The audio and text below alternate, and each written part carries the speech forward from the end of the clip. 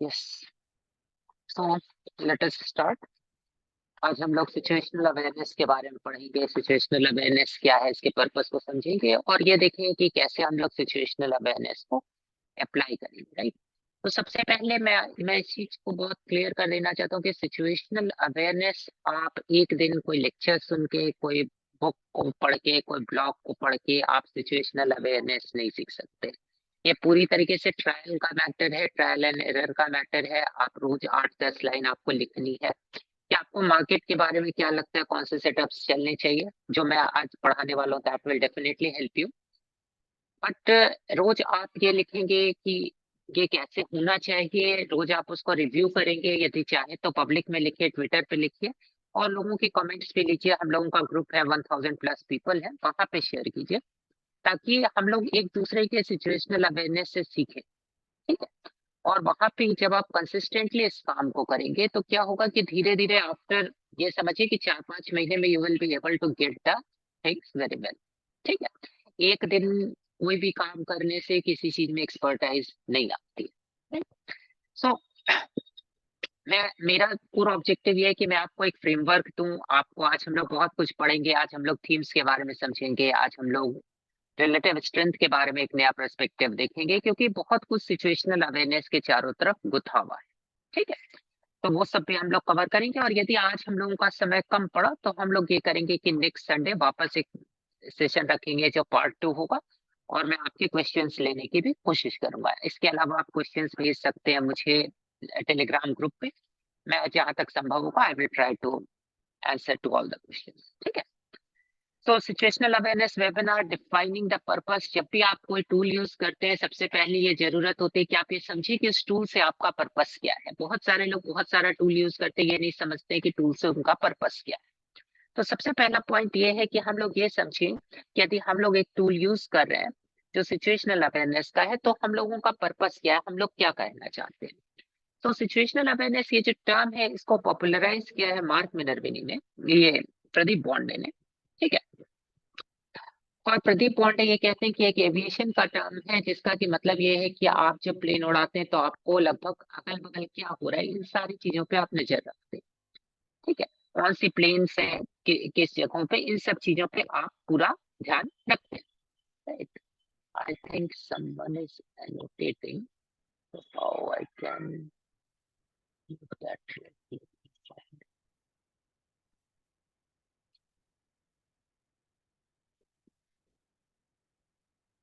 Yes. So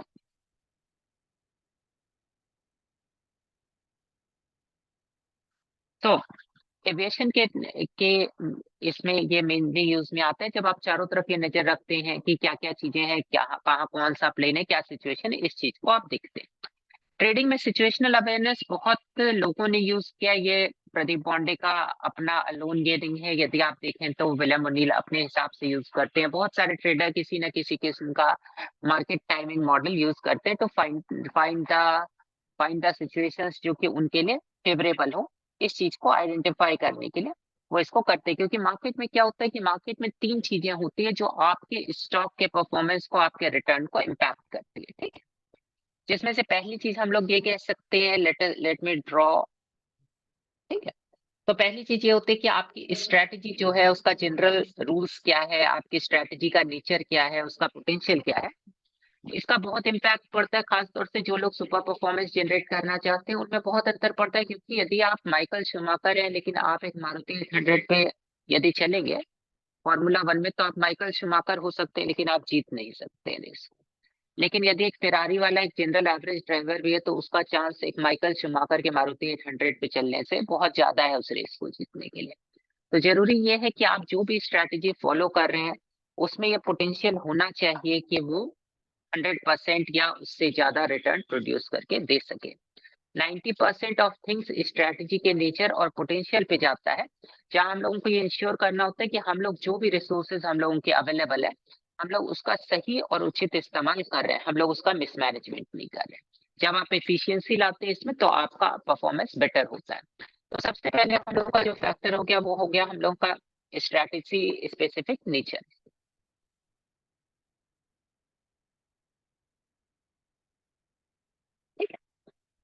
ये आपका first thing हो गया जो कि कंट्रीब्यूट करता है आउटकम में। ठीक है, दूसरी चीज जो कंट्रीब्यूट करती है आउटकम में वो है आपका मार्केट, मार्केट का nature.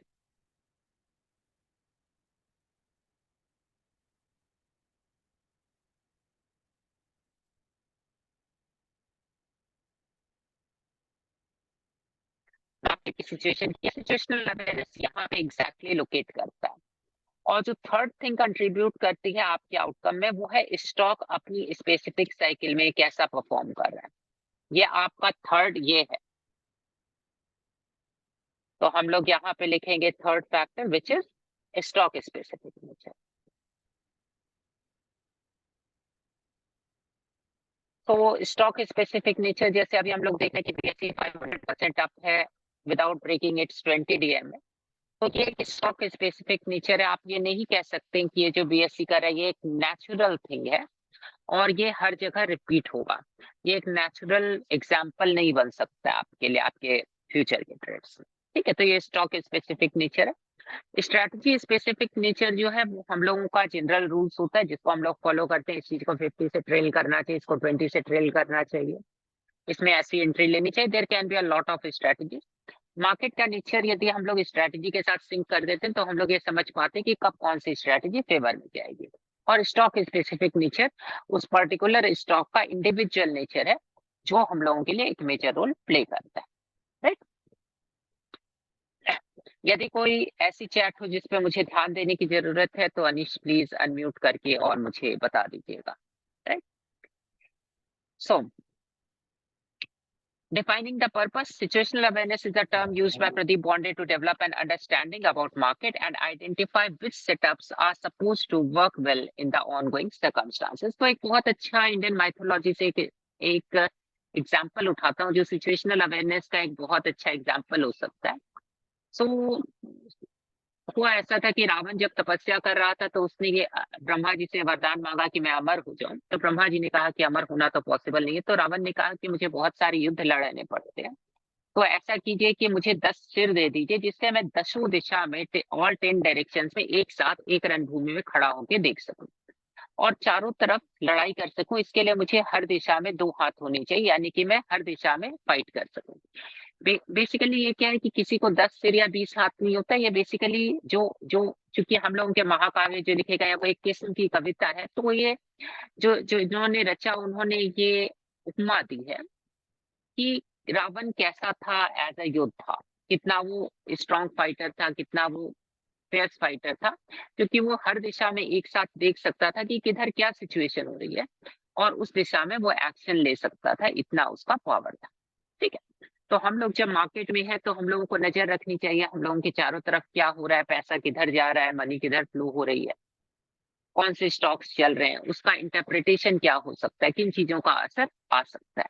Right, so these are some points he asked us to focus upon in a blog post। एक blog post प्रदीप बॉन्डे के blog post है, आप जा सकते हैं। इस वेबिनार का क्रेडिट भी मैं प्रदीप बॉन्डे को दूंगा। ये उनकी ही वजह से है कि हम लोग इतने अच्छे और इतने इन डेप्थ चीजों को समझ पाते। इस वेबिनार का क्रेडिट भी उन्हीं को जाता है। राइट, तो आप उनके ब्लॉग पे जा सकते हैं, उनके फ्री ब्लॉग पे सिचुएशनल अवेयरनेस लिख सकते हैं, उनके कई सारे पोस्ट निकलेंगे, आप उनको पढ़िए। 2011 से पोस्ट है, काफी यूजफुल है, उसमें आपको काफी सारे पॉइंट्स मिलेंगे जिसपे कि आपको ध्यान देना चाहिए। तो ये पॉइंट्स हैं, ये कुछ क्वेश्चनियर हैं जो प्रदीप बॉन्डे हम लोगों को देते हैं, जिसको हम लोगों को देखना चाहिए जब हम लोग सिचुएशनल अवेयरनेस के पॉइंट को डिस्कस कर रहे हैं। पहला है what is happening in the market, market में क्या हो रहा है, व्हाई इट इज हैपनिंग, ऐसा क्यों हो रहा है, व्हाट विल हैपन नेक्स्ट, ऐसा ऐसा क्या हो सकता है जो अगले 3 से 5 दिन, उनका एक जनरल एवरेज है कि उस दौरान तक का ही हम लोग पता लगा सकते हैं। तो हम लोग ये कोशिश करें समझने का कि आगे क्या हो सकता है 3 से 5 दिन के term. What does it means in term of my trading objective, मेरे ट्रेडिंग के ऑब्जेक्टिव के लिए इसका क्या इम्पैक्ट आएगा जो भी मार्केट में हो रहा है या जो हो सकता है उसका। What I can do about it, मैं इसके बारे में क्या कर सकता हूँ, मुझे क्या स्टेप्स लेने चाहिए। Is it a good environment for breakouts, क्या ब्रेकआउट ट्रेड करने के लिए एक अच्छा एनवायरनमेंट है। Is it time to put more size और रिड्यूस साइज, मुझे एग्रेसिव होना चाहिए, मुझे यहाँ पे प्रोटेक्टिव होना चाहिए। Is it time to proactively close positions और गिव मोर रूम, क्या मुझे ज्यादा रूम देना चाहिए या बहुत प्रोएक्टिवली ट्रेड्स को क्लोज करना चाहिए? Is it time to look for reversal setups, क्या ये रिवर्सल सेटअप्स को ट्रेड करने का टाइम है? मैं बोलूंगा कि आपको, मैं ये बात नहीं बोलूंगा किसी भी न्यूबी को या अमेचर को कि आपको अपनी स्ट्रैटेजी स्पेसिफिक से घसक के सीधे मार्केट के नेचर के हिसाब से अपनी एग्रेसिवनेस को, अपने स्टॉप लॉस के टाइटनिंग वगैरह को इमीडिएटली एडजस्ट करना चाहिए। इनिशियल स्टेज आप ये कीजिए कि आप यहाँ पर सबसे पहले ये कीजिए कि आप ये समझने की कोशिश कीजिए कि कौन सी स्ट्रैटेजी किस समय फेवर करेगी, मुझे क्या ट्रेड करना चाहिए। लेटर ऑन आप ये कीजिए कि उसके बाद जैसे जैसे आपका ग्रिप बनता जाए सिचुएशनल अवेयरनेस पे, वैसे वैसे आप इंप्रूव कीजिए। क्योंकि कई बार क्या होता है कि हम लोग ड्रिवन हो जाते हैं अपने पास्ट के परफॉर्मेंस से, अपने इमोशंस से।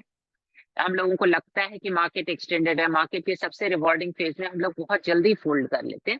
ये कॉमन प्रॉब्लम्स है जो, यदि आप सब्जेक्टिव इस किस्म का ट्रेड मैनेजमेंट रखेंगे कि मैंने मार्केट का नेचर देखा, अपने बायस के हिसाब से मैं उसे एडजस्ट कर रहा हूँ, तो इनिशियली आपको बहुत इस किस्म की प्रॉब्लम्स फेस करनी पड़ सकती है। इसलिए मैं कहूंगा कि शुरुआत के समय में try to make it strategy specific, और स्ट्रैटेजी कब कौन सी काम करेगी इस पे ज्यादा फोकस कीजिए rather than adjusting your trades right now. और लेटर ऑन आप क्या कर सकते हैं कि लेटर ऑन आप इसको एडजस्ट कर सकते हैं कि आप मार्केट के नेचर के हिसाब से आप थ्रेशोल्ड्स बना लीजिए, आप अपने कुछ रूल्स बना लीजिए, उस हिसाब से उसको एडजस्ट करने की कोशिश कीजिए, राइट। सो ये जो जितने भी क्वेश्चंस हैं इसको हम लोग जरा ध्यान से देखें तो ये क्वेश्चंस क्या है। जो फर्स्ट 3 क्वेश्चंस है वो है मार्केट के बारे में। Framing the questions, understanding the market conditions. पहले जो 3 क्वेश्चंस प्रदीप बॉन्डे ने दिया, what is happening in the market, why is it happening and what will happen next. ये तीनों मार्केट के सिचुएशन को समझने के क्वेश्चन है। क्या हो रहा है, क्यों हो रहा है और क्या होगा। क्यों हो रहा है वो आपको बताएगा कि क्या होगा, क्या हो रहा है इस चीज की समझ आपको डेवलप करनी होगी। और इसका मतलब ये नहीं कि मैं गया और मैंने देख लिया कि निफ्टी आज अप है डाउन है क्या है, इससे कुछ नहीं होने वाला। इसका कोई हेल्प आपको नहीं मिलेगा, ना मार्केट ब्रेड का टूल को आइसोलेशन में देखने से कोई हेल्प मिलेगा। इसलिए नहीं मिलेगा, इसलिए नहीं मिलेगा इसलिए नहीं मिलेगा आपको हेल्प क्योंकि मार्केट ब्रेड जस्ट एक टूल है। विदाउट अंडरस्टैंडिंग कोई भी टूल का कोई मतलब नहीं बनता, ठीक है। अब सेकेंड पॉइंट है कि how will it impact your trading, आपके ट्रेडिंग को ये कैसे इम्पैक्ट करेगा, यानी कि जो मार्केट की सिचुएशंस है वो आपकी ट्रेडिंग को किस तरह से इम्पैक्ट करने वाली है। Which strategies are more favoured in current market situation, अभी के मार्केट के सिचुएशन में आपकी कौन सी स्ट्रेटजीज हैं जो आपको ज्यादा फेवर करेंगी। Is it time to become more aggressive और प्रोटेक्टिव। तो यदि हम लोग बचे हुए 4 क्वेश्चंस देखें तो वो ये है कि मेरे ट्रेडिंग ऑब्जेक्टिव के टर्म्स में इसका क्या आउटकम निकलेगा, मैं इसके बारे में क्या कर सकता हूँ। क्या ये ब्रेकआउट ट्रेड करने का टाइम है, ज्यादा एग्रेसिव होने का टाइम है, प्रोटेक्टिव होने का टाइम है, या रिवर्सल सेटअप्स ट्रेड करने का टाइम, राइट। तो ये आपके बेसिक क्वेश्चंस है। तो इस पूरा जो फ्रेमवर्क है प्रदीप बॉन्डे का, इसमें 2 लेयर्स है, राइट। पहला लेयर है understanding the nature of your strategies, अपनी स्ट्रेटजी के नेचर को पहचानना। आपकी स्ट्रेटजी का नेचर क्या है, क्योंकि जब तक आप नेचर नहीं पहचानेंगे तब तक आप ये समझ के भी नहीं कुछ कर सकते कि मार्केट में क्या ज्यादा चलने के चांसेस है। अपने स्ट्रेटजी के नेचर को पहचानें। और दूसरा दूसरा पॉइंट है understanding the nature of the market, market के नेचर को पहचानें। जब आप मार्केट के नेचर को और स्ट्रेटजी के नेचर को पहचानेंगे तो आप दोनों को अमेलगमेट कर देंगे और हम लोग अपनी कुछ अपने अपने स्पेसिफिक पॉइंट्स भी डालेंगे जिससे हम लोग ये समझेंगे कि पैसा कहाँ फ्लो हो रहा है, कौन सी थीम्स मूव कर रही है। किस तरह से थीम्स में हम लोग ये भी देखेंगे कि किस तरह से थीम्स एक एक करके एग्जॉस्ट होती है और फिर मार्केट गिरती है। तो बहुत सारे पॉइंट्स हैं जो हम लोग यहाँ पे नोटिस करने वाले हैं। तो अब जब हम लोग अपने सेटअप्स को अंडरस्टैंड करने की तरफ बढ़ते हैं, यानी कि part 1 understanding the nature of your strategy, जब हम लोग इस साइड बढ़ते हैं तो हम लोग ट्रेडर्स को 2 कैटेगरी में डिवाइड कर सकते हैं, लेकिन ओवरऑल मार्केट में 3 टाइप के पार्टिसिपेंट्स होते हैं। फर्स्ट टाइप ऑफ पार्टी, और तीनों के अपने अपने एज होते हैं। पहला टाइप ऑफ पार्टिसिपेंट है which you can say a long term investor. Long term means he is a real long term investor, like 15 years, 20 years, 25 years, that kind of long term investor, right? ये जो investors है इनका major जो profit आता है वो growth पे नहीं आता है, यानी कि इनका प्रॉफिट ज्यादा इस चीज पे नहीं आता है कि अर्निंग्स की साइकिल कैसे चल रही है। क्योंकि कई सारे अर्निंग्स के साइकिल अच्छे और बुरे इस दौरान होंगे। अर्निंग की साइकिल चाहे आपका स्टॉक कितना भी सिक्युलर अप ट्रेंड का स्टॉक हो, बिकॉज मार्केट एक फ्यूचर डिस्काउंटिंग मैकेनिज्म है, वो कभी भी एक लिमिट के बियॉन्ड लगभग आप समझिए 1-1.5 साल से ज्यादा अप ट्रेंड में नहीं रहता है। मार्केट को जो प्राइस है वो सिक्लिकल होती है हर सिचुएशन में, यदि अर्निंग सिक्लिकल ना हो तो भी, लेकिन अर्निंग्स भी सिक्लिकल होती है। तो लगभग 3-4 साल 5 साल हर हर स्टॉक का डिफरेंट है अर्निंग का साइकिल, लेकिन अर्निंग्स की साइकिल रफली जो है वो 3-4 क्वार्टर अच्छे जाते हैं, 6 क्वार्टर्स अच्छे जाएंगे, और फिर स्टॉक के कई क्वार्टर्स खराब जाएंगे, फिर आपके कुछ क्वार्टर्स अच्छे जाएंगे, फिर आपके कुछ क्वार्टर्स खराब जाएंगे।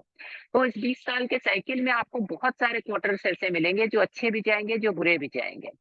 तो इस तरह की सिचुएशन होगी। लेकिन क्या है कि ये जो लॉन्ग टर्म इन्वेस्टर है, इसका बेसिक ऑब्जेक्टिव क्या है, इसका बेसिक बिलीफ ये है कि मार्केट लॉन्ग टर्म में हमेशा ऊपर जाएगा, क्योंकि इंडिया एक ग्रोइंग इकोनॉमी है और हम लोगों की जीडीपी बढ़ रही है, हम लोगों के बिजनेसेस बढ़ेंगे, और अंटिल कि जब तक आप गलत स्टॉक सिलेक्शन नहीं करते हैं तब तक आप डूबेंगे नहीं। तो आप बेसिकली पैसा ये लोग बनाते हैं, इनका एज है कंपाउंडिंग का।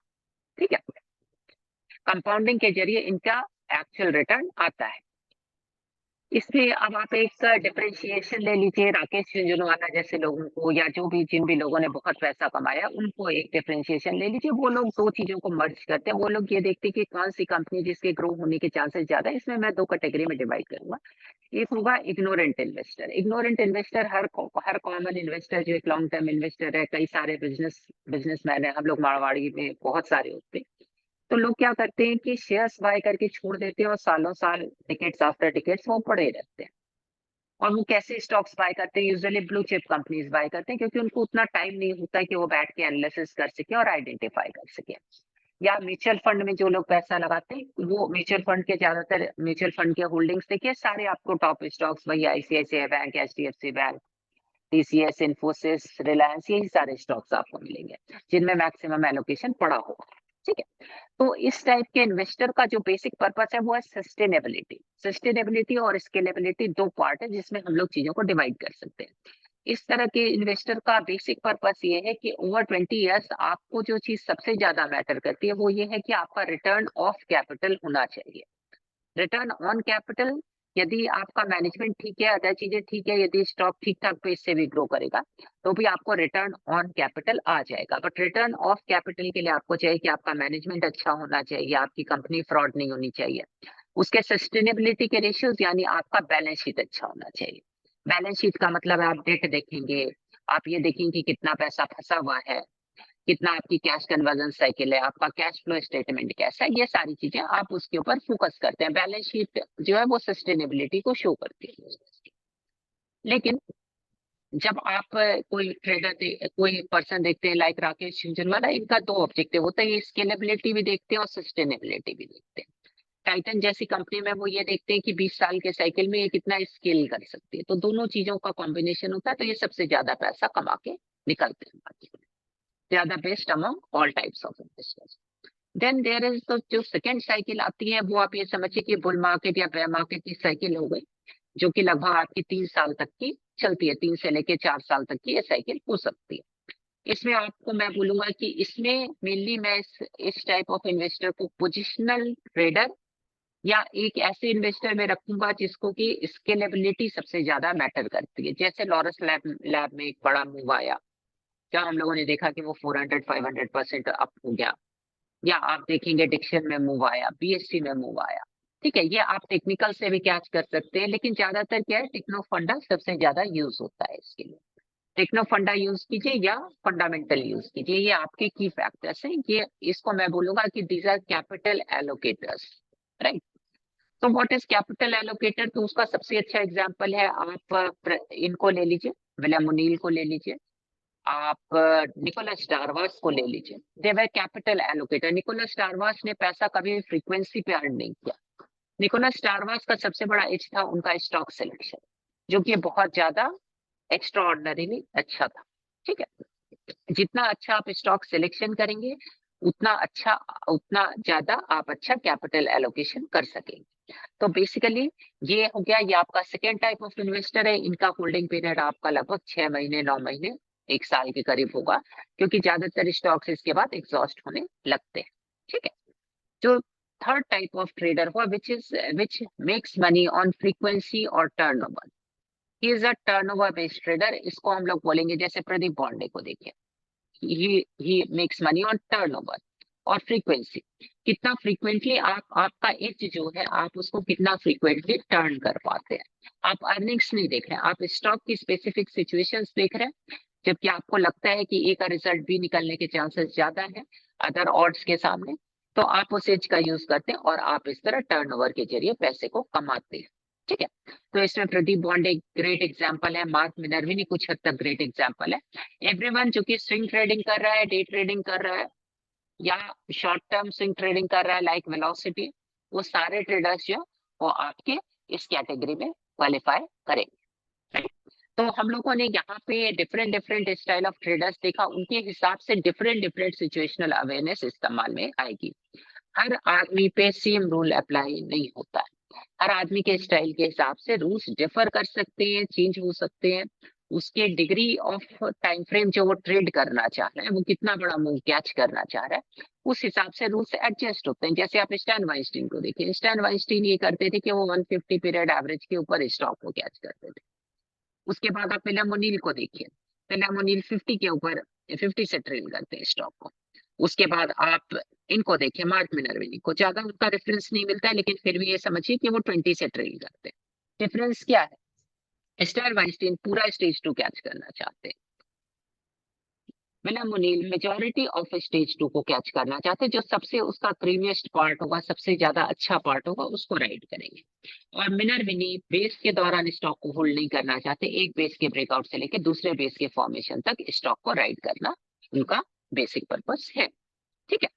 तो इस तरह से 3 कैटेगरी ऑफ ट्रेडर्स हम लोग देख रहे हैं, जिनके 3 डिफरेंट रूल्स हैं, इसी वजह से बिकॉज ऑफ द डिग्री। और मैं अपने स्टूडेंट्स को ऑफन कहता हूँ कि इस चीज की चिंता मत करो कि तुम 50 से ट्रेड कर रहे हो या क्या कर रहे हो, राइट? क्योंकि ट्रेडिंग जो है वो मैथमेटिक्स नहीं है, मार्केट को आप मैथमेटिक्स की तरह सॉल्व नहीं कर सकते। क्योंकि होता क्या है कि मैथमेटिक्स में सर्टेन आउटकम्स निकलते हैं। जैसे आप यदि 10 को 2 से डिवाइड करेंगे तो आउटकम 5 निकलेगा, इसमें कोई और आउटकम होने की संभावना नहीं। लेकिन ट्रेडिंग बहुत हद तक आर्ट है, यहाँ आप नियर बाय परफेक्शन हो सकते हैं, लेकिन आप एब्सोल्यूट परफेक्शन में नहीं आ सकते। जिस मोमेंट आप इस चीज को कहते हैं कि मार्केट में क्रिएटिव होना चाहिए, प्रदीप बॉन्डे का ये कहा हुआ है कि मार्केट में क्रिएटिव सॉल्यूशंस ढूंढो। क्रिएटिविटी का मतलब क्या है? सब्जेक्टिविटी। ऑब्जेक्टिव सॉल्यूशंस नहीं, क्रिएटिव सॉल्यूशंस है। आपकी प्रॉब्लम क्या है? मैं अपने स्टूडेंट्स को कहता हूँ 50 से ट्रेल करो, 65 से ट्रेल करो, 60 से ट्रेल करो, 55 से ट्रेल करो, 70 से ट्रेल कर लो, या कोई भी चीज से ट्रेल कर लो, उससे कोई फर्क नहीं आएगा तुम्हारे आउटकम। हल्का सा इधर और हल्का सा उधर, बस इतना ही फर्क आने वाला है।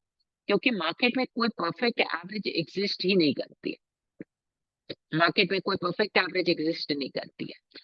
और चूंकि कोई परफेक्ट एवरेज एग्जिस्ट नहीं करती है, तो तुम्हारे पास ये ऑप्शन है कि तुम चुनो कि यदि तुम 50 पे शेक आउट हो रहे हो तो तुम क्या यूनिक सॉल्यूशन निकालोगे जिससे कि तुम 50 पे शेक आउट ना हो, राइट? जिस मोमेंट हम लोग इस परफेक्ट सॉल्यूशन को ढूंढने की इच्छा बंद कर देंगे, उस मोमेंट मार्केट को हम लोग काफी हद तक सॉल्व कर लेंगे। यदि मार्केट इतना परफेक्ट होता तो मैं आपको 2 एग्जांपल देता हूँ। विलियम ओनील को देखिए कि उनके उनसे ज्यादा ऑब्जेक्टिव सिस्टम आपको मार्केट में किसी का भी नहीं मिलेगा। ओनील का सिस्टम बहुत ऑब्जेक्टिव था, बहुत रूल बाउंड था। लेकिन यदि आप रिटर्न्स देखें तो स्टिल उनके जितने पोर्टफोलियो मैनेजर हैं, उनके रिटर्न्स में आपको बहुत ज्यादा डिफरेंस देखने के लिए मिलेगा, डिस्पाइट कि वो सेम सिस्टम ट्रेड कर रहे हैं। उसके बाद सेकंड पॉइंट ये है कि यदि हम लोग ये उसमें एक स्पेसिफिक एग्जांपल लें, right, Gil Morales and Chris Kacher का, दोनों ने सेम पीरियड में, क्रिस कैचर ने 18,000% रिटर्न बनाए और गिल मोरालेस ने 10,000% रिटर्न बनाए। दोनों ट्रेडिंग बडीज थे, एक साथ ट्रेड करते थे, एक दूसरे के मेथड्स को बहुत अच्छा जानते हैं, सेम किस्म के सिस्टम को ट्रेड करें, सब कुछ सिमिलर है, लेकिन फिर भी रिटर्न में डिफरेंस है।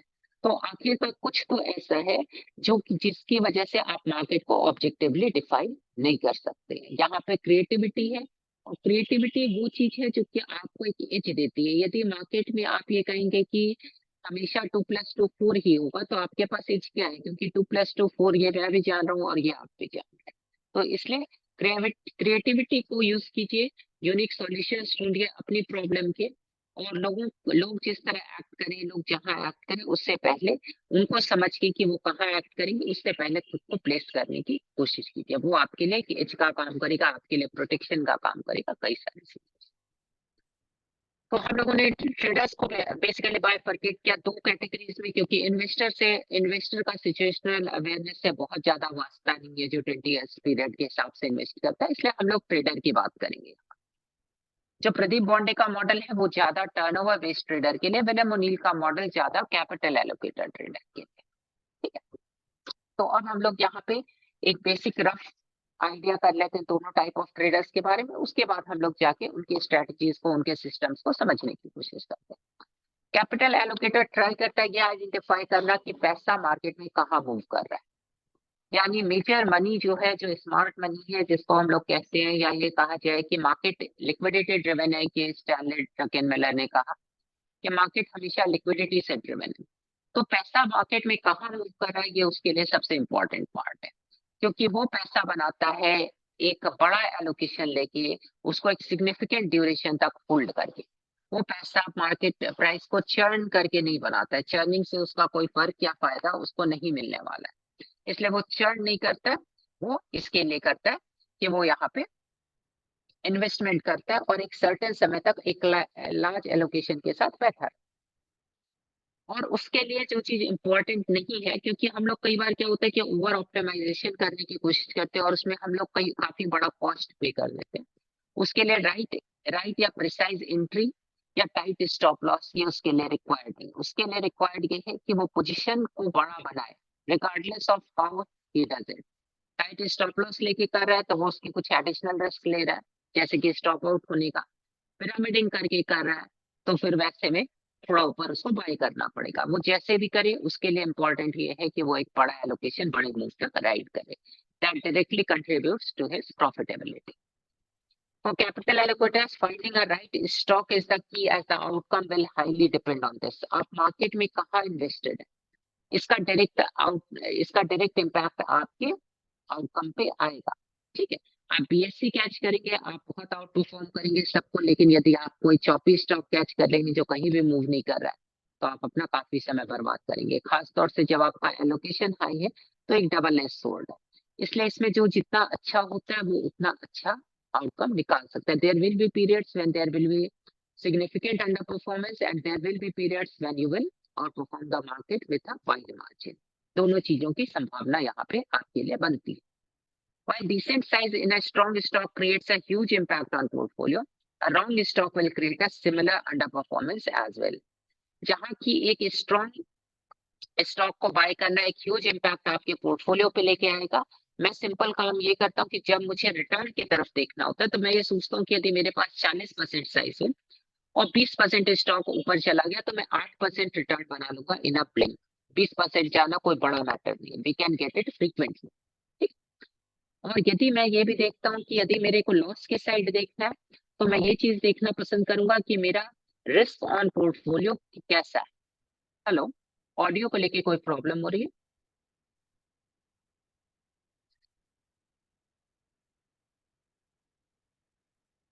कोई इम्प्रूवमेंट की रिक्वायरमेंट है?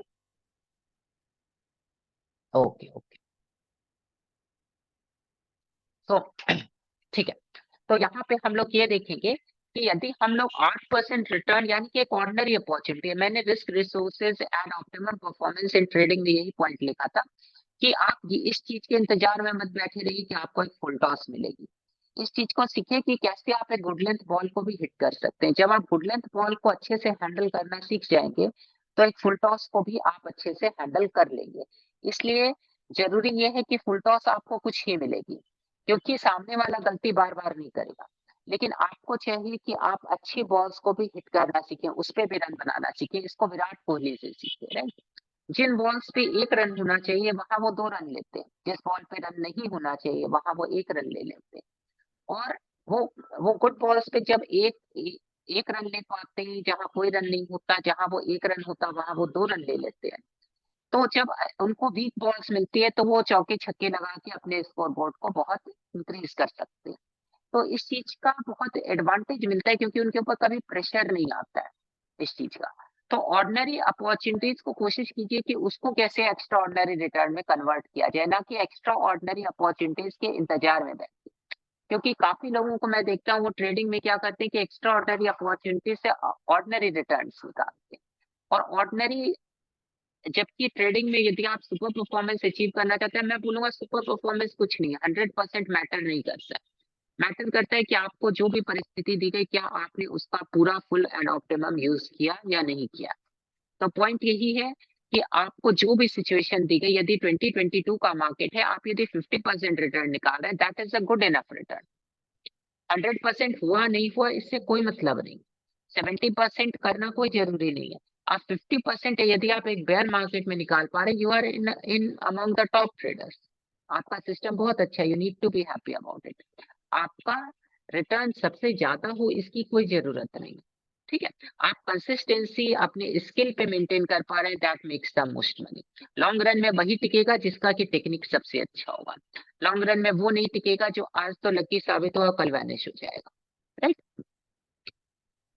सो इसलिए हम लोगों को क्या करना है कि हम लोगों को डिसेंट साइज क्रिएट करनी है, ऑर्डिनरी अपॉर्चुनिटीज से एक्स्ट्रा ऑर्डिनरी आउटकम निकालने की कोशिश करनी है, और इस तरह से अपने पोर्टफोलियो को इंक्रीज करना है। ये हम लोगों का ऑब्जेक्टिव होना चाहिए।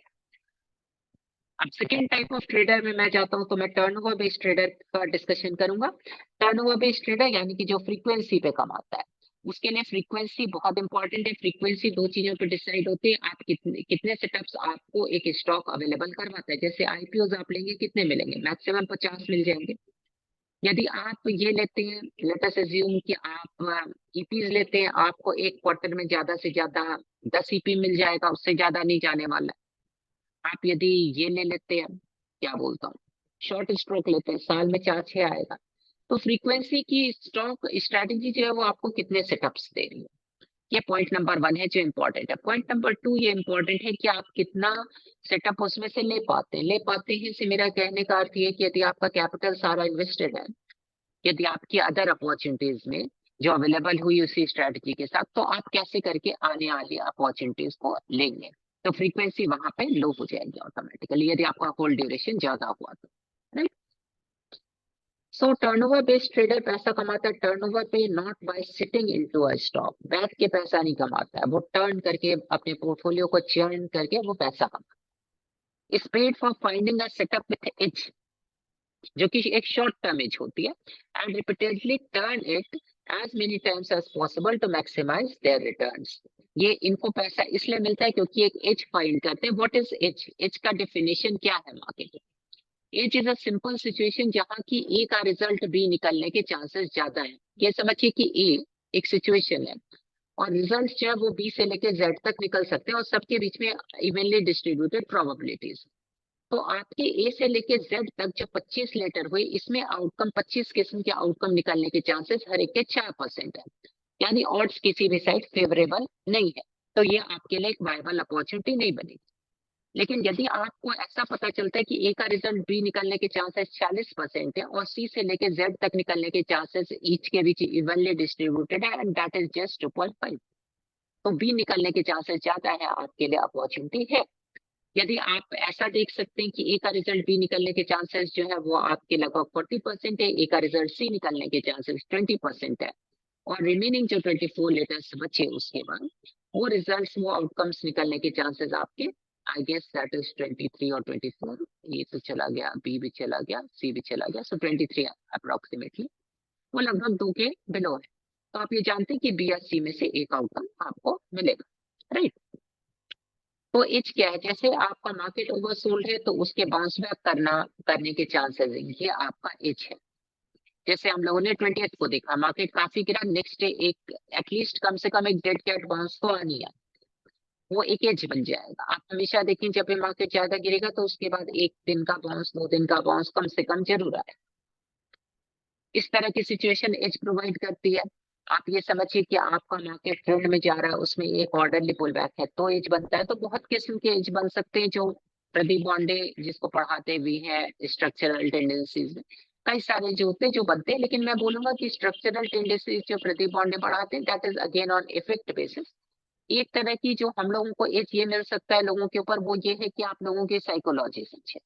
यानी कि एक पर्सन जो है उसने ये पढ़ा कि उसने टेक्निकल एनालिसिस की बुक में ये पढ़ा कि मेरे को यहाँ पे एंटर कर। मेरा पॉइंट ये है कि इसमें एज क्या है, इट इज अ कमोडिटी। हर आदमी उस ट्रायंगल को देख पा रहा है, उस वीसीपी को देख पा रहा है, उस डब्ल्यू को देख पा रहा है, हर आदमी उस सेम चीज को देख पा रहा है।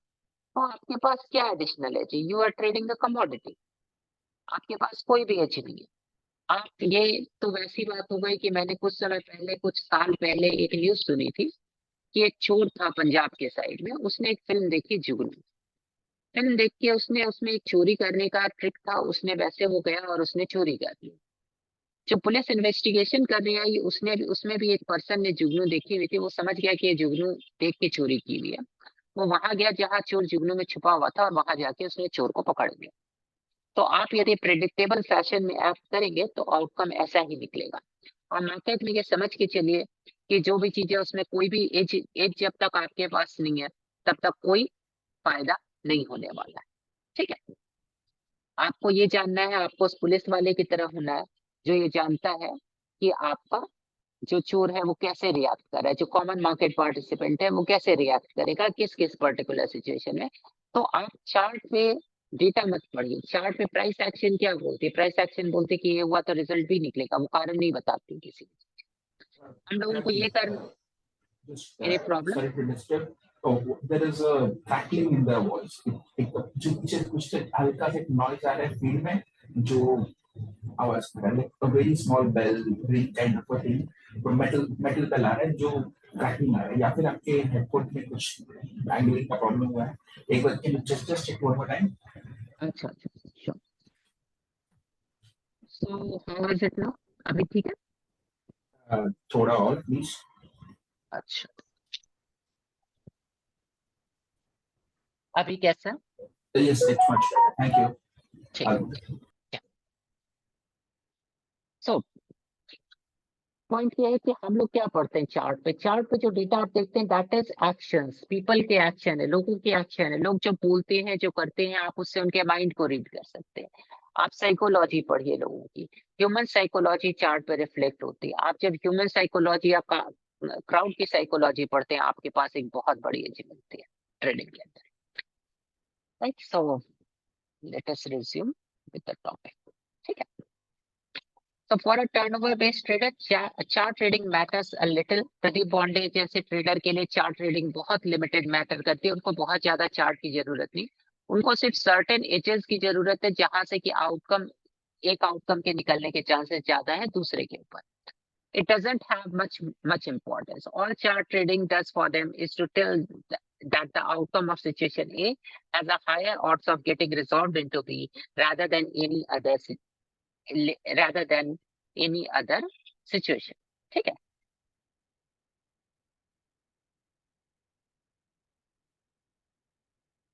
सो एक बार प्रदीप बॉन्डे की स्ट्रेटजीज को हम लोग एक चार्ट के स्ट्रक्चर में रख के समझते हैं, राइट।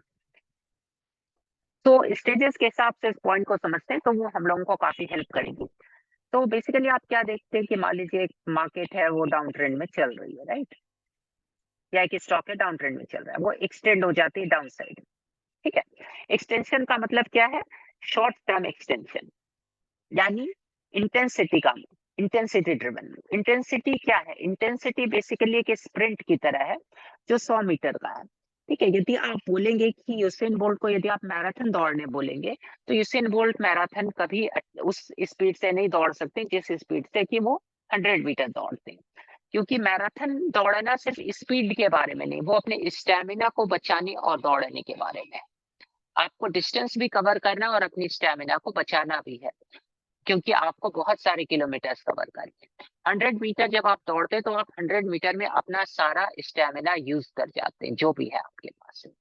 इंटेंसिटी उस 100 मीटर की दौड़ की तरह जो शॉर्ट टर्म है, जो, और इंटेंसिटी किसी भी ट्रेड के मैग्नीट्यूड को किल करती है, वो कितनी दूर जाने वाला है उसको किल करती है। यदि मैंने IREDA बाय किया था थोड़ा होल्ड करने के पर्पज के साथ, लेकिन चूंकि वो मूव इंटेंस था तो वो इतना स्पीड के साथ ऊपर गया कि आपको उसको होल्ड करने के चांसेस नहीं, उसने सारा डिस्टेंस स्पीड से कवर कर लिया, इंटेंसिटी से कवर कर लिया।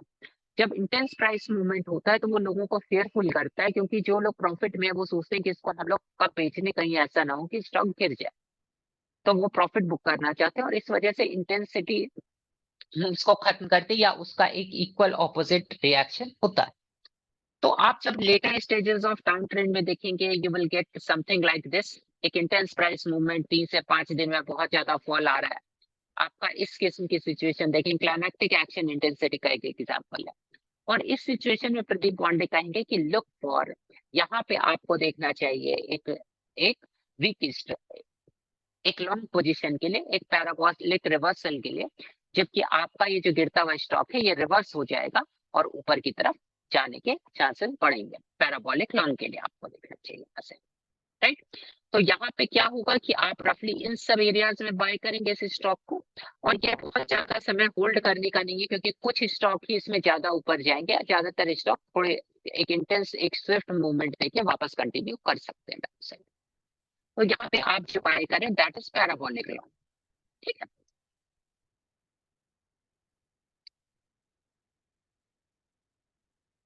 उसके बाद आप ये देखते हैं, लेटेस्ट एज्यूम के स्टॉक कंसोलिडेट होता है, कुछ समय और अपना स्पेंड करता है, साइडवेज रहता है, इस किस्म की सिचुएशन है। Then let's just assume you got a gap up, ठीक है। कोई जरूरी नहीं कि हमेशा हो, बट इन सम सर्कमस्टांसेस हम लोग देखते हैं, क्योंकि हम लोग स्टेज के साइकिल में रख के उनकी स्ट्रेटजीज को देख रहे हैं, इसलिए हम लोग लेटेस्ट एज्यूम कि हम लोग ये मानते हैं कि यहाँ से गैप अप भी आपको आएगा, तो आप यहाँ से रफली ईपी ट्रेड करने की कोशिश करते हैं इन सब एरिया से। ईपी के भी बहुत किस्म के ट्रेड हो सकते हैं, लेकिन बेसिकली आप यहाँ पे ये जो कैरेक्टरिस्टिक चेंज कर रहे हैं वो आपका ईपी के ट्रेड्स यहाँ पे आप ट्रेड करते हैं इस एरिया। उसके बाद स्टॉक जो है वो आपका स्टेज 2 एडवांस में चलने लगता है, आपको जो फॉलो थ्रू पुलबैक्स मिलते हैं, है ना, आप उनको कैसे बाय करते हैं? आप उनको मोमेंटम बस्ट के तौर पे बाय करते हैं, आप उनको एंटिसिपेशन सेटअप्स में बाय करते हैं, एड्स प्लस प्लस में बाय करते हैं। वो सब क्या है कि वो एक ही किस्म का फॉर्मेशन है कि जो पुलबैक्स आपको आ रहे हैं, आप ट्रेंड के अंदर जो कंटिन्यूएशन हो रहा है आप उसको बाय कर रहे हैं यहाँ पे। तो आप इन सबको डिफरेंट डिफरेंट नाम दे सकते हैं, लेकिन वो एक ही सेटअप है, जिसका कि डिफरेंट सिचुएशन के लिए डिफरेंट डिफरेंट नाम दिया हुआ है। तो आप यहाँ से ये जितने कंटिन्यूएशन आप बाय करेंगे वो आपके मोमेंटम बस्ट होगा।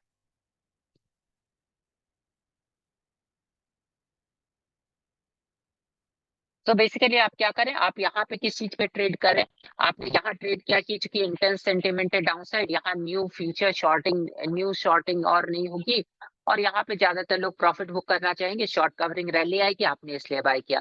ईपी एक सिचुएशन है जो कि आपने देखा कि कोई अच्छी न्यूज अर्निंग से एक बीटन डाउन स्टॉक में, तो आपके लिए चांसेस बन रहे हैं, इसलिए आपने बाय किया। अभी जो आप मोमेंटम बस्ट बाय कर रहे हैं वो इसलिए बाय कर रहे हैं क्योंकि स्टॉक का एडवांस था स्ट्रॉन्ग, और उसके साथ एक वीक पुल बैक आ गया, आपका लीनियर अप ट्रेंड है, आप उसको बाय करें क्योंकि आपको ये उम्मीद है कि ये कंटिन्यू करेगा अपवर्ड डायरेक्शन। तो जितने भी मोमेंटम बस्ट आपको स्टेज 2 में आते जाएंगे, आप उसको बाय करते रहें, ठीक है। Later stage, later point of time में एक ऐसा सिचुएशन आ जाएगा जबकि आपका मार्केट एक्सटेंड होने लगे, ठीक है, ऊपर की तरफ जब आपका स्टॉक एक्सटेंड होने लगे, यानी कि क्लाइमैक्टिक काइंड ऑफ एक्शन आप देखेंगे। तो जब फ्यूचर में आप एक climactic action kind of thing देखते हैं, मान लीजिए स्टॉक बहुत रैपिडली भागता है, लगभग एक हफ्ते में 50% अप हो जाता है, 100% अप हो जाता है, 10 दिन में 100% अप हो जाता है, 10 दिन में 70-80% अप हो जाता है, तो एक सिचुएशन हो जाती है जिसको हम लोग बोलेंगे कि it is a climactic action, parabolic long का उल्टा, यानी कि स्ट्रॉन्ग स्ट्रक्चर शॉर्ट या पैराबोलिक शॉर्ट, ठीक है। तो आप फिर क्या करते हैं कि आप यहाँ से शॉर्टिंग करना शुरू करते हैं। जो लोग शॉर्ट कर पाते हैं, इंडियन मार्केट उतना फ्रेंडली नहीं है शॉर्टिंग के लिए, तो आप यहाँ से जो शॉर्टिंग करते हैं इसको स्ट्रॉन्ग स्ट्रक्चर शॉर्ट कह लीजिए, या आप इसको पैराबोलिक शॉर्ट कह लीजिए। उसके बाद यहाँ से जो बाउंस बैक्स आते हैं वो जब आपके मूविंग एवरेजेस पे पहुंचेंगे, जब आप देखेंगे कि स्ट्रॉन्ग डिक्लाइन था, वीक बाउंस था, तो आप यहाँ से वीक स्ट्रक्चर शॉर्ट्स लेना शुरू करेंगे, जो कि मोमेंटम बस्ट का उल्टा है। और आप तब तक कंटिन्यू करेंगे जब तक कि स्टॉक डाउन ट्रेंड में चलता रहता है। रेंजेस में ज्यादा हम लोग उतने ज्यादा रेंजेस बाय नहीं करते हैं, फॉरेक्स ट्रेडर ज्यादा रेंजेस बाय करते हैं, इसलिए ज्यादा वो लोग इसका भी यूज करते हैं, मल्टीपल टाइम फ्रेम एनालिसिस का भी इस्तेमाल ज्यादा करते हैं। तो यहाँ पे आप पीक स्ट्रक्चर शॉर्ट करें इसको।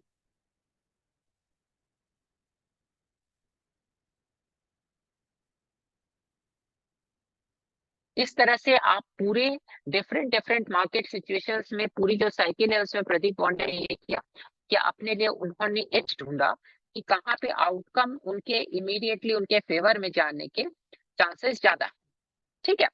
इस चीज को उन्होंने देखा और उस हिसाब से उन्होंने अपने आप को प्लेस किया उस सिचुएशन में। तो यही पॉइंट है। कल मेरे को एक किसी पर्सन ने कहा कि क्या बहुत सारी स्ट्रेटजीज को जानना जरूरी है। कि एक बहुत ही अनफॉर्चुनेट किस्म का बिलीफ है जो लोगों के बीच है कि आप एक किस्म की स्ट्रेटजी जाने और उसी को ट्रेड करते रहे। ये जरूर होता है कि हम लोगों की कुछ फेवरेट स्ट्रेटजीज होती हैं जिससे हम लोग सबसे ज्यादा पैसा करते हैं, लेकिन ऑब्वियसली डिफरेंट डिफरेंट सिचुएशंस में आप कितने वर्सेटाइल ट्रेडर हैं इसका पता चलता है यदि आप डिफरेंट डिफरेंट स्ट्रेटजीज को समझते हैं अच्छे से और गिवन सिचुएशन के हिसाब से उसको बेहतर एग्जीक्यूट कर पाते हैं। कोई जरूरी नहीं कि दोनों एक्सक्लूसिव नहीं। कई लोग बोलेंगे एक चीज जानना, ब्रूस ली का पॉइंट बोलेंगे कि 10,000 के तरह के किक जानने वाले से ज्यादा मैं उससे घबराता हूँ जो 10,000 किक प्रैक्टिस करके बैठा हूँ।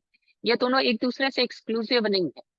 ठीक है, आप एक अच्छे प्लेयर हो सकते हैं पुल शॉट के, लेकिन ये भी जरूरी है कि आप अदर शॉट्स भी अच्छे एग्जीक्यूट करें। आप पुल शॉट के बेहतरीन प्लेयर हो सकते हैं, आप कवर ड्राइव के बेहतरीन प्लेयर हो सकते हैं, आप स्ट्रेट ड्राइव के बेहतरीन प्लेयर हो सकते हैं, लेकिन इसका मतलब ये नहीं कि आप अदर शॉट्स न जाने।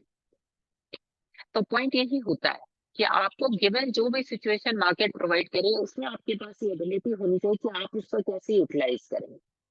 आपके पास ये एबिलिटी होनी चाहिए, ये एक्सक्लूसिव नहीं। आप धीरे धीरे आपने आज एसएमएल को बढ़ाइए, उसमें चीजों को ऐड कीजिए, एक्सपर्टाइज डेवलप कीजिए। आपने मोमेंटम बस एक बार सीख लिया तो आपने जिंदगी भर के लिए सीख लिया। अब बचे समय में क्या करेंगे, तो दूसरा कोई सेटअप सीखिए, जो दूसरा प्रोबेबिलिटी है उसको सेटअप को सीखिए। धीरे धीरे ओवर अ पीरियड ऑफ 4-5 साल में आप अपने पूरे आर्सेनल को हर सिचुएशन के लिए ये कर लीजिए कि आप एक 360 डिग्री प्लेयर बन जाना। कोई भी चीज ये अपने ऊपर ये मेंटल बैरियर लगाना कि मैं एक ही सेटअप जानूंगा उसी को ट्रेड करूंगा, इसका कोई मतलब नहीं बनता है। तब आप कभी भी एक फुल टाइम ट्रेडर बनने के लिए प्रिपेयर नहीं है, क्योंकि मार्केट जो है वो कभी मोमेंटम बस्ट में अच्छी चलेगी, कभी रिवर्सल में चलेगी, कभी वो आपकी शॉर्टिंग की तरफ ज्यादा अच्छी होगी, तो फिर आप क्या करेंगे बच्चे, राइट। इसलिए हर सिचुएशन के लिए खुद को प्रिपेयर रखें।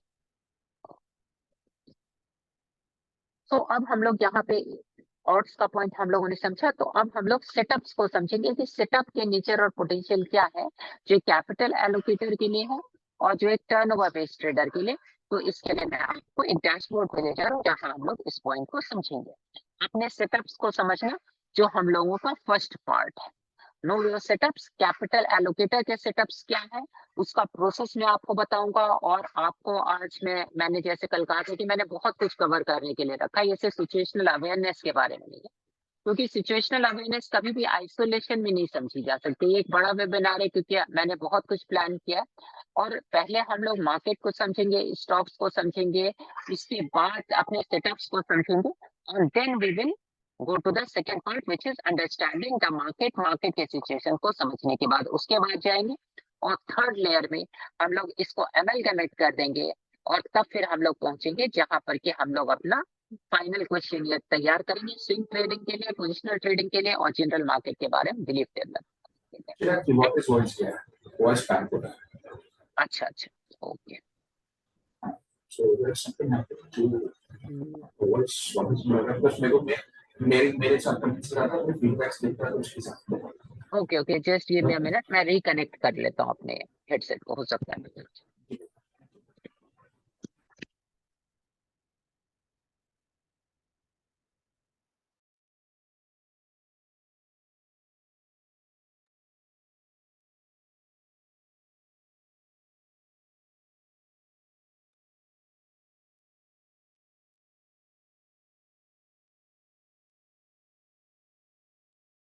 Is it Audible? अभी ऑडिबल है? Yes, it's better now. Thank you. अच्छा, सो शायद कोई कह रहे हैं कि हम लोग, मैं लास्ट के 1 मिनट को रिपीट करूं, तो मैं यही पॉइंट कह रहा था कि हम लोग पहले सेटअप्स को समझेंगे कि सेटअप का नेचर पोटेंशियल क्या होता है, इस चीज को समझेंगे। सेटअप में कैसे हम लोग स्कैनिंग करते हैं उसके बारे में रफ आइडियाज आपको दूंगा, कैसे ट्रैकिंग करते हैं उसके बारे में रफ आइडियाज दूंगा। उसके बाद सेकेंड पार्ट पे हम लोग जाएंगे तो हम लोग मार्केट को समझेंगे, मार्केट का नेचर क्या है उसको समझेंगे, फिर हम लोग दोनों को अमलगमेट करेंगे और तब फिर हम लोग इस फाइनल क्वेश्चनर पे पहुंचेंगे कि जनरल मार्केट के को हम लोग कैसे पहचाने, पोजिशनल ट्रेडर के लिए क्या पॉइंट्स इंपॉर्टेंट है और स्विंग ट्रेडर के लिए क्या पॉइंट्स इंपॉर्टेंट है। मैं ये जरूर चाहूंगा कि आप लोग इस वेबिनार के थ्रू जाने के बाद आप रोज अपना सिचुएशनल अवेयरनेस का 8-10 लाइन का नोट, 4 लाइन का नोट, 6 लाइन का नोट, जो भी समझ में आता है। परफेक्ट होने की चिंता छोड़ दीजिए, परफेक्ट कोई नहीं है। कोई भी आदमी किसी भी काम को करता है, पहली बार सचिन तेंदुलकर ने भी बल्ला पकड़ा होगा तो वो इम्परफेक्ट ही होगा।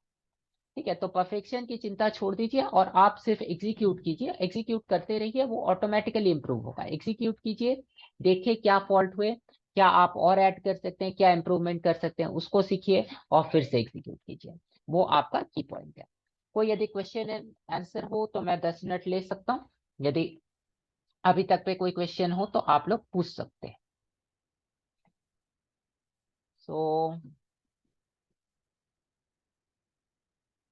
मैं आपको अनम्यूट करने का 10 मिनट के लिए टाइम देता हूं। हम लोग 10 बजे तक क्वेश्चंस ले सकते हैं यदि किसी को क्वेश्चन हो तो, अदरवाइज आई विल कंटिन्यू।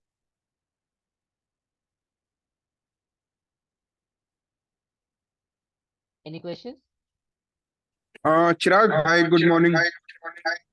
या good morning, good morning. Yeah, so Chirag, I have just one question. आपकी आवाज थोड़ी इको हो रही है, आई डोंट नो। अभी बेटर है? हाँ अभी better. Perfect. Chirag, I just have one question. जैसे आप बोल रहे हैं कि सिचुएशनल अवेयरनेस के बारे में जानना चाहिए, राइट? सिचुएशनल अवेयरनेस इंपॉर्टेंट है. बट काफी सारे लोग बोलते हैं कि आप अपने स्टॉक्स पे फोकस करो एंड आपके स्टॉक से आपको बता देंगे कि मार्केट में अभी क्या चल रहा है. ठीक है, तो उसके लिए आपका क्या कमेंट है? पहला क्वेश्चन ये. और दूसरा ये कि अगर मुझे सिचुएशनल अवेयरनेस जानना है, ठीक है, तो अब न्यू हाई न्यू लो या फिर अप डाउन वॉल्यूम या फिर ये सब चीजें बहुत कॉमन हो गई हैं.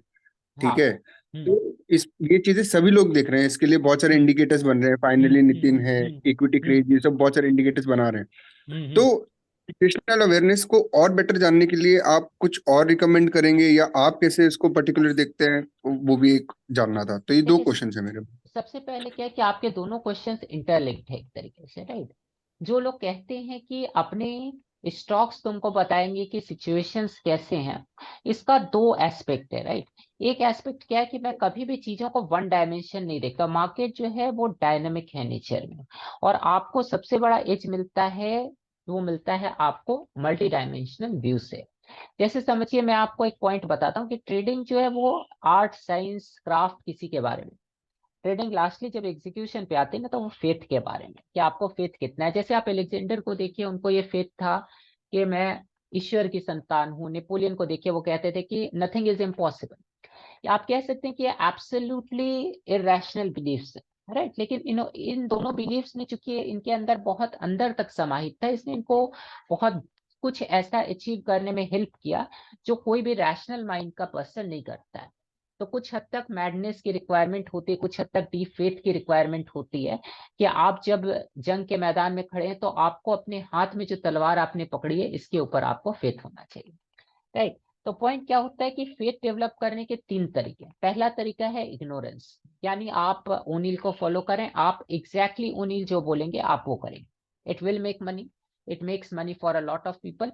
तब भी जबकि वो एक इनएफिशिएंट थ्योरी है, कई पॉइंट्स पे उसमें बहुत मेजर फ्लॉज हैं, फंडामेंटल फ्लॉज भी हैं, और कई सिचुएशन पे आप ये देख रहे हैं कि वो एक कमोडिटी है, हर आदमी लगभग सेम तरीके से ट्रेड कर रहा है, स्टिल इट वर्क्स, राइट? जो second type of faith develop करने का जो दूसरा तरीका है, दैट इज थ्रू अंडरस्टैंडिंग। किसी चीज के वाई को समझना, किसी चीज के कारण को समझना। किसी चीज के को जब आप समझते हैं तो आपके अंदर फेथ डेवलप होता है। आप बोलेंगे कि ये चीज ऐसे नहीं होती है, तो इससे मैं मान नहीं जाऊंगा क्योंकि मेरे पास उसको उसको समझने के स्ट्रॉन्ग लॉजिकल रीजंस है। थर्ड टाइप ऑफ फेथ का जो थर्ड एस्पेक्ट है, दैट इज रिसर्च और डीप डाइव। ये तीसरा एस्पेक्ट है जिससे आप फेथ डेवलप करते हैं। रिसर्च विदाउट फेथ भी हो रिसर्च विदाउट अंडरस्टैंडिंग भी हो सकती है, और रिसर्च जो है वो इग्नोरेंस के साथ भी हो सकती है। लेकिन प्रॉब्लम क्या होता है कि अंडरस्टैंडिंग प्लस रिसर्च जो होती है वो आपको रियल आउटकम्स तक पहुंचाती है, और इग्नोरेंस प्लस रिसर्च जो होती है वो सिर्फ आपके बिलीफ को स्ट्रॉन्ग करती है, यानी आपके डीप फेथ को स्ट्रॉन्ग करती है। लेकिन उसका क्या होता है कि वो लिमिटेशन होती है, लेम होता है किस्म से ये जो भी एस्पेक्ट है। तो मैं बोलूंगा कि हम लोग जिंदगी में हमेशा चीजों को एक्सक्लूसिव क्यों सोचते हैं कि एक काम करेंगे तो दूसरा नहीं करेंगे। मेरी नानी एक कहानी सुनाती थी, इस एक चिल्ली की। इसमें एक पॉइंट था कि जहां पर कि वो कहता था कि या तो एक ही काम करना होगा, दूसरा नहीं करना होगा। ज्यादातर जो फिनट्वीट कम्युनिटी, इसकी हालत शेख चिल्ली की तरह है। वो क्या कहते हैं कि ये काम करो, दूसरा करने का कोई फायदा नहीं। मेरा पॉइंट ये है कि मुझे जहां जो भी टूल यूज में अच्छा लगता है, जहां जिसका पर्पस समझ में आता है, मैं वहां उस टूल को यूज क्यों ना करूं? क्यों ना मैं सेटअप से भी, अपने वॉचलिस्ट से भी, और जो मैंने फ्रेमवर्क बनाया उसमें भी आप देखेंगे मैं अपने वॉचलिस्ट से भी रेफरेंस ले रहा हूँ, मैं मार्केट की अंडरस्टैंडिंग से भी रेफरेंस लूंगा, और मैं साथ में अपने लास्ट स्टॉक्स के परफॉर्मेंस से भी रेफरेंस लूंगा, और मैं मार्केट ग्रिड से भी रेफरेंस लूंगा। जहां से भी मुझे जो भी इंफॉर्मेशन मिले मैं उसका यूज करूंगा। मैं क्यों एक्सक्लूसिव हो जाऊं मार्केट, राइट? ओके, तो फेयर इनफ। ये मेरा इसके बारे में बिलीफ है कि कोई भी चीज वन डायमेंशनल नहीं होनी चाहिए। हमेशा जो भी आप जो भी चीज आपको कहीं भी हेल्प करती है, और मैं ये नहीं बोलूंगा कि आप सिर्फ ट्रेडिंग की दुनिया देखिए, ट्रेडिंग में आप बहुत सीमित सीखेंगे। अपने क्वेश्चंस के आंसर्स दुनिया से सीखने की कोशिश कीजिए। आप यदि किचन में जाते हैं वहां से आप सीख सकते हैं, आप किसी से नेगोशिएट कर रहे हैं वहां से सीख सकते हैं, आप यदि कैमरा भी चला रहे हैं उससे भी सीख सकते हैं। हर चीज से आपको कुछ ना कुछ इंस्पिरेशन मिलती है। बस आपके सबकॉन्शियस माइंड में आपके क्वेश्चंस क्लियर होनी चाहिए, अपने प्रॉब्लम्स क्लियर होनी चाहिए, किन चीजों के आंसर्स आप चाहते हैं उस चीज को आपको जानना चाहिए। न्यूटन एक गिरते हुए फल को देख के वो ये सोचते हैं कि उससे वो ग्रेविटी के सिद्धांत को निकालते हैं। जेम्स वॉट को देखिए, केटल को देख के वो स्टीम इंजन बनाते हैं। और आर्किमिडीज का जो यूरेका वाला सिद्धांत था वो नहाते समय आइडेंटिफाई करते हैं। तो ये सारे अनरिलेटेड सिचुएशन से उन्होंने अपने प्रॉब्लम्स के सॉल्यूशन को निकाला है। तो आपके जो प्रॉब्लम्स के सॉल्यूशन है वो आपको ट्रेडिंग की बुक में नहीं मिलेगा, 50 बार पढ़ने से भी नहीं मिलेगा। इस चीज की मैं आपको गारंटी देता हूँ। कई लोग बोलते हैं 100 बार एक बुक को पढ़ो, उससे कुछ नहीं निकलने वाला है 100 बार बुक को पढ़ने से। आपको ट्रेडिंग की बुक से ये नॉलेज नहीं मिलेगी। आप डिफरेंट डिफरेंट पीपल को पढ़िए, स्पोर्ट्समैन को पढ़िए, पॉलिटिशियंस को पढ़िए, उन्होंने अपनी जिंदगी में जब समस्याएं आई उसको उन्होंने कैसे डील किया। जब विराट कोहली की उस इनिंग्स को याद कीजिए जब उन्होंने पाकिस्तान के अगेंस्ट बैटिंग की थी, वो एक ऐसी इनिंग्स थी जिसमें आपके रुएं खड़े हो जाए, उस किस्म की इनिंग्स थी। तो वो क्या है, उससे आप ट्रेडिंग के बारे में बहुत कुछ नॉलेज प्राप्त करते हैं। एक लेजेंड होना क्या होता है वो वहां से समझ में आता है आपको। तो काफी कुछ बहुत इस दुनिया में यूनिवर्सल ट्रुथ कुछ ही है, जिसमें एक एस्ट्रोलॉजर भी पहुंचेगा, एक साइंटिस्ट भी पहुंचेगा, एक आर्टिस्ट भी पहुंचेगा, एक मैथमेटिशियन भी पहुंचेगा, एक थिंकर भी पहुंचेगा, एक फिलोसफर भी पहुंचेगा। जिस ट्रुथ पे सुकरात पहुंचेंगे उसी ट्रुथ पे फेनमैन भी पहुंचेंगे, रिचर्ड फेनमैन भी पहुंचेंगे। जिस ट्रुथ पे सुकरात पहुंचेंगे, जिस ट्रुथ पे फेनमैन पहुंचेंगे उसी पे नवल रविकांत भी पहुंचेंगे। जिस ट्रुथ पे ये तीनों पहुंचेंगे उसी पे चाणक्य भी पहुंचेंगे। तो हर आदमी जो डीप थिंकिंग में जाता है वो लगभग सेम सेम आउटकम्स पे पहुंचता है, चाहे उसका रूट कुछ भी। इसलिए हमेशा अपनी अपनी लर्निंग के लिए इस दुनिया से, इस यूनिवर्स से, इस ब्रह्मांड से सीखने की कोशिश कीजिए। आपके अंदर जब लर्निंग आ जाएगी ना, जब आपके अंदर इंटरनल सोर्स ऑफ लर्निंग जब स्टार्ट हो जाएगी, तो फिर इस दुनिया में आपके लर्निंग का कोई लिमिट नहीं है और आपको एक्सटर्नल सोर्सेज की जरूरत नहीं पड़ेगी। बुक्स, वेबिनार्स, इन सब की जरूरत नहीं पड़ेगी। आप सोचते होंगे कि मैं बहुत पढ़ता हूँ इधर उधर, ऐसा कुछ भी नहीं है। मैंने जो भी फ्रेमवर्क क्रिएट किया बहुत कुछ थिंकिंग पे क्रिएट किया। जो भी मेरा काम है ज्यादातर थिंकिंग के बेसिस पे है। मैं अगल बगल की चीजों से सीखता हूँ, अपनी सराउंडिंग से सीखता हूँ, नेचर से सीखता हूँ, लोगों को समझ के उनके एक्ट करने के तरीके से सीखता हूँ। वो रियल लर्निंग है। उसके अलावा जो भी है वो सब उसमें से 90% मार्केटिंग है और कुछ भी परफेक्ट है। बट तो या बट एक चीज Chirag, I would like to tell you, मतलब हम्म कमेंडेबल है कि जो नॉर्मल लोग समझते हैं या जानते हैं, ठीक हम्म है, आप उसके एकदम विरुद्ध जाके और काफी सारी चीजें कहते हो और करते हो। आई थिंक फॉर एग्जांपल जैसे आपने बताया हम्म कि विलियम ओनेल ने जो भी बताया उसमें बहुत सारे फंडामेंटल भी फ्लॉज हैं। हम्म बहुत सारी ट्रेडर्स बोलते हैं कि मैंने एक ही बुक 100 बार पढ़ी है, तो आप बोलते हैं कि नहीं वो भी ये मतलब ऐसा नहीं है कि वो करना चाहिए। बहुत लोग बोलते हैं कि एक ही सेटअप को 10,000 बार प्रैक्टिस करो, हम्म आप कह रहे हैं वो भी नहीं होना चाहिए। I mean the point is, I am sure ये सब आप बहुत रिसर्च करके ही इस नतीजे पे पहुंचे होंगे। बट एक चीज बहुत कमेंडेबल है कि जो नॉर्मल ट्वीट कम्युनिटी में चीजें चलती है, हम्म आप उसके विरुद्ध जाके भी बहुत सारी चीजें बोलते हो कि ऐसा नहीं है और ये सब नहीं है, तो दैट्स वेरी कमेंडेबल यार। Heads off to you for मैं दैट। मैं किसी को ये नहीं बोलूंगा कि मैं जो भी बोलता हूँ उसको ब्लाइंडली ट्रस्ट कीजिए, आप सोचिए। मैं चाहता हूँ कि आप सोचिए, राइट? जो मैंने कहा, अपने दिमाग, आपके पास एक इनफ जीनियस माइंड है। आपको लोग बोलेंगे कि आप रिटेलर हैं, वीक हैंड है, ये है वो है, सब बकवास है। कोई वीक हैंड और कोई स्ट्रांग हैंड नहीं होता है। जाके देखिए कई सारे ऐसे लोग होते हैं इंस्टीट्यूशन में जो बड़ी पोजीशन एग्जैक्टली मूव आने से पहले बेच देते हैं। क्यों बेच देते हैं भगवान जानता है। लॉरस लैब में इतना बड़ा मूव आया, उससे पहले वार्बस पिंकस ने 31% स्टेक बेच दिया। तो देखिए हो सकता है उनका रेगुलेटरी कुछ प्रॉब्लम्स होगा। अदरवाइज देखिए कि लोग बोलते हैं रिटेलर के पास कोई एज नहीं, रिटेलर के पास एज होगा कैसे जब आप वही जुगनू वाले चोर की तरह करेंगे कि आपने देख ली फिल्म, जैसे आपको टेक्निकल एनालिसिस की बुक ने बोला आपने जाके वैसे एक्ट किया, तो आप तो हंट होंगे। आप तो हंट होंगे, आप प्रेडिक्टेबल मूव ले रहे हैं तो आप तो हंट होंगे ही। लेकिन पॉइंट क्या है, ये पॉइंट ये नहीं है कि आपके पास रिसोर्सेज की कमी है या आपके पास दिमाग की कमी, आपके पास सिर्फ एक आउट ऑफ बॉक्स थिंकिंग की कमी। अपने प्रॉब्लम्स के लिए आप प्रोसेस चाहते हैं, प्रोसेस को समझते हैं कि यही सेटअप है, ऐसा नहीं है। अपने प्रोसेस को क्रिएटिव बनाना क्या है, अपने प्रॉब्लम्स के हिसाब से उसमें एडजस्टमेंट करना है। आप इनफ सक्षम है, अपनी सक्षमता को पहचानिए। दुनिया चाहती है कि आप उन पे डिपेंड रहे। मैं चाहूंगा कि आप मेरे वेबिनार पे डिपेंड रहें। आप मेरे वेबिनार पे डिपेंड रहेंगे तो आप क्या करेंगे कि आप मेरे से पैसा देके पढ़ने आएंगे, तो मेरे को पैसा बनेगा, मेरा बिजनेस बनेगा। दुनिया माइंड गेम है, डेमोक्रेसी से लेके रिलीजन से लेके मार्केटिंग से लेके ये सब माइंड गेम। ये पूरे इसको आप देखिए, ये एक किस्म से जहां कुछ लोग इस दुनिया को रेगुलेट करते हैं और अदर लोग उनके पर्पस को फुलफिल करते हैं।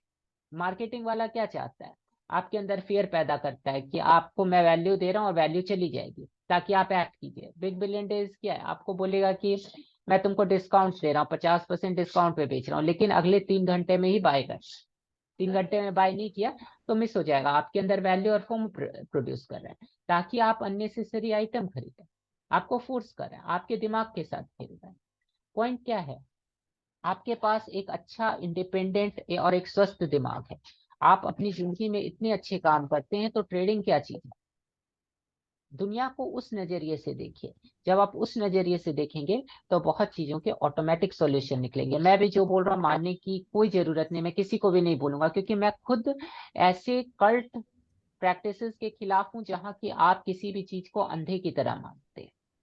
मैं ऐसी चीजों के एकदम अगेंस्ट हूँ, ऐसी मान्यताओं के, ऐसे रिलीजियस बिलीफ्स के भी अगेंस्ट हूँ जहाँ की आप प्रोसेस को फॉलो कर रहे हैं, पर्पस को नहीं समझ रहे किसी चीज के।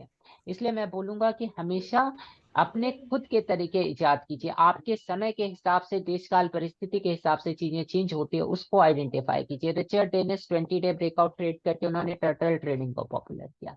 उसके बाद क्या बना, टर्टल सूप। लोगों ने उसी का यूज करके लोगों को ट्रैप करना शुरू कर दिया। तो पॉइंट ये है कि वीसीपी ट्रेडर्स का सूप मत बनिए कि उसमें लोगों ने आपको फंसाया और आप जाके फंस गए। वो मत कीजिए। ये सोचिए कि यदि आपको मोमेंटम बस पॉपुलर हो गया, उसमें लोग आपको फंसा रहे हैं, तो उसका कट क्या निकल सकता है, उसको कैसे आप काट के निकल सकते हैं। आपके पास एडवांटेज क्या है, कहाँ पे लोग ट्रैप हो गए, कहाँ पे ट्रैप होके बेच रहे हैं, कहाँ से प्राइस रिवर्स करे, अपनी यूनिक सॉल्यूशन ढूंढिए, वो आपको बहुत एज देगा।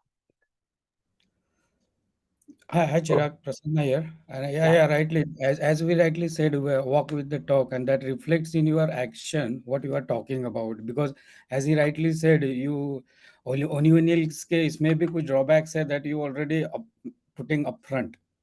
So that is what it is, and it is reflecting in your action as well what you are talking.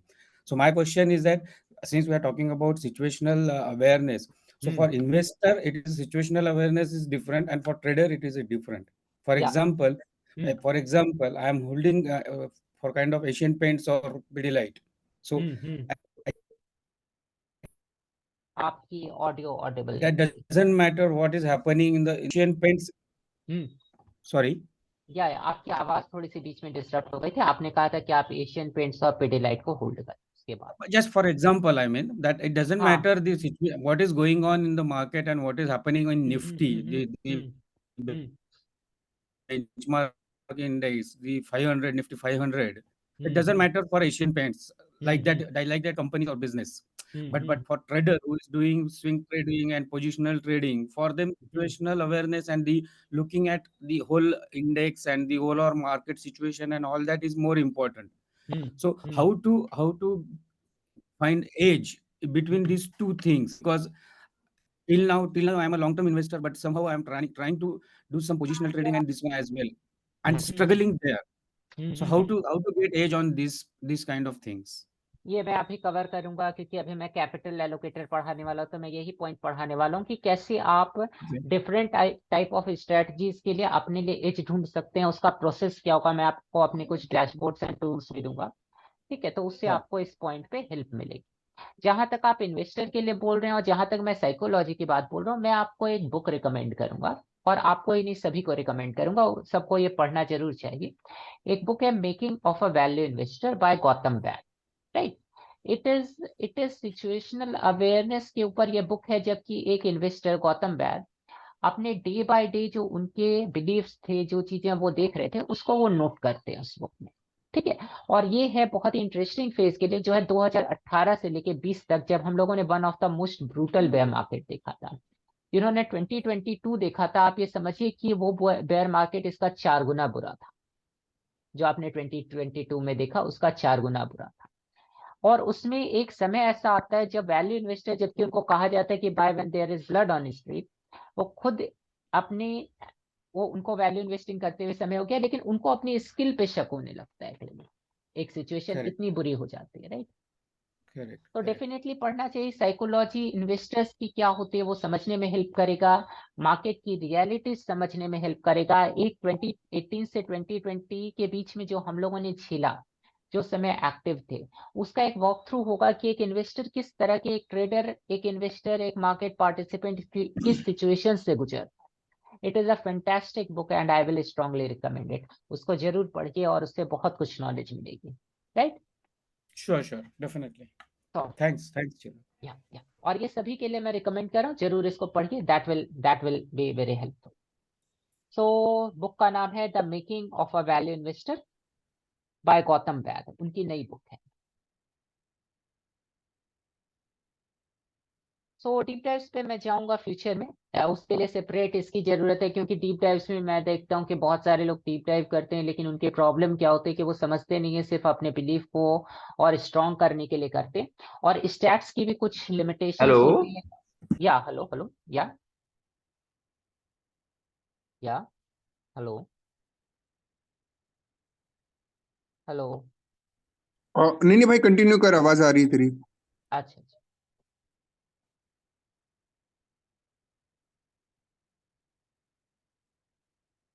आगे से ऐसा करता हूँ कि मैं रिज्यूम करता हूँ, डीप डाइव पे क्वेश्चन उसको मैं ले लेता हूँ और मैं कंटिन्यू करता हूँ, फिर आगे चल के हम लोग Q&A के सेशंस रखेंगे, राइट। Q&A के लिए टाइम रखेंगे, और मैं लोगों को म्यूट करूंगा। राइट। तो स्टैट्स के भी अपने कुछ लिमिटेशंस होते हैं, जिसको लोग नहीं समझते हैं, स्टैट्स को वो जनरली ले लेते हैं, लेकिन उसमें कुछ प्रॉब्लम्स होती है, जैसे लो बेस इफेक्ट होता है, सीलिंग इफेक्ट होता है। कुछ सिचुएशंस ऐसी होती है जहां आप रैंडमनेस से फूल हो जाते हैं। तो एक बहुत अच्छी बुक है नसीम निकोलस तालेब की, फूल्ड बाय रैंडमनेस। वो सिचुएशन होती है, हम लोग रैंडम चीजों को ये समझते हैं कि उसमें कोई पैटर्न इमर्ज हो रहा है। और एक और इफेक्ट होता है जो आउटलेयर का होता है, हम लोग कई बार आउटलेयर को अपने रिजल्ट्स में इंक्लूड कर लेते हैं। तो बहुत सारे पॉइंट्स हैं जो डीप डाइव में समझनी चाहिए, जिसको समझने की जरूरत है। मैंने कैसे ईपी का डीप डाइव किया, इसको भी मैं कभी बताऊंगा, कभी फ्यूचर में सेशन लूंगा। प्रॉब्लली मैं साल में 2 वेबिनार्स करता हूँ। आज साल का लास्ट डे था तो मैंने सोचा कि एक रख लेता हूँ, बहुत दिनों से पेंडिंग भी था, तो मैं करूंगा। आगे के साल में हम लोग करेंगे, और हम लोग कुछ रिसर्च प्रोजेक्ट पे भी काम करें, तो प्रोबेबली उससे रिलेटेड भी आप लोगों को जल्दी कुछ उसके ऊपर अपडेट्स आएंगे, right. So let us start with know your setups. अपने सेटअप्स को समझिए एक कैपिटल एलोकेटर के तौर पे। So what for a capital allocator what is most important is stocks in play. Stocks जो अभी प्ले में है, यानी कौन से स्टॉक्स मूव कर रहे हैं। तो इसमें हम लोग बेसिकली स्टॉक्स देखेंगे, जो स्टॉक्स हैं ईपी न्यूज स्टोरी, इन सब के स्टॉक्स हैं। और थीम ट्रैकिंग के बारे में बहुत सारे लोगों ने मुझसे पूछा, ये बताइए कि थीम कैसे कैच कर सकते हैं, ये भी मैं पॉइंट अभी कवर करने वाला हूँ। Stocks without EP news and story, जो स्टॉक्स मूव कर रहे हैं, जो आज अभी के समय में सबसे ज्यादा मूव कर रहे हैं, उन स्टॉक्स के बारे में ये पॉइंट्स है। और किस फेज में है वो स्टॉक जो प्ले में है, ये 3 एस्पेक्ट है जो हम लोग देखेंगे, राइट। तो इसको देखने का तरीका क्या होता है, कैपिटल एलोकेटर मैंने आपको बताया कि हम लोग इसके लिए बेसिकली पोजिशनल ट्रेडिंग साइकिल का यूज करेंगे, जो हम लोग आगे समझेंगे कि पोजिशनल ट्रेडिंग साइकिल हम लोग कैसे एड्रेस करते हैं। तो सबसे पहले मैं इसके लिए एक डेली एक्शन ट्रैकर, मेरा एक डैशबोर्ड है चार्टिंग पे, वो मैं आपको दिखाता हूँ और बताता हूँ कि कैसे मैं वहां से कैच करता हूँ स्टॉक्स जो कि मुझे पसंद आते हैं, जिनको कि मुझे देखना है कौन से स्टॉक्स मूव कर रहे हैं, पैसा कहाँ जा रहा है मार्केट के अंदर। इस चीज को समझने के लिए हम लोग इस डेली एक्शन ट्रैकर का इस्तेमाल करते हैं। राइट। सो मैं इसके लिंक को आपको भेज भी दूंगा, क्योंकि ये सब कमोडिटी है, जितना इससे कोई फर्क नहीं पड़ता है। लोग स्कैन सोचते हैं, स्कैन मिल जाए, प्रोसेस मिल जाए, स्ट्रेटजी मिल जाए, ये सब रफली कुछ नहीं है, ये सब कमोडिटी है। मैं चाहूँ तो 5,000 स्कैन बना सकता हूँ, लेकिन उससे आपका कोई फायदा नहीं। तो पॉइंट क्या है कि आप ये समझिए कि आपके पास जो स्कैन है, क्या वो पर्पस को फुलफिल करता है? 90% ऑफ देम करेंगे।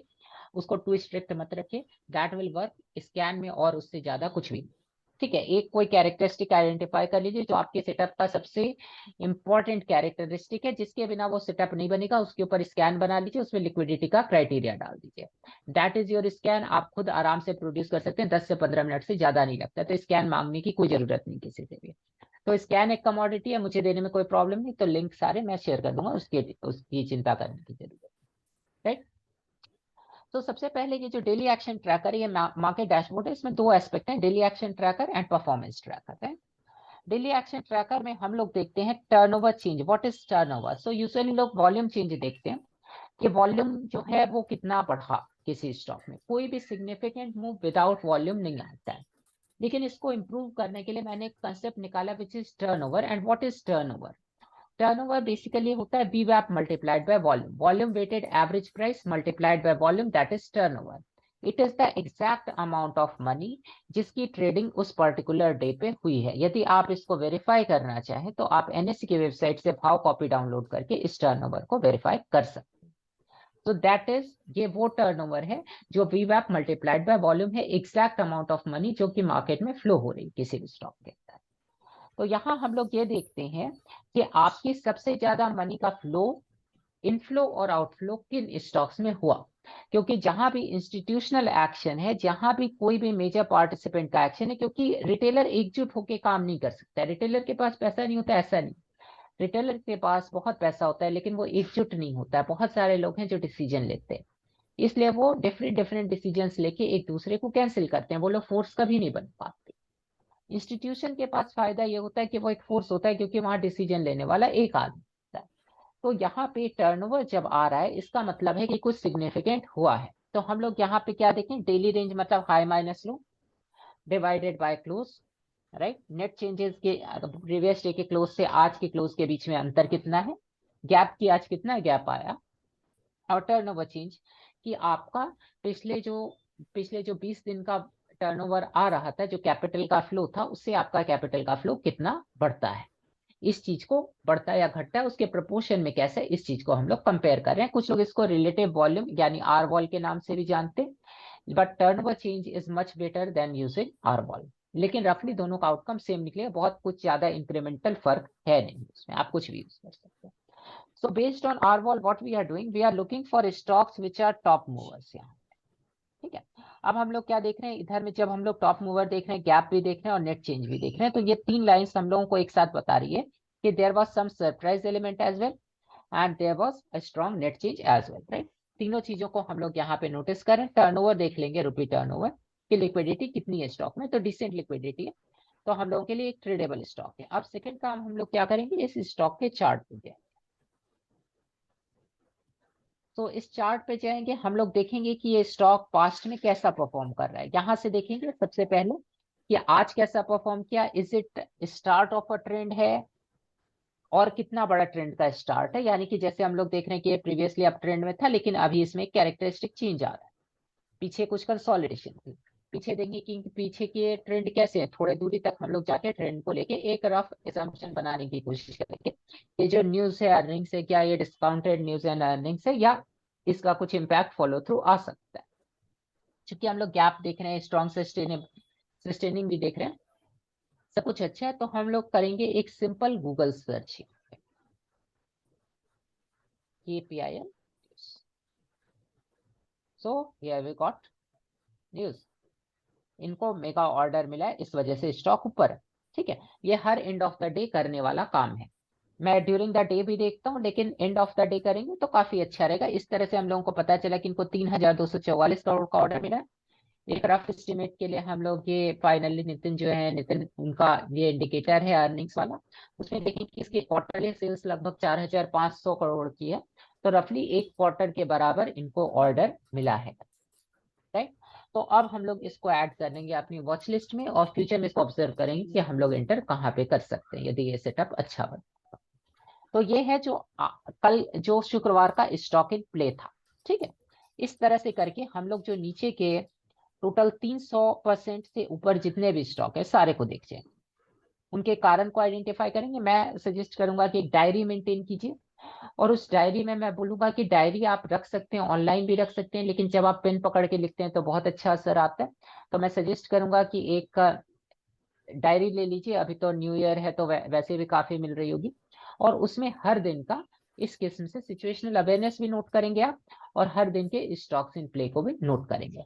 कई बार ये मूव्स अर्निंग्स की वजह से होंगी, कई बार किसी स्टोरी की वजह से होंगी, कई बार ये मूव्स होंगी आपकी जो कि न्यूज की वजह से होगी, जैसे अभी ऑर्डर फ्लो की वजह से होगी। तो मार्केट में क्या होता है कि हम लोग जो ट्रेड करते हैं, it is simply businesses that we trade, right. और बिजनेस का वैल्यू कब बढ़ेगा? जब अर्निंग्स बढ़ती है तो बिजनेस का वैल्यू बढ़ता है।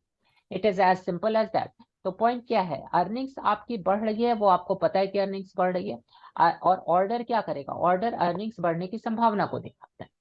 थीम्स में जब मूव्स आती है, न्यूज जो होता है वो क्या होता है? वो अर्निंग्स फ्यूचर में बढ़ेगी इस संभावना को दिखाता है।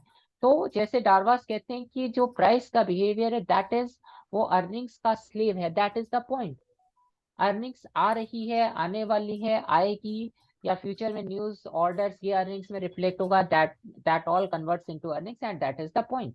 यही चीज, इसी के लिए बिजनेसेस के प्राइस ऊपर जाते हैं, इसी से पैसे का फ्लो इनमें आता है, इसी से लिक्विडिटी आती है। और ये जितने स्टॉक्स हैं, कैपिटल एलोकेटर जो जिन स्टॉक्स को ट्रेड करता है, ये इनको इनको ज्यादा मार्केट की सिचुएशन से बहुत ज्यादा फर्क नहीं पड़ता है। क्यों नहीं पड़ता है?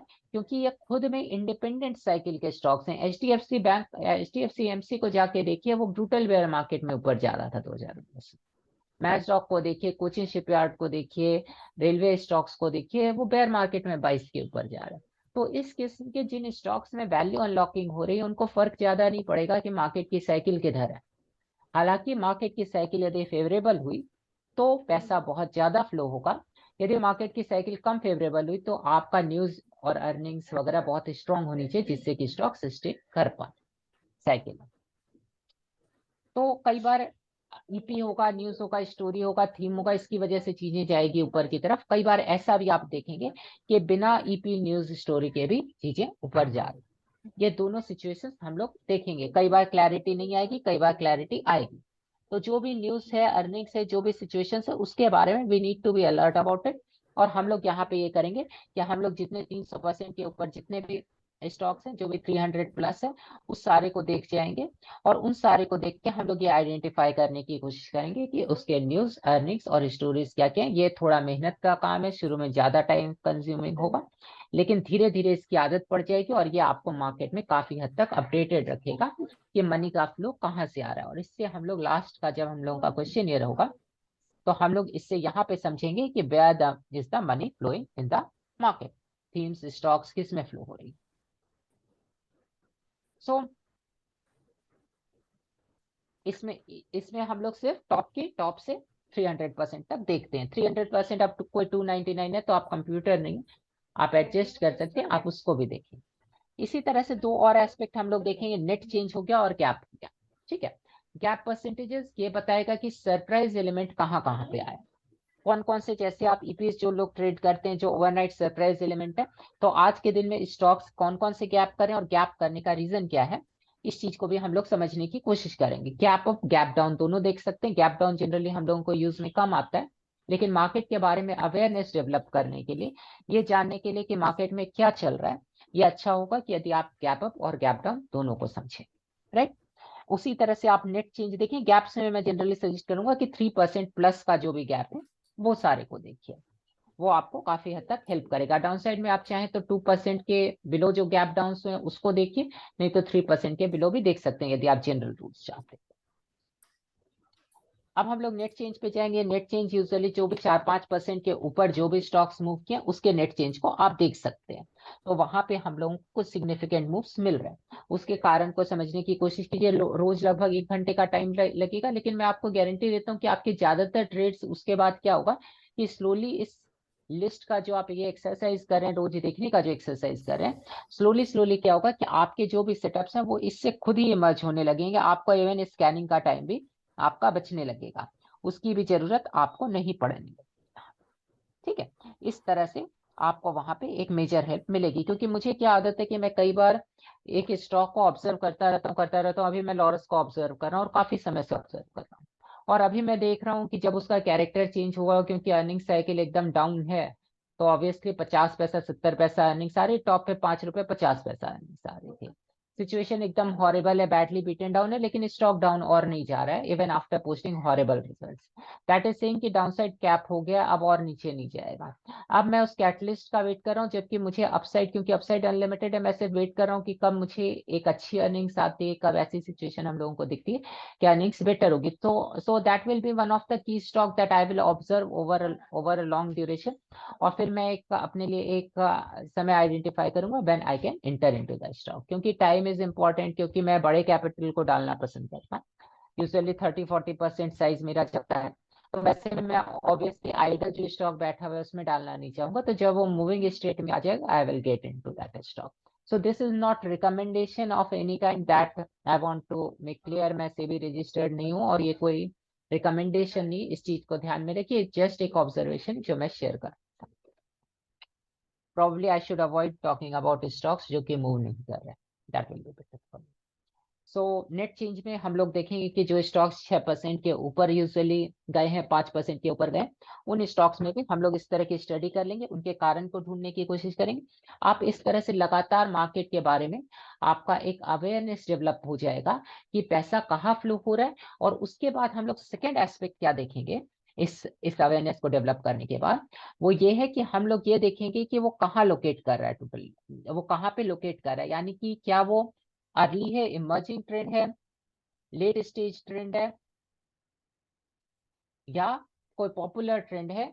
इस किस्म से पॉपुलर और लेट स्टेज में यूजुअली डिफाइन करना बहुत डिफिकल्ट है, लेकिन क्या वो एक मूविंग स्टेट में है, ऑलरेडी काफी मूव कर चुका है, या नया ट्रेंड है। मेरा प्रेफरेंस हमेशा रहेगा as a capital allocator who wants to ride the trend, मेरा बेसिक पर्पस ये रहेगा कि मैं हमेशा अर्ली स्टेज अप ट्रेंड को, जो आज ईपी दे रहा है, जो आज चेंज दे रहा है, जो आज मूव करना स्टार्ट कर रहा है, उन स्टॉक्स को मैं बाय करना पसंद करूंगा ज्यादा। I will always give preference to them. So there is an interesting thing, हर चीज जो आप इस दुनिया में देखते हैं वो टेक्नोलॉजी से कमोडिटी की तरफ जाती है। हर चीज टेक्नोलॉजी होती है जब वो कुछ लोगों के लिए बहुत बड़ा वेल्थ बनाती है, कुछ लोगों तक सीमित रहती है और उसकी लिमिटेड एक्सेसिबिलिटी होती है, वो कुछ लोगों को, सर्टेन पीपल को रिच बनाती है। और फिर वो चीज जो है वो कमोडिटी बनती है, हर लोग के पास पॉपुलरली अवेलेबल होती है, बहुत सारे लोगों के पास एक्सेसिबल होती है, बहुत सारे लोग उसका बिजनेस कर रहे होते हैं। लेकिन जब वो उस स्टेज पे पहुंचते हैं तो उसमें आप इनकम जनरेट कर सकते हैं, वेल्थ जनरेट नहीं कर सकते। राइट, सो एक एग्जांपल देता हूँ। जॉन डी रॉकफेलर यूएस के वन ऑफ द रिचेस्ट थे अपने समय में, और उन्होंने अपना पैसा बनाया था किरासन तेल पे। क्योंकि उस समय में जो कोई बहुत अच्छे ऑप्शंस अवेलेबल नहीं थे आपको रातों में रोशनी करने के लिए, तो किरासन तेल उनका जो स्टैंडर्ड ऑयल था, that was a safe option. कि उन्होंने सेफ्टी को इंश्योर किया कि वो रिफाइनिंग का प्रोसेस अच्छा हो, लोगों को कोई तरह की दुर्घटना वगैरह ना हो, उस समय में वो एक बड़ी मेजर कंसर्न था। और उन्होंने, चूंकि पूरे अमेरिका में लाइटिंग जो होती थी वो किरासन तेल से होती थी, तो उसने रॉकफेलर को one of the richest person बना दिया वहां पे। आज आप देखिए कि तेल बेच के आप कहीं भी नहीं पहुंचेंगे, वो इनकम जनरेट कर सकते हैं, वेल्थ जनरेट नहीं करेंगे। क्यों? क्योंकि वो अब एक कमोडिटी है। उसके बाद सेकेंड रिचेस्ट जो है वो एंड्रयू कार्नेगी हुए। कार्नेगी ने स्टील से पैसा कमाया, और स्टील के से, उनके स्टील की वजह से स्काई स्क्रैपर्स बनने पॉसिबल हुए। कार्नेगी को इसने वन ऑफ द रिचेस्ट बना दिया। लेकिन आज आप स्टील बेच के देखिए कि आपको वेल्थ जनरेट नहीं होने वाली है, कोई सिग्निफिकेंट वेल्थ जनरेट नहीं होगी, क्योंकि ये अब एक कमोडिटी है। इसी तरह से हर चीज जो है वो एक समय टेक्नोलॉजी होती है जब वो उसका रिस्ट्रिक्टेड अवेलेबिलिटी होती है, बहुत प्राइसी होती है, और वो चीजें धीरे धीरे करके आपकी चली जाती है कमोडिटी में, जब हर आदमी को वो सर्वसुलभ हो जाती है। और जब सर्वसुलभ हो जाती है उसका एडवांटेज, उसका एज खत्म हो जाता है। जो चीज हर आदमी जो ट्रेंड को देख पा रहा है वो एक कमोडिटी। हर आदमी जिस चीज को नोटिस कर पा रहा है, हर आदमी जिस चार्ट पैटर्न को देख रहा है, हर आदमी जिस पुल बैक को देख रहा है, that is an absolute commodity. उसमें कुछ भी एज एडवांटेज नहीं है। हम लोगों को एजी एडवांटेज कैसे मिलेगा? जब हम लोगों से पहले किसी काम को कर सकने में सक्षम होंगे, जब हम लोग ये आइडेंटिफाई कर सकेंगे सोर्स ऑफ द मूव से स्टॉक को कैच कर सकेंगे। कुल्ला मैगी ने बहुत इंटरेस्टिंगली एक बार कहा था कि मेरे 75% जो स्टॉक्स, मेरे जो मेजॉरिटी ऑफ मेगा गेनर्स हैं वो स्टॉक्स नहीं जो एटीएच पे हैं। मेरे काफी सारे गेनर्स वो स्टॉक्स रहे जो एटीएच से 75% नीचे थे। क्यों? क्योंकि कोई नहीं दिखता आपको। That is the point. Characteristic change वहां से आता है और वहां पे कुल्ला मैगी इसको कैच करते हैं and he makes a lot of, right? So that is the point कि हम लोग इमर्जिंग ट्रेंड है, पॉपुलर ट्रेंड है, लेटेस्ट स्टेज ट्रेंड है, इसमें डिफाइन करेंगे। अभी आप आरबीएनएल देख रहे हैं, आईआरएफसी देख रहे हैं, they are absolute latest stage trend, उसमें कुछ खास फायदा नहीं है। इसलिए उनके बजाय, उनके पीछे भागने के बजाय न्यू इमर्जिंग ट्रेंड को आइडेंटिफाई करने की कोशिश कीजिए कि नया मूव कहाँ से इमर्ज हो रहा है, क्यों इमर्ज हो रहा है। जब आप इस चीज को समझेंगे तो आपको मेजर बेनिफिट होगा। सो ये आपका टर्नओवर चेंज आप देख सकते हैं, turnover percentage change, daily change and gap up gap down, ये 3 चीजें हम लोग देखेंगे।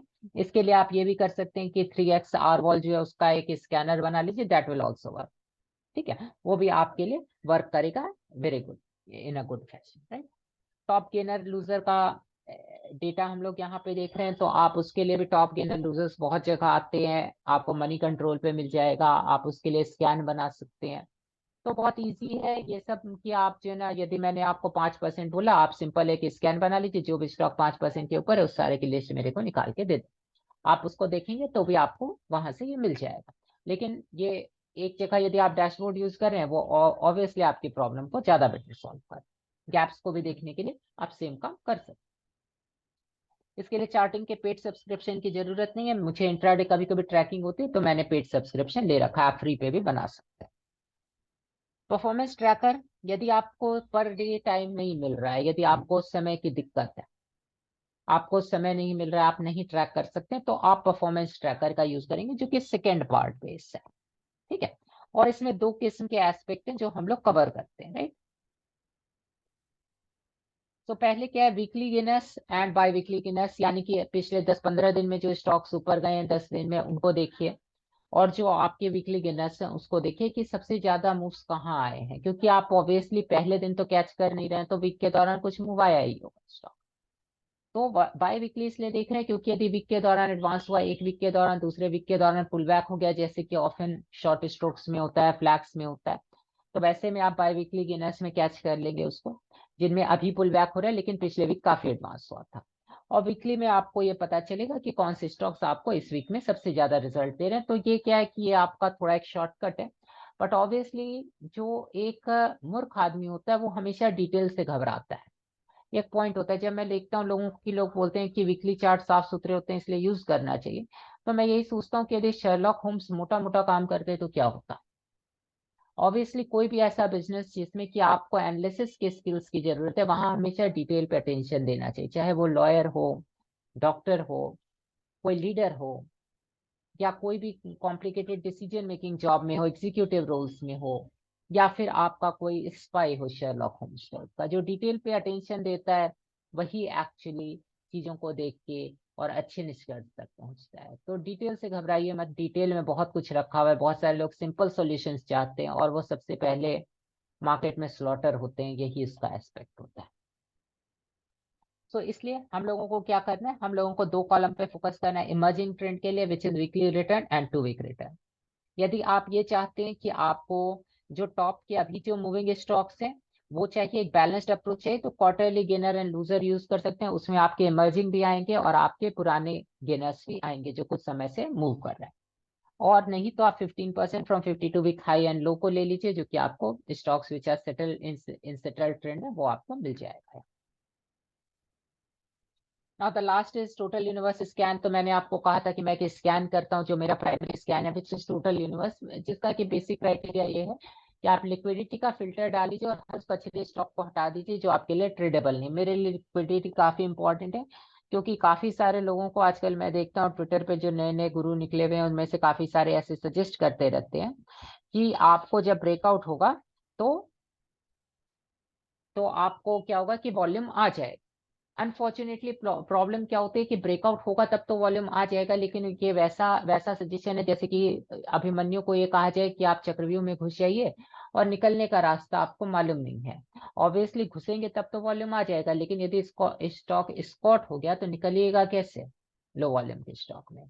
पॉइंट ये है जिसके ऊपर लोग अटेंशन नहीं देते, इसलिए हम लोगों को एवरेज वोलेटिलिटी सफिशिएंट हो, एवरेज लिक्विडिटी सफिशिएंट हो, इस चीज पे फोकस करना चाहिए, ताकि इंटर करना या ना करना हम लोगों का चॉइस है, लेकिन एग्जिट यदि इंटर कर लिया तो वो पहले इंश्योर कीजिए तभी इंटर कीजिए। चक्रव्यूह में तब तक मत घुसिए जब तक कि एग्जिट जो है उसका रूट पहले से तय ना हो, राइट।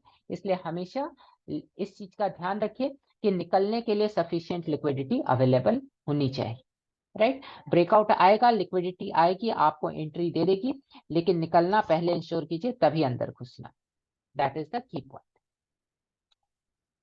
तो टोटल यूनिवर्स का बेसिक क्राइटेरिया मैं टर्नओवर देखता हूँ कि यूजुअली लगभग स्टॉक में कम से कम 5 करोड़ के ऊपर टर्नओवर हो, उसके बिलो मेरा कुछ भी नहीं होने वाला है। इवन मेरी कोशिश ये रहती है कि मैं उन स्टॉक्स को ट्रेड करूं जिसमें 25 से 30 करोड़ का टर्न, लेकिन कम से कम मिनिमम 5 करोड़ तो होना ही होना चाहिए, जिसके बिना मैं स्टॉक्स को नहीं देखना पसंद करता। दैट इज एब्सोल्युटली क्रैप, मेरे लिए उसका कोई यूज या इस्तेमाल नहीं। और इनफैक्ट मैं आपको एक इंटरेस्टिंग बात बताता हूँ कि टेक्निकल एनालिसिस भी वहां सबसे अच्छी वर्क करती है जिन मार्केट्स में डेप्थ होता है। जैसे यूएस मार्केट की चार्ट्स देखी, उनका टेक्निकल एनालिसिस वहां बहुत अच्छी अप्लाई होगी, क्योंकि वो कुछ लोगों के विल से नहीं चल रही है, वो एक मैसिव क्राउड के विल से चल रही है।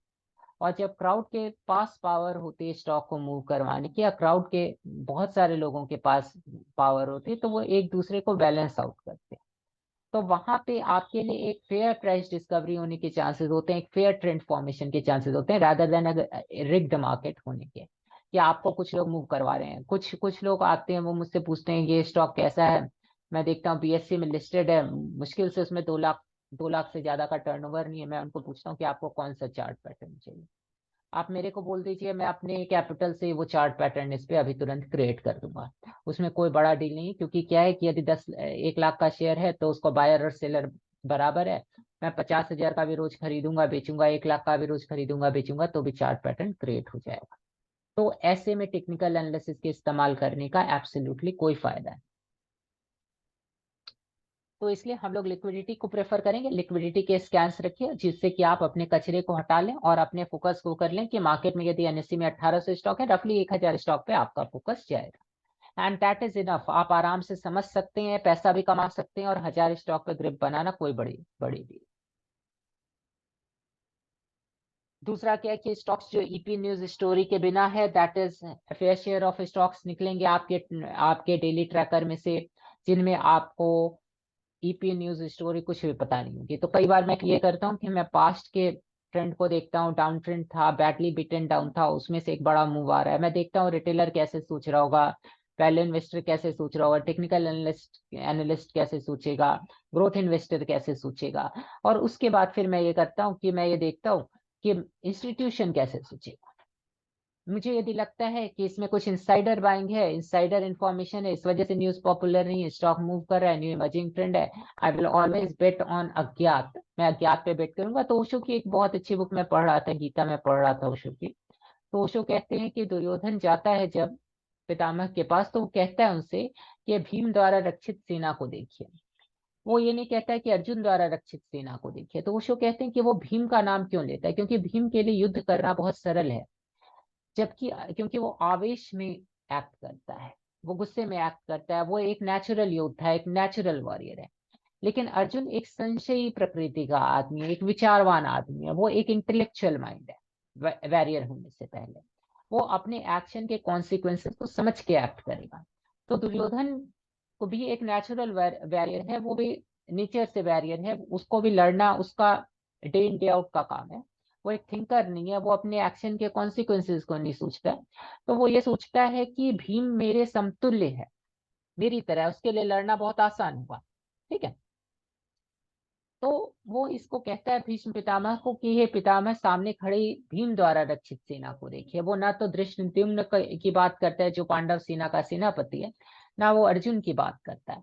लेकिन ओशो आगे ये कहते हैं कि जो चीज अर्जुन भूल गया वो ये था कि वो कृष्ण को भूल गया, वो अज्ञात को भूल गया कि अज्ञात जब टपक पड़ेगा तो आउटकम क्या निकलेगा। और वही हुआ वो ये नहीं समझ पाया कि कृष्ण अर्जुन को उद्यत कर सकते हैं कि वो युद्ध करे। उसको उसके विचार के दंगल से निकाल के, विचार के जंगल से निकाल के, उसको इस चीज में युद्ध के लिए, उसको कर्म करने के लिए, क्षत्रिय के लिए जो उचित कर्म है वो करने के लिए उसको प्रेरित कर सकते हैं। जब अर्जुन शास्त्र के विश्लेषण में उलझा हुआ था उस समय से, कि उसका आउटकम क्या क्या निकलेगा यदि वो अपने बड़े बुजुर्ग पे युद्ध करता है उनके साथ, तो उसका आउटकम क्या निकलेगा, उससे उसको निकाल के उसके कर्म के प्रति जो न्याय और धर्म के लिए खड़े होने पे उसको उद्धत कर सकते हैं। ये बात ओशो वहां पे कहते हैं। तो वही पॉइंट होता है कि मैं किसी भी दिन ज्ञात पे बिट करने से ज्यादा पसंद करूंगा कि मैं अज्ञात पे बिट करूं, क्योंकि अज्ञात टेक्नोलॉजी है और जो ज्ञात है वो सबको मालूम है, वो कमोडिटी है, उसमें कुछ भी नहीं रखा। तो इस तरह से हम लोग स्टॉक्स इन प्ले को देखेंगे, ये देखेंगे कि वो कहाँ लोकेट करें। ये हम लोगों की लिस्ट है जो स्टॉक्स हैं अपनी साइकिल में जो मूव कर रहे हैं। ये हम लोगों का कोर फैक्टर है जिसपे हम लोग ध्यान करेंगे कि पैसा कहाँ फ्लो हो। दूसरा टाइप ऑफ स्टॉक्स जो है वो है थीम। थीम को लेके बहुत सारे रिक्वेस्ट मुझे आए कि ये बताइए कि थीम कैसे कैच किया जाए। तो सबसे पहले थीम पे जाने से पहले मैं एक इंटरेस्टिंग पॉइंट बताना चाहता हूँ कि ये समझिए कि थीम, इंडस्ट्री और सेक्टर के बीच का अंतर क्या है। मैं बहुत सारे लोगों को देखता हूँ सेक्टर, इंडस्ट्री की लिस्ट बना बना के शेयर करते रहते हैं, उससे कुछ निकलता नहीं है। क्यों नहीं निकलता है? क्योंकि वो इस पॉइंट को नहीं समझते कि स्टॉक्स जो है वो दो इंडस्ट्री के बीच में भी एक थीम हो सकती है, ऐसा भी संभव है। ठीक है, तो वो इस चीज को नहीं समझते, जबकि इस चीज को समझना एक्सट्रीमली इंपॉर्टेंट है, क्योंकि थीम वो है जो पैसा बनाता है, उसके अलावा कोई चीज पैसा नहीं बनाता है मार्केट में। Right, so what is a theme? So think of a situation जहां हम लोग इस चीज को देखते हैं। होता क्या है कि सेक्टर बहुत ब्रॉड क्लासिफिकेशन है, इंडस्ट्री उसका उसका सब कैटेगरीज है, इंडस्ट्री सेक्टर के अंदर होती है। लेकिन कई स्टॉक्स ऐसे होते हैं, जैसे आप केमिकल सेक्टर में जाएंगे तो बहुत सारे केमिकल के अंदर, केमिकल की इंडस्ट्री के अंदर बहुत सारे डिफरेंट केमिकल्स हैं जो डिफरेंट डिफरेंट तरीके से चलेंगे।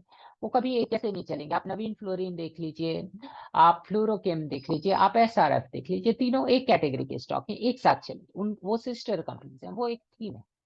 जब भी उनके रॉ मटेरियल के प्राइसेस नीचे जाएंगे, जब भी उनके आउटपुट जो वो निकालते हैं, फ्लोरोकेमिकल, फ्लोरीन, जो भी उनका आउटकम है, उसका आउटपुट है, उसका जब भी कॉस्ट बढ़ेगा तो उनके प्राइसेस, उनके शेयर के प्राइसेस हमेशा ऊपर जाएंगे।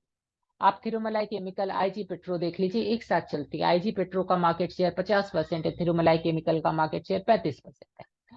दोनों एक जैसे बिजनेस में, इसलिए वो दोनों एक साथ चलता है। तो इस तरह से जो आपकी कोर थीम्स हैं उनको देखिए, क्योंकि क्या है कि थीम पैसा बनाती है, सेक्टर और इंडस्ट्रीज पैसा नहीं बनाती है। जब भी आपको लगता है कि सेक्टर और इंडस्ट्री पैसा बना रही है, वो इसलिए बना रही है क्योंकि सारे शुगर के स्टॉक्स एक साथ चलते हैं। शुगर का के स्टॉक में आपको केमिकल की तरह के वेरिएशंस नहीं मिलते हैं, आईटी की तरह के वेरिएशंस नहीं मिलते हैं शुगर के स्टॉक्स में। शुगर के स्टॉक्स देख लीजिए, बैंक के स्टॉक्स देख लीजिए, सीमेंट के स्टॉक्स देख लीजिए, मेटल के स्टॉक्स देख लीजिए, ये सब सेक्टर इंडस्ट्री के हिसाब से चलेंगे।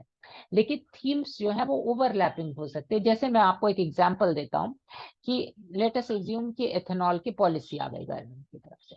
एथेनॉल की पॉलिसी आ गई तो सिचुएशन ऐसी हो गई कि दो थीम उसकी वजह से मूव करे, एक अल्कोहल मूव कर रही है और एक आपकी शुगर की कंपनीज मूव करेगी। अब शुगर खुद में एक सेक्टर है, एक इंडस्ट्री है। अल्कोहल जो है वो फूड एंड बेवरेजेस में आता है। तो आप ये नहीं कह सकते कि दोनों के बीच में कुछ ओवरलैप है। फिर भी मान लीजिए मैं एक इसमें डाल देता हूँ कि दोनों फूड प्रोसेसिंग में जाता है, उससे रिलेटेड है, फूड से रिलेटेड। ठीक है, यदि मैं ऐसा भी मान लूँ तो फिर फूड में ब्रिटानिया भी आ जाएगा। ब्रिटानिया तो इथेनॉल प्रोड्यूस नहीं कर रहा है ब्रिटानिया पे, तो कोई ऐसा है। तो एग्जैक्टली क्या होता है कि मार्केट में जो भी इवेंट होता है, जो भी न्यूज होता है, जो भी सिचुएशन होता है, एक मार्केट का जो एस्ट्यूट पार्टिसिपेंट है वो क्या सोचता है कि न्यूज, अर्निंग्स, इवेंट जो है वो किस तरह से इम्पैक्ट करेगा और किन स्टॉक्स को इम्पैक्ट करने वाला है। वो इस पॉइंट को सबसे पहले सोचता है। यानी आप समझिए कि मार्केट पार्टिसिपेंट एब्सोल्यूट अपॉर्चुनिस्ट होता है। यदि सामने आपका भूकंप आ गया तो वो पहले ये सोचेगा कि कौन से चार स्टॉक इसकी वजह से ऊपर जाएंगे या कौन से चार स्टॉक नीचे जाएंगे। उसके बाद वो देखेगा कि सामने चार आदमी बचाने के लिए भी हैं। तो यूजुअली इसी तरह से लोग देखते हैं, वो अपॉर्चुनिस्ट होते हैं। जहां जंग हो रही है तो जंग से कौन सी कंपनी को फायदा होगा, कौन से को लॉस होगा, कोविड से किसको फायदा होगा, किसको लॉस होगा। तो इस तरह से स्टॉक मार्केट कई बार ऑपरेट करती है। राइट, तो पॉइंट यही है कि आपने एथेनॉल की पॉलिसी देखी तो एग्जैक्टली एथेनॉल किसको हेल्प करेगा ये आपको देखना। ठीक है, कि एग्जैक्टली एथेनॉल किस किस किस सेक्टर को एथेनॉल की पॉलिसी इम्पैक्ट करने वाली, कौन से सेक्टर्स हैं जो एथेनॉल से डायरेक्टली कनेक्टेड है। ठीक है, और ये यहाँ पे थोड़ा सा क्वेश्चन ट्रिकी हो जाता है। जिसको मार्केट क्या ज्यादा अच्छा अंडरस्टैंडिंग है वो ज्यादा अच्छा समझता है, लेकिन मैं आपको सजेस्ट करूंगा कि ये क्या, ये एक लाइफ टाइम स्किल है। यदि आपने, लोग मुझसे बोलते हैं, जब लोग आते हैं मुझसे पूछते हैं कि मतलब कि ट्रेडिंग सीखनी है, मैं उनसे पूछता हूँ आपका एज क्या है, तो वो कहते हैं मेरी एज 35 है, 40 है। कई लोग ईगर होते हैं कि मैं 1 साल में ये कर लूं, मैं जॉब छोड़ दूं, जॉब छोड़ के ये कर लूं। मैं उनको हमेशा कहता हूँ कि ये समझो कि एक स्पोर्ट्स है, ये एक बिजनेस है, लेकिन स्पोर्ट्स की किस्म का बिजनेस है। ये समझो कि अगले 4 साल 5 साल तक तुम कुछ पैसा नहीं कमाओगे, तुम डूबोगे नहीं, इस चीज की गारंटी मैं तुमको देता हूँ। लेकिन तुम पैसा नहीं कमाओगे, तुम सिर्फ ये समझो कि तुम अगले 5 साल तक एफर्ट करोगे, एफर्ट डालोगे, अपने आप को इम्प्रूव करोगे, अपने एक्सपेक्टेशन को एकदम बॉटम पे रखो। और ये सोचो कि उसके बाद तुम्हारी उम्र क्या होगी, 40 साल होगी, 45 साल होगी, still you have 30-35 years of training left, and that is where you will make a lot of wealth. ठीक है, तो हर चीज, जब आपने एमबीबीएस किसी ने किया होगा, कोई डॉक्टर है, आपने एमबीबीएस किया होगा, किसी ने सीए की पढ़ाई पढ़ी होगी, किसी ने आईटी प्रोफेशनल आप बने होंगे, हर एक ने 5 साल का समय तो जरूर ही दिया होगा अपने कॉलेज में, जिसके बाद आपको ये स्पेशलाइजेशन हासिल हुई, तब जाके आप पैसा कमा रहे हैं। तो वेल्थ कमाना इतना इजी नहीं कि आप मार्केट में डीमैट अकाउंट खोल लें और आप ट्रेडर बन जाएं, या डीमैट भी छोड़िए, उससे पहले ट्रेडिंग अकाउंट खोल, आप एक टेलीग्राम ट्विटर अकाउंट खोल लीजिए और आप अपने आप को ट्रेडर डिक्लेयर कर लीजिए। ये इतना आसान नहीं, आसान नहीं है ये इतना। उसमें बहुत मशक्कत होती है, बहुत अनुभव की जरूरत होती है, बहुत कुछ आपको, मार्केट हर सेकंड चैलेंज करती है, आपका एसिड टेस्ट होता है, फिर आप ट्रेडर बन के निकलते हैं। तो समय लगता है, चीजों को उसकी आवश्यक समय को दीजिए, हमेशा रिटर्न ओरिएंटेड होके मत सोचिए, रिटर्न के बियॉन्ड सोचिए। आप एक आदमी के तौर पे कैसे इंप्रूव होते हैं, कैसे आप चैलेंजेस को हैंडल करते हैं, कैसे आप क्रिएटिविटी को यूज करते हैं, कैसे आप विजुअलाइजेशन और इमेजिनेशन की पावर को यूज करते हैं, कैसे आप कई सिचुएशंस में एग्रेसिव होते हैं जबकि अदर लोग नहीं हो रहे। It is a mental game, आपके दिमाग को मजबूत करता है, आपके दिमाग को, आपके स्किल्स को इम्प्रूव करता है। तो बहुत एस्पेक्ट में ट्रेडिंग का इम्पैक्ट आता है। सिर्फ रिटर्न एक मेजर नहीं है, रिटर्न सिर्फ एक आउटकम है जो कि आपको एक ऑब्जेक्टिव तरीके से बताता है कि आप एक ट्रेडर के तौर पे कैसे हैं, उससे ज्यादा कुछ भी नहीं, उसका बहुत लिमिटेड यूटिलाइजेशन। राइट, कोई मुझे ये बताए कि अश्वत्थ दामोदरन का नाम इतना है वैल्यू इन्वेस्टिंग में, उनका रिटर्न क्या है, आप निकाल के लाइए कि अश्वत्थ दामोदरन का रिटर्न क्या है। मिनरविनी के 6 साल में हम लोगों ने समझा कि 33,000% रिटर्न है। उसके बाद के सालों में उन्होंने 37 साल ट्रेडिंग की, 6 साल घटा देते हैं, 6 साल मान लीजिए उन्होंने स्ट्रगल किया, 12 साल घटा दीजिए, अगले 25 साल में क्या हुआ। ओनील का एक्चुअल सीएजीआर कितना था, प्रदीप बॉन्डे का सीएजीआर क्या है, आप बता सकते हैं। कोई भी पॉपुलर आदमी को पकड़ता हूँ, छोड़िए इन सारे को, छोड़िए तो फिर भी बहुत बेटर है। मैं उठाता हूँ कि आप मुझे बताइए कि जे विल्स वाइल्डर का सीएजीआर क्या है, आप मुझे ये बताइए कि इलियट ने क्या पैसा कमाया, आप मुझे ये बताइए कि गैन की सिचुएशन क्या थी, डब्ल्यू डी गैन की, उनका रिटर्न क्या रहा। कोई बता सकता है। मैं पूरे पूरे कम्युनिटी को ये चैलेंज करूंगा, जो पूरी ट्रेडिंग कम्युनिटी है, कि आप मुझे बताइए कि इनके आउटकम्स क्या रहे, यदि कोई बता सकता है तो। राइट, यही पॉइंट है कि सीखने के लिए आपको बहुत जगह से मिलेगा रिटर्न। इतना रिटर्न होता है, एक इम्पॉर्टेंट एस्पेक्ट है, आपको एज अ ट्रेडर बताता है। लेकिन चाणक्य ने अपनी बुक चाणक्य नीति में कहा कि यदि आपके सामने कोई चीज, जो भी छोटी से छोटी चीजें, एक कुत्ता है, एक गधा है, एक कौवा है, उससे भी यदि आप गुण सीख सकते हैं, उससे भी सीखे। उन्होंने ये नहीं कहा कि शेर से जाके गुण सीखो, शेर से तो सब सीख लेगा। आपके सामने एक तुच्छ प्राणी है, उससे भी सीखिए, अपने अगल बगल के सराउंडिंग से सीखिए, हर चीज से सीखने का आपको मौका मिलता है। नॉलेज को एब्सॉर्ब कीजिए अपने एनवायरमेंट से, that will make you a brilliant trader. अपने आप को चैलेंजेस की तरह लीजिए, ट्रेडिंग जो आपके सामने देती है, और खुद को इम्प्रूव करने की कोशिश कीजिए, वो आपको एक बेहतरीन ट्रेडर और एक बेहतरीन ट्रेडर ही नहीं बनाएगा, एक बेहतरीन मेंटली बहुत स्ट्रॉन्ग पर्सन बनाएगा, जो विपरीत परिस्थिति को झेलने में सक्षम है। पहले के जमाने में जो लोग होते थे वो अपने बच्चों को चैलेंज में डालते थे तो बच्चे मजबूत होके निकलते थे। आजकल इतने सारे सुसाइड के केसेस क्यों निकलते हैं, छोटी छोटी चीजों पे होता है। वो इसलिए निकलता है क्योंकि बच्चे मजबूत नहीं होते हैं, आप उनको बहुत लाड प्यार से पालते हैं, उनको कभी टेस्ट नहीं करने देते कि आपकी एबिलिटी क्या है, तो वो मेंटली स्ट्रॉन्ग कभी नहीं हो पाते। इसलिए आउटकम ऐसे निकलते हैं। सो बेसिकली हम लोगों को क्या करना है कि हम लोगों को थीम्स कैसे देखने, ये पॉइंट मैं आपको बता रहा था। तो थीम के कुछ एस्पेक्ट है। एक मेजर हेल्पफुल साइट है आपके लिए तिजोरी.com। तिजोरी फाइनेंस पे चले जाए, जो भी स्टॉक आप देख रहे हैं यहाँ बेसिकली हम लोगों को क्या करना है, स्टॉक्स इन प्ले को देखना है। Mainly turnover change, gaps, net change, ये सारे स्टॉक्स में ही हम लोग देखेंगे कि हम लोगों के कॉमन थीम्स क्या इमर्ज हो रहे हैं, राइट। कॉमन थीम कैसे देखेंगे, जैसे सूर्य रोशनी, ये किस बिजनेस, क्या नीचे के जो बिजनेसेस हैं उसमें कोई रिलेटेड बिजनेस हम लोगों को मिल रही है जो एग्जैक्टली सिस्टर कंपनीज है। जब आपको मैजडॉक मिला होगा उस दिन का आप एक स्कैन कीजिए, 3x वॉल्यूम का एक स्कैन कीजिए 25 से लेकर के 27-28 अगस्त तक के बीच में 2022 का।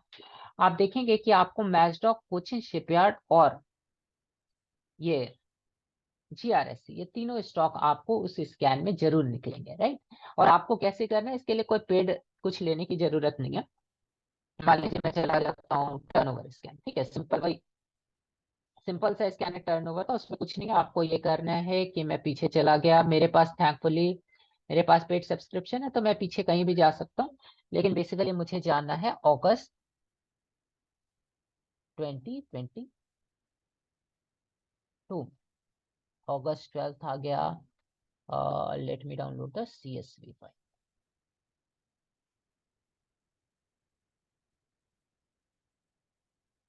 ठीक है, so I will expand this and I will put a filter here. मैंने फिल्टर डाला and what I need to do, मेरे को 2023 नहीं चाहिए, 2022 भी नहीं चाहिए, मेरे को सिर्फ अगस्त के 3 दिन चाहिए, 25, 26, 29, राइट। अब इसमें हम लोग देखेंगे कि क्या हम लोगों को मिल रहा है कहीं पे।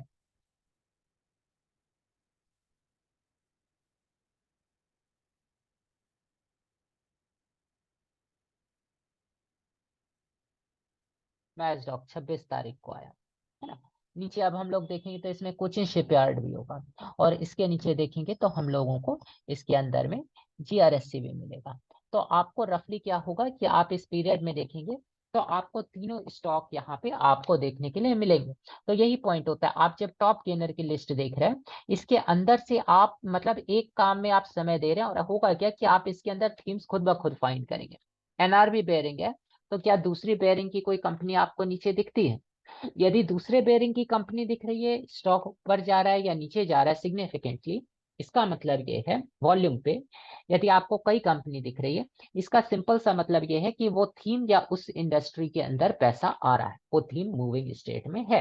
अब हम लोग क्या आइडेंटिफाई करेंगे, हम लोग ये आइडेंटिफाई करेंगे कि क्या वो जो स्पेसिफिक थीम है वो नई थीम है, ओल्ड थीम है, या किस तरह के स्टेट में होती है, राइट। तो अब मैं जाता हूँ तिजोरी पे और मैं यहाँ पे लिखता हूँ NRV बेयरिंग्स, राइट। और ये भी फ्री में वर्क कर जाएगा, इसके लिए भी पहले इसमें थोड़ी लिमिटेशंस थे, मेरे पास इसका पेड सब्सक्रिप्शन था, ये फ्री में वर्क कर जाएगा तो आपको इसके लिए परेशान होने की जरूरत है। वैसे ये पर्याप्त चीप है and you can in fact cheap भी है और बहुत सस्ते में मिल जाता है, तो आप ले भी सकते हैं, उसमें भी कोई प्रॉब्लम। सो मैं एक चीज में बहुत बिलीव करता हूँ कि यदि कोई चीज आपको कंफर्ट दे रही है तो पैसा खर्च करने में गुरेज मत कीजिए। आप पैसा स्पेंड करते हैं तो उसका फायदा क्या होता है कि आपके अंदर रिस्पॉन्सिबिलिटी आती है। मैं कभी भी बुक्स, बहुत सारे PDF अवेलेबल होते हैं, फ्री में अवेलेबल होते हैं, लोग शेयर करते हैं, लेकिन मैं बाय करना पसंद करता हूँ। उससे क्या एक फर्क आता है कि आपके अंदर एक रिस्पॉन्सिबिलिटी आती है कि आप पैसा खर्च करने में और उसको कमा के रिकवर कर सकने में सक्षम बनते हैं। फ्री के रिसोर्सेज अच्छे होते हैं, मैंने भी अपने शुरू के सालों में बहुत सारे कंज्यूम किए हैं फ्री के रिसोर्सेज, लेकिन कोशिश कीजिए कि धीरे धीरे पेड की तरफ शिफ्ट कर जाइए, उससे आपको बहुत फायदा होगा, मेंटली फायदा होता है, इस चीज का बहुत अच्छा इम्पैक्ट आता है। तो अब हम लोग क्या करेंगे, हम लोग रफ रफ इसको यहाँ पे देख लेंगे कि ये क्या करती है। तो ये बता रहे हैं कि बेयरिंग के सेगमेंट में इनका 13% मार्केट शेयर है मार्च 18 के हिसाब से, यानी कि ये थोड़ा सा ओल्ड डेटा है। नीडल रोलर बेयरिंग जो है इसमें इनका 70% मार्केट शेयर है मार्च 19 के हिसाब से। प्रोडक्ट वाइज ये 100% बेयरिंग है। लोकेशन वाइज, लोकेशन तब यूज होती है जब कोई जियो पॉलिटिकल सिचुएशन हो जाती है। तो हम लोग चले जाते हैं पेयर कंपेरिजन, पेयरिंग में और कौन कौन सी। तो हम लोग देख रहे हैं टिमकेन है, शेफलर है, रत्नामणि मेटल एंड ट्यूब से एसकेएफ है। कभी कभी डेटा गलत रहता है, but some most of the times data सही भी रहता है। कभी कभी कुछ सिचुएशंस में डेटा गलत रहता है, और यहाँ पे सिर्फ बेयरिंग है। कई बार स्थिति ऐसी भी होगी कि आपको बहुत सारे सेगमेंट में वो स्टॉक लिस्टेड दिखेगा। जब बहुत सारी चीजों में वो स्टॉक एक्टिव होता है तो ये प्रॉब्लम भी आपको आ जाती है। फिर आप ये देखने कि सप्लायर कौन कौन है और कस्टमर कौन कौन है। तो होता क्या है कि कभी कभी जब आप जो चीज प्रोड्यूस कर रहे हैं उसका जब भाव बढ़ता है, जैसे जब बीच में हुआ था आपका ये वाला क्या बोलते हैं, बीजिंग में जब एनवायरनमेंट का क्राइसिस हो गया था और इस वजह से ग्रेफाइट इलेक्ट्रोड्स के प्राइस बढ़े थे, तो न सिर्फ एचईजी इंडिया और सिर्फ ग्रेफाइट इंडिया के प्राइस नहीं बढ़े थे, उसके साथ उनके suppliers Goa carbon rain industries इनके प्राइसेस भी बढ़े थे। तो सप्लायर को कई बार फायदा होता है, जबकि कोई ऐसा major shortage kind of situation हो जाती है तो उनको भी फायदा होता है। तो मोटा मोटी एक रफ अंडरस्टैंडिंग इसके बारे में हम लोग डेवलप कर लेंगे कि ये बनाती क्या है, इनके इमीडिएट कंपिटिटर्स कौन कौन से हैं। कई जगह पे जहां आपको क्लैरिटी नहीं आ रही है वहां आप एक सिंपल सर्च कर सकते हैं। जैसे नंबर 1 पे सूर्य रोशनी था, तो मैं सूर्य रोशनी को कंपेयर करता हूँ। मैंने सूर्य रोशनी लिखा और मैं चला जाऊंगा इसके इसमें कि क्या बना रहा है। 2 state of light art lighting manufacturing units located in Kashipur Gwalior. And ये क्या कर रही है, ये लाइट बना रही है, जो कि रोशनी से हम लोगों को पता चल रहा है होम अप्लायंसेज है। तो सिंपल सा पॉइंट है। उसके अलावा स्टील पाइप्स वगैरह भी बना रही है, पीवीसी पाइप भी बना रही है, तो थोड़ा सा डाइवर्सिफाइड भी है होम एप्लीकेशन अप्लायंसेज के अलावा। तो हम लोग रफली एस्टिमेट करने की कोशिश करेंगे कि क्या कोई सिमिलर काइंड ऑफ बिजनेस हम लोगों को यहाँ पे मिल रहा है। अब नीचे जैसे हम लोग जाते हैं तो हम लोग देख रहे हैं रेल टेल है, उसके नीचे देख रहे हैं रेल इंफ्रा है, ठीक है। तो इस किस्म के 2 रेलवे के स्टॉक मिले, तो अब हम लोग रेलवे के स्टॉक्स के ऊपर थोड़ा ध्यान देंगे कि क्या रेलवे के स्टॉक्स हैं जिनमें की कोई मूव आ रही है। इस तरह से आपको यहाँ पे मेजर हेल्प मिलेगी, राइट। तो इस तरह से करके आप थीम्स को कैच कर सकते हैं। काफी लोग बहुत अच्छे होते हैं। यहाँ एक चीज और जो आपके लिए मेजर हेल्पफुल होगी तिजोरी के अंदर, वो ये बहुत ही इंटरेस्टिंग और अच्छी साइट है। इसमें आप नीचे देख सकते हैं डिस्कशन एंड एनालिसिस। अब यहाँ पे बहुत किस्म के डिस्कशन हैं और कई सारे अच्छे आपके थिंग्स हैं जो सबमिटेड है। आप ये कर सकते हैं कि जब आपको किसी किस्म के स्पेसिफिक केमिकल के बारे में समझना है कि उसकी वो कैसे मूव होती है, इसको समझना है, उसके कंपिटिटर्स कौन है, मैं ये नहीं बोलूंगा कि आप जाके बहुत गहन रिसर्च कीजिए, लेकिन सिंपली क्या कीजिए कि इसमें से कुछ अच्छे जो लिंक्स हैं, जैसे वैल्यू पिकर का पकड़ लीजिए। कुछ सिंपल अंडरस्टैंडिंग के लिए एसओआईसी भी अच्छा है, पीपीएफएस का देख सकते हैं। तो आपको इमीडिएटली क्विकली जो भी इंडस्ट्री है उसके बारे में कुछ रफ अंडरस्टैंडिंग यहाँ से इमीडिएटली डेवलप हो जाएगी, ठीक है।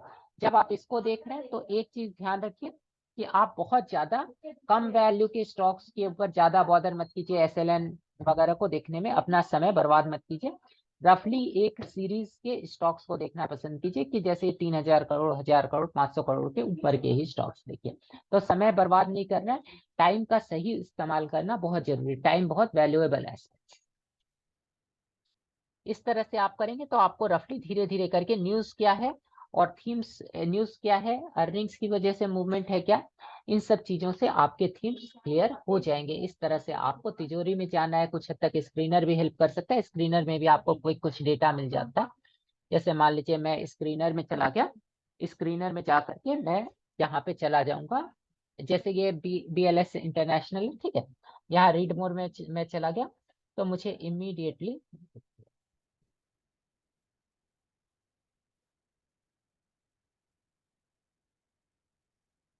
तो ठीक है, मैं यहाँ BLS में चला गया, यहाँ मैं रीड मोर पे क्लिक करूंगा, राइट। और जब मैंने रीड मोर पे क्लिक किया तो मुझे यहाँ पे रफली इसके बारे में मोटा मोटा पॉइंट सारा पता चल जाए कि बिजनेस क्या क्या कुछ करता है, राइट। तो इस तरह से हम लोग रफ एक एस्टिमेट, एक आइडिया बना लेते हैं। जो लोग इसमें डीप जानना चाहते हैं, क्योंकि ये बहुत ही रिवॉर्डिंग थिंग है, एलोकेशन प्लस मूव राइड करने के लिए साइज। और यदि थीमेटिक स्टॉक है, थीमेटिक स्टॉक सबसे ज्यादा पैसा कमाते हैं। यदि आप और समय देना चाहते हैं, समय दे सकते हैं। मैं आपको बोलूंगा कि आप ये कीजिए कि स्टॉक के बारे में उसके कॉन्फ्रेंस कॉल को सुनने की कोशिश कीजिए। उससे बहुत सारे ऐसे इनपुट्स आपको मिलेंगे जो कि अदरवाइज आपको नहीं मिलेंगे, और वो आपको मेजर हेल्प करेंगे। थोड़ा समय कंज्यूम करेगा। आप ये समझिए कि 1000 स्टॉक पे आपको एक्सपर्टाइज हासिल करनी, एक बार जिंदगी में हासिल कर ली तो वो हमेशा के लिए आपको बहुत बड़ा एडवांटेज या एच देगा मार्केट में, right. So that is the point जो हम लोग थीम के बारे में समझ रहे हैं। थीम में भी हम लोग ये देखने की कोशिश करेंगे कि न्यू थीम है, ओल्ड थीम है, पॉपुलर थीम है, किस तरह के। पॉपुलर और लेट स्टेज में यूजुअली आइडेंटिफाई करना बहुत डिफिकल्ट होता है, क्योंकि जो पॉपुलर होता है वो कई बार लेट स्टेज भी होता है, तो इस तरह की सिचुएशंस भी है। लेकिन इमर्जिंग थीम्स बहुत अच्छा परफॉर्म करती। कई बार आप ऐसा भी देखेंगे कि कोई मार्केट लीडर है, उसने कोई गैप अप दे दिया, इससे स्टॉक्स ऊपर जाने लगे। वो भी सिचुएशन एक होती है जो भी आप ऑब्जर्व करते हैं। ठीक है, तो थीम को ऐसे आपको कैच करना है यूजिंग डेली एक्शन ट्रैकर, और वही सेम एस्पेक्ट से आपका नेट चेंज देखना है, गैप अप्स देखने हैं, और आपको वॉल्यूम देखना है कि वॉल्यूम कहाँ पे आ रही है, right. Then we will go to new IPOs. नए आईपीओस जो है उनमें उनमें हम लोगों का काफी पैसा बनता है। इंडिविजुअल स्टॉक्स जो ऊपर भाग रहे हैं उनमें पैसा बनता है, थीम्स में जो भाग रहे हैं उनमें पैसा बनता है, न्यू आईपीओस में पैसा बनता है। तो ये हम लोग ट्रेड करते हैं कंस्ट्रक्टिव आईपीओ बेस्ड फॉर्मेशन से। कंस्ट्रक्टिव जब आईपीओ बेसिस आपके अच्छे बनते तो हम लोग ट्रेड करेंगे। कभी और इसके बारे में मैं कुछ एस्पेक्ट्स कवर करना चाहता हूँ, कभी और किसी फ्यूचर वेबिनार में कवर करूंगा, तब मैं आपको बेसिस के बारे में बताऊंगा। बहुत सारे लोग मानते हैं 35 वीक का बेस होना चाहिए, 20 वीक का बेस होना चाहिए, ये होना चाहिए, डेप्थ इतना होना चाहिए। मैं आपको एक मार्केटिंग में जब आप बार्गेनिंग करते हैं तो कैसे करते हैं, आपकी साइकोलॉजी कैसे वर्क करती है, इस हिसाब से मैं आपको कभी बेसिस के बारे में समझाऊंगा फ्यूचर। बट ये नेक्स्ट सेशन के लिए अभी रखते हैं, फ्यूचर के किसी सेशन में इसको एड्रेस करें। तो आईपीओस हम लोग देखेंगे, जो आपके कंस्ट्रक्टिव आईपीओस हैं उनको हम लोग ट्रेड करते हैं, लॉन्ग पोजीशंस लेते हैं, होल्ड करने के व्यू से राइड करते हैं। और आईपीओ की लिस्ट आपको जनरली मिलेगी एनएससी इंडिया में, सिक्योरिटीज अवेलेबल फॉर ट्रेडिंग के अंदर। ठीक है, तो मैं चला जाऊंगा एनएससी इंडिया में। एक यहाँ मिलेगा आपको, ऑल अपकमिंग आईपीओस की पूरी लिस्ट मिल जाएगी। यहाँ से आप पास्ट इश्यूज में चले जाइए, तो आपको यहाँ पे सारी लिस्ट यहाँ पे मिल जाएगी। कई बार ये डाउनलोड होता है, कई बार नहीं होता। डाउनलोड हो तो डाउनलोड करके आप एक बार में लिस्ट क्रिएट कर सकते हैं, और आप ऑब्जर्व कर सकते हैं कि कौन कौन से स्टॉक्स मूव कर रहे हैं। आप ये भी कर सकते हैं, क्योंकि मैं डिमर्ज्ड कंपनीज को भी बहुत पसंद करता हूँ देखना। हालांकि मैं डिमर्ज के अलावा बीएससी की से एनएससी में लिस्टिंग और एनएससी एसएमई से एनएससी मेन बोर्ड पे लिस्टिंग को नहीं फॉलो करता हूँ ज्यादा, वो बहुत ही लिक्विड होते हैं। लेकिन मैं एनएससी में जो भी न्यू लिस्टिंग्स है उसमें डिमर्जर्स और आईपीओस इन दोनों को देखता हूँ। तो यदि आपको वो देखना है तो फिर आप ये कर सकते हैं कि यहाँ मार्केट डेटा में चले जाइए, सिक्योरिटीज अवेलेबल फॉर ट्रेडिंग में चले जाइए, ये डाउनलोड कर लीजिए, securities available for equity segment open कर लीजिए, और यहाँ पे कर लीजिए इसको सॉर्ट एंड फिल्टर। अब इसको कर लीजिए simple, date newest to oldest. अब आपको इसके अंदर मिल जाएगा सारे रिसेंट के लिस्टेड स्टॉक्स, जो जो इनलिक्विड स्टॉक्स हैं, जो कि प्रोबेबली आपका जैसे कि आरई आ गया आपका, या कोई सा जो कि आपको लग रहा है कि जैसे ये कोई कोई स्टॉक्स हैं इसमें जो प्रोबेबली बीएससी से एनएससी की लिस्टिंग है या मेन बोर्ड में आए हैं, उन सब स्टॉक्स में हम लोग ज्यादा बॉदर नहीं करेंगे। ये बी वाले भी थोड़े से बहुत अच्छे नहीं होते हैं बी के स्टॉक्स पे, तो हम लोग ये बी जेड और कोशिश करेंगे कि बी को हटा के जो टॉप के स्टॉक्स हैं उनमें हम लोग कोशिश करेंगे, ये आपके मेन आईपीओज भी होंगे, और मेन आपके या आपके मेन लिक्विड स्टॉक्स होंगे जो आईपीओज में हैं। आईपीओ के बारे में आपको और जानना हो तो आप आईपीओ में मेरा जो रिसर्च रहा है, आईपीओ बेसिस इस हैशटैग्स के साथ है, केस स्टडी और स्टडीज के हैशटैग के साथ है, उनको आप देख सकते हैं। मैंने कुछ आईपीओ पे लिखा था, और बाद में भी कुछ एस्पेक्ट्स और कवर किए थे, जो जनरल रूल्स वगैरह थे वो भी शेयर किए थे, और कुछ न्यू एस्पेक्ट्स भी थे जो ट्विटर पे आपको मिलते हैं। तो मेरे नाम के साथ में आप आईपीओ बेस को सर्च करें तो निकल जाए। ठीक है, और मेरे कुछ लाइव ट्रेड्स थे जो मैंने 2021 में जब मैंने रिसर्च किया था तब शेयर किया था, वो भी आपको वहां पे मिल जाएगा। मैनुअल आईपीओ लिस्ट को यदि आप ट्रैक करते हैं, यदि आप मोटा मोटी ट्रैकिंग रखते हैं, तो कुछ अच्छे हैंडल्स आपको ट्विटर पे मिलेंगे, जैसे आईपीओ मंत्रा वगैरह मिलेंगे। आज शायद एक पर्सन है आदित्य कोंडावार करके, उनको आप फॉलो कीजिए, उनसे भी आपको आईपीओ के बारे में रफ आइडिया मिल जाएगा मोटा मोटा। तो इस तरह से भी आपका यहाँ पे हेल्प मिलेगा। ठीक है, अब नेक्स्ट पॉइंट है हम लोगों का stage 1 to stage 2 transformation. Stage 1 से हम लोग स्टेज 2 में कैसे जाते हैं, और यहाँ पे हम लोग डिस्कस करेंगे कि emerges in broader market uptrend. तो एक क्या होता है कि मार्केट जब बैडली बीटन डाउन हो जाता है तो वो रिकवर करने के लिए भागता है ऊपर की तरफ। जैसे कोविड के क्रैश में देखिए, कोविड का क्रैश और ईपी, जो लोग ईपी बोलते हैं वो एक बड़ा मिस्टेक करते हैं। ईपी को वो समझते हैं कि वो ईपी एक सेटअप है, ईपी एक सेटअप नहीं है, ईपी वैल्यू अनलॉकिंग का एक प्रोसेस, राइट। तो होता क्या है मेनली कि दो तरह के सिचुएशन हम लोग देखते हैं। फॉर एग्जाम्पल एक सिचुएशन लेते हैं जहां पर कि हम लोग कोविड क्रैश की सिचुएशन लेते हैं, उससे एक पॉइंट को समझते हैं और फिर हम लोग एक दूसरा ईपी बेस्ड पॉइंट को समझते हैं। तो कोविड क्रैश के बाद हम लोगों ने इतनी फास्ट रिकवरी क्यों की, जबकि हम लोगों को ये पता नहीं था कि एक सेकेंड लेग भी आ सकती है उसमें और उसका इतना डेवेस्टेटिंग इम्पैक्ट होगा सारे, राइट। फिर हम लोगों को ये हेल्प कैसे मिला कि हम लोगों को इतना जल्दी रिकवरी हुई? उसका कारण ये था कि हम लोग ऑलरेडी बैडली बीटन डाउन थे 18-19 के मार्केट में। यदि कोविड 22 में आया होता या कोविड 18 में आया होता तो इसका बहुत बुरा इम्पैक्ट मार्केट पे देखने मिल सकता था। लेकिन क्योंकि ऑलरेडी सप्लाई ड्राइड थी, already stocks badly beaten down थे, स्मॉल कैप्स 90% तक डाउन थे, अच्छे स्मॉल कैप के स्टॉक्स 90% डाउन थे, बुरे स्टॉक्स अच्छे स्टॉक पनिश हो रहे थे। तो उस सिचुएशन में स्थिति आपकी ऐसी हो गई कि वहां पे आपको और ज्यादा गिरने की संभावना नहीं थी। जो भी लॉस था जो कोविड ने क्रिएट किया, उसका एक इमीडिएट रिएक्शन आया और फिर एक इमीडिएट रिकवरी। तो लेट अस अज्यूम कि कोविड से पहले आपकी वैल्यू की स्थिति लगभग ऐसी चल रही थी, कोविड आया, कोविड से इतना आपका वैल्यू डिस्ट्रक्शन हो गया, जो बाद में धीरे धीरे करके रिकवर किया। लेकिन इसको मार्केट का रिस्पॉन्स क्या रहा? लेट अस अज्यूम हम लोग बेयर मार्केट में थे 18-19 के, जो मार्केट का रिस्पॉन्स था वो ऑलरेडी इस किस्म से डाउन साइड था। प्रोबेबली ये एरिया आप मान लीजिए कि फेयर वैल्यू का एरिया था रफली, ठीक है। तो हम लोग ऑलरेडी नीचे जा रहे थे और उसके बाद कोविड आ गया। कोविड आने से क्या हुआ कि एक नीचे बहुत स्ट्रॉन्ग रिएक्शन आया जो मार्केट में आया, और मार्केट ने एक बहुत ही बड़ा डिफरेंस क्रिएट हो गया एक्चुअल वैल्यू और करंट प्राइस के बीच, क्योंकि मार्केट ओवर डिस्काउंट कर रहा था। यहाँ से इंस्टीट्यूशनल ने ये पहचाना कि ये probably once in a lifetime situation है, क्योंकि एक सस्टेनेबल स्थिति नहीं, बुरे से बुरा भी होगा तो यदि 800 रुपए का स्टॉक है तो 600 रुपए तक का लॉस उसको होता है, लेकिन अभी स्टॉक 200 से 300 रुपए पे बिक रहा है। तो उनको बहुत बड़ा लाइफ टाइम अपॉर्चुनिटी दिखी और उन्होंने एक साथ यूनाइट होकर स्टॉक को बाय किया, जिसकी वजह से आपका यहाँ से एक ट्रेंड इमर्ज हुआ।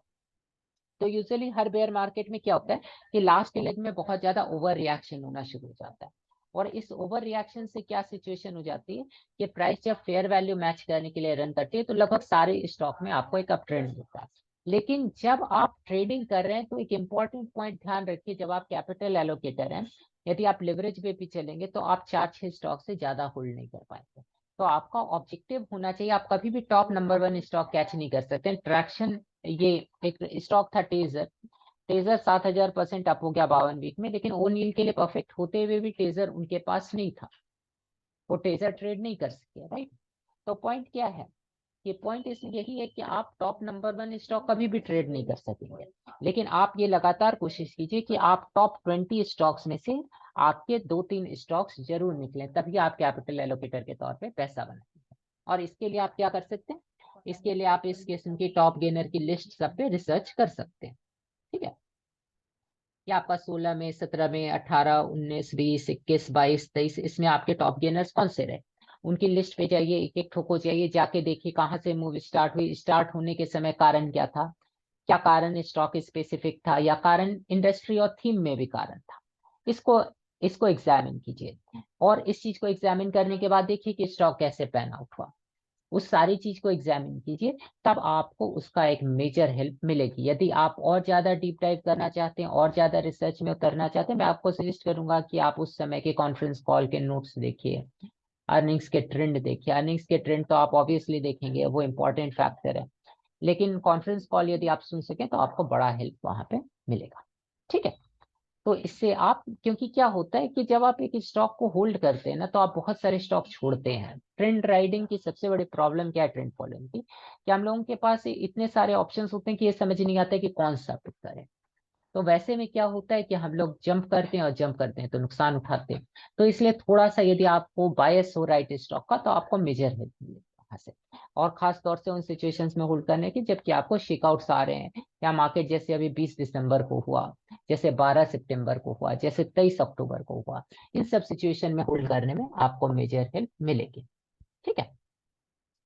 तो कोविड क्रैश वो सिचुएशन है जहां की प्राइस ज्यादा क्रैश हो गई और उसके बाद रिकवरी हुई। तो कोविड क्रैश खुद में सोचिए, तो ये जो सडन डिसरप्शन आया यहाँ से, जो वैल्यू खराब हो गई, आपकी वैल्यू डाउन कर दिया इस इवेंट ने, ये एक किस्म का ईपी था, एक ऐसा इवेंट था जो आउट ऑफ ब्लू आया और उसने बहुत सारा वैल्यू को डिक्लाइन करवा दिया, उसको डिस्ट्रॉय कर दिया। ये एक रिवर्स ईपी था, ये एक नेगेटिव ईपी था, ठीक है। लेकिन ईपी जनरली सिचुएशन क्या होती है कि आप ऐसी स्थिति देखते हैं, इसी डायग्राम को एक तरीके से उल्टा देते हैं। मान लीजिए ये स्टॉक है और ये इसका जो वैल्यू है वो लगभग एक तरीके से चल रहा है। सडनली इसमें एक अच्छी अर्निंग्स आती है, एक न्यूज आती है ईपी के बारे में कि हाँ एथेनॉल वाली पॉलिसी आ गई, उससे जो एथेनॉल प्रोड्यूसिंग कंपनी है उसको फायदा होना, रेलवे को लेके कोई पॉलिसी आ गई, कोई डिफेंस का कोई आपका ये आ गया है ना, पब्लिकेशन आ गया, ऑर्डर मिलने के चांसेस हो गए, तो आपका सडनली क्या होता है कि आपका स्टॉक एक एक सीमित एंगल में ऊपर जा रहा है, वैल्यू धीरे धीरे बढ़ रही है और उस हिसाब से ट्रेंड ऊपर नीचे कुछ भी जो भी चल रहा है उस समय के हिसाब से, राइट। लेटेस्ट एज्यूम की साइडवेज चल रहा है, म्यूटेड चल रहा है, कुछ भी चल रहा है, राइट।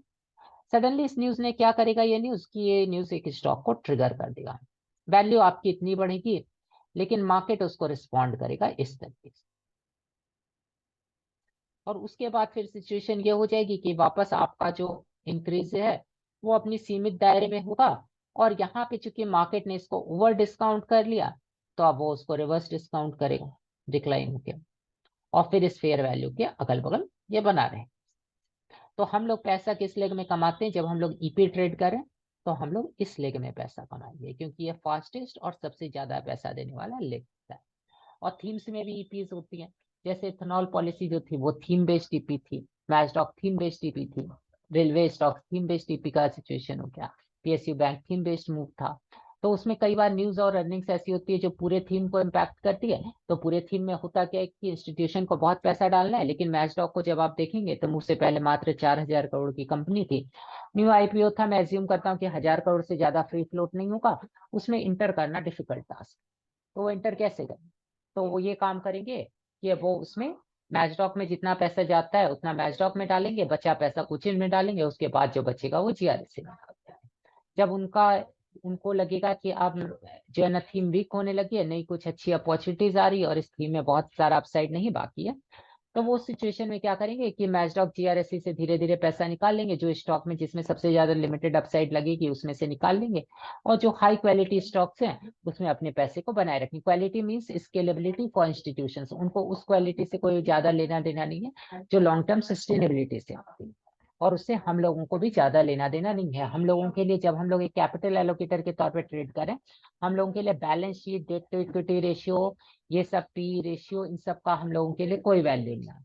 हम लोगों के लिए जिस चीज का वैल्यू है वो है P&L statement, that is what all matters for us, because we want sustainability के ऊपर हम लोगों को स्केलेबिलिटी चाहिए। अभी एक बहुत इंटरेस्टिंग न्यूज आई इंडियन मार्केट में, दैट वाज कि इंडिया में जंक बॉन्ड का मार्केट स्टार्ट हो गया, डी रेटेड बॉन्ड्स।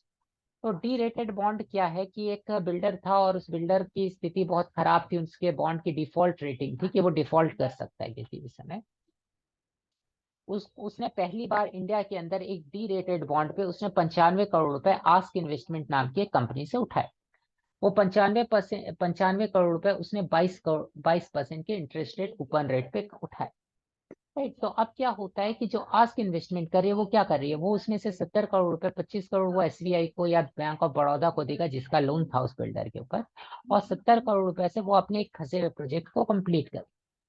तो वो क्या कर रही है, आस्क इन्वेस्टमेंट बेसिकली ये देख रही है कि इसके पास एसेट है, इसके पास लिक्विडिटी का क्राइसिस है, यदि वो लिक्विडिटी क्राइसिस को सॉल्व कर दे तो बिल्डिंग बन जाएगी, बिल्डिंग बन के उसमें जो फ्लोस बिकेंगे, जो उससे पैसा आएगा, उससे वो लोन पे करने में सक्षम होगा।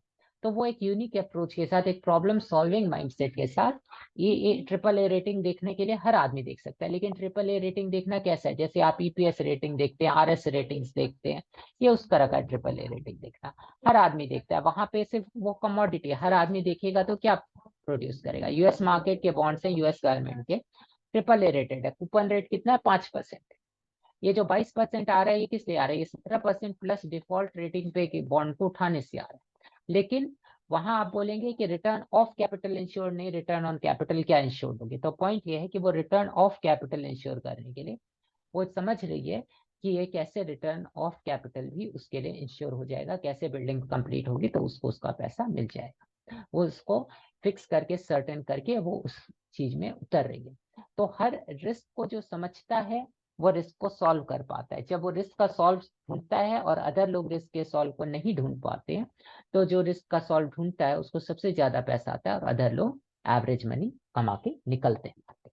इस किस्म की सिचुएशन हम लोग बेसिकली देखते हैं, राइट। तो यहाँ पे क्या है कि जो हम लोगों को 5-6 स्टॉक चाहिए वो टॉप के स्टॉक्स हैं, इसलिए हम लोग simple stage 1 to stage 2 transformation नहीं ट्रेड कर सकते।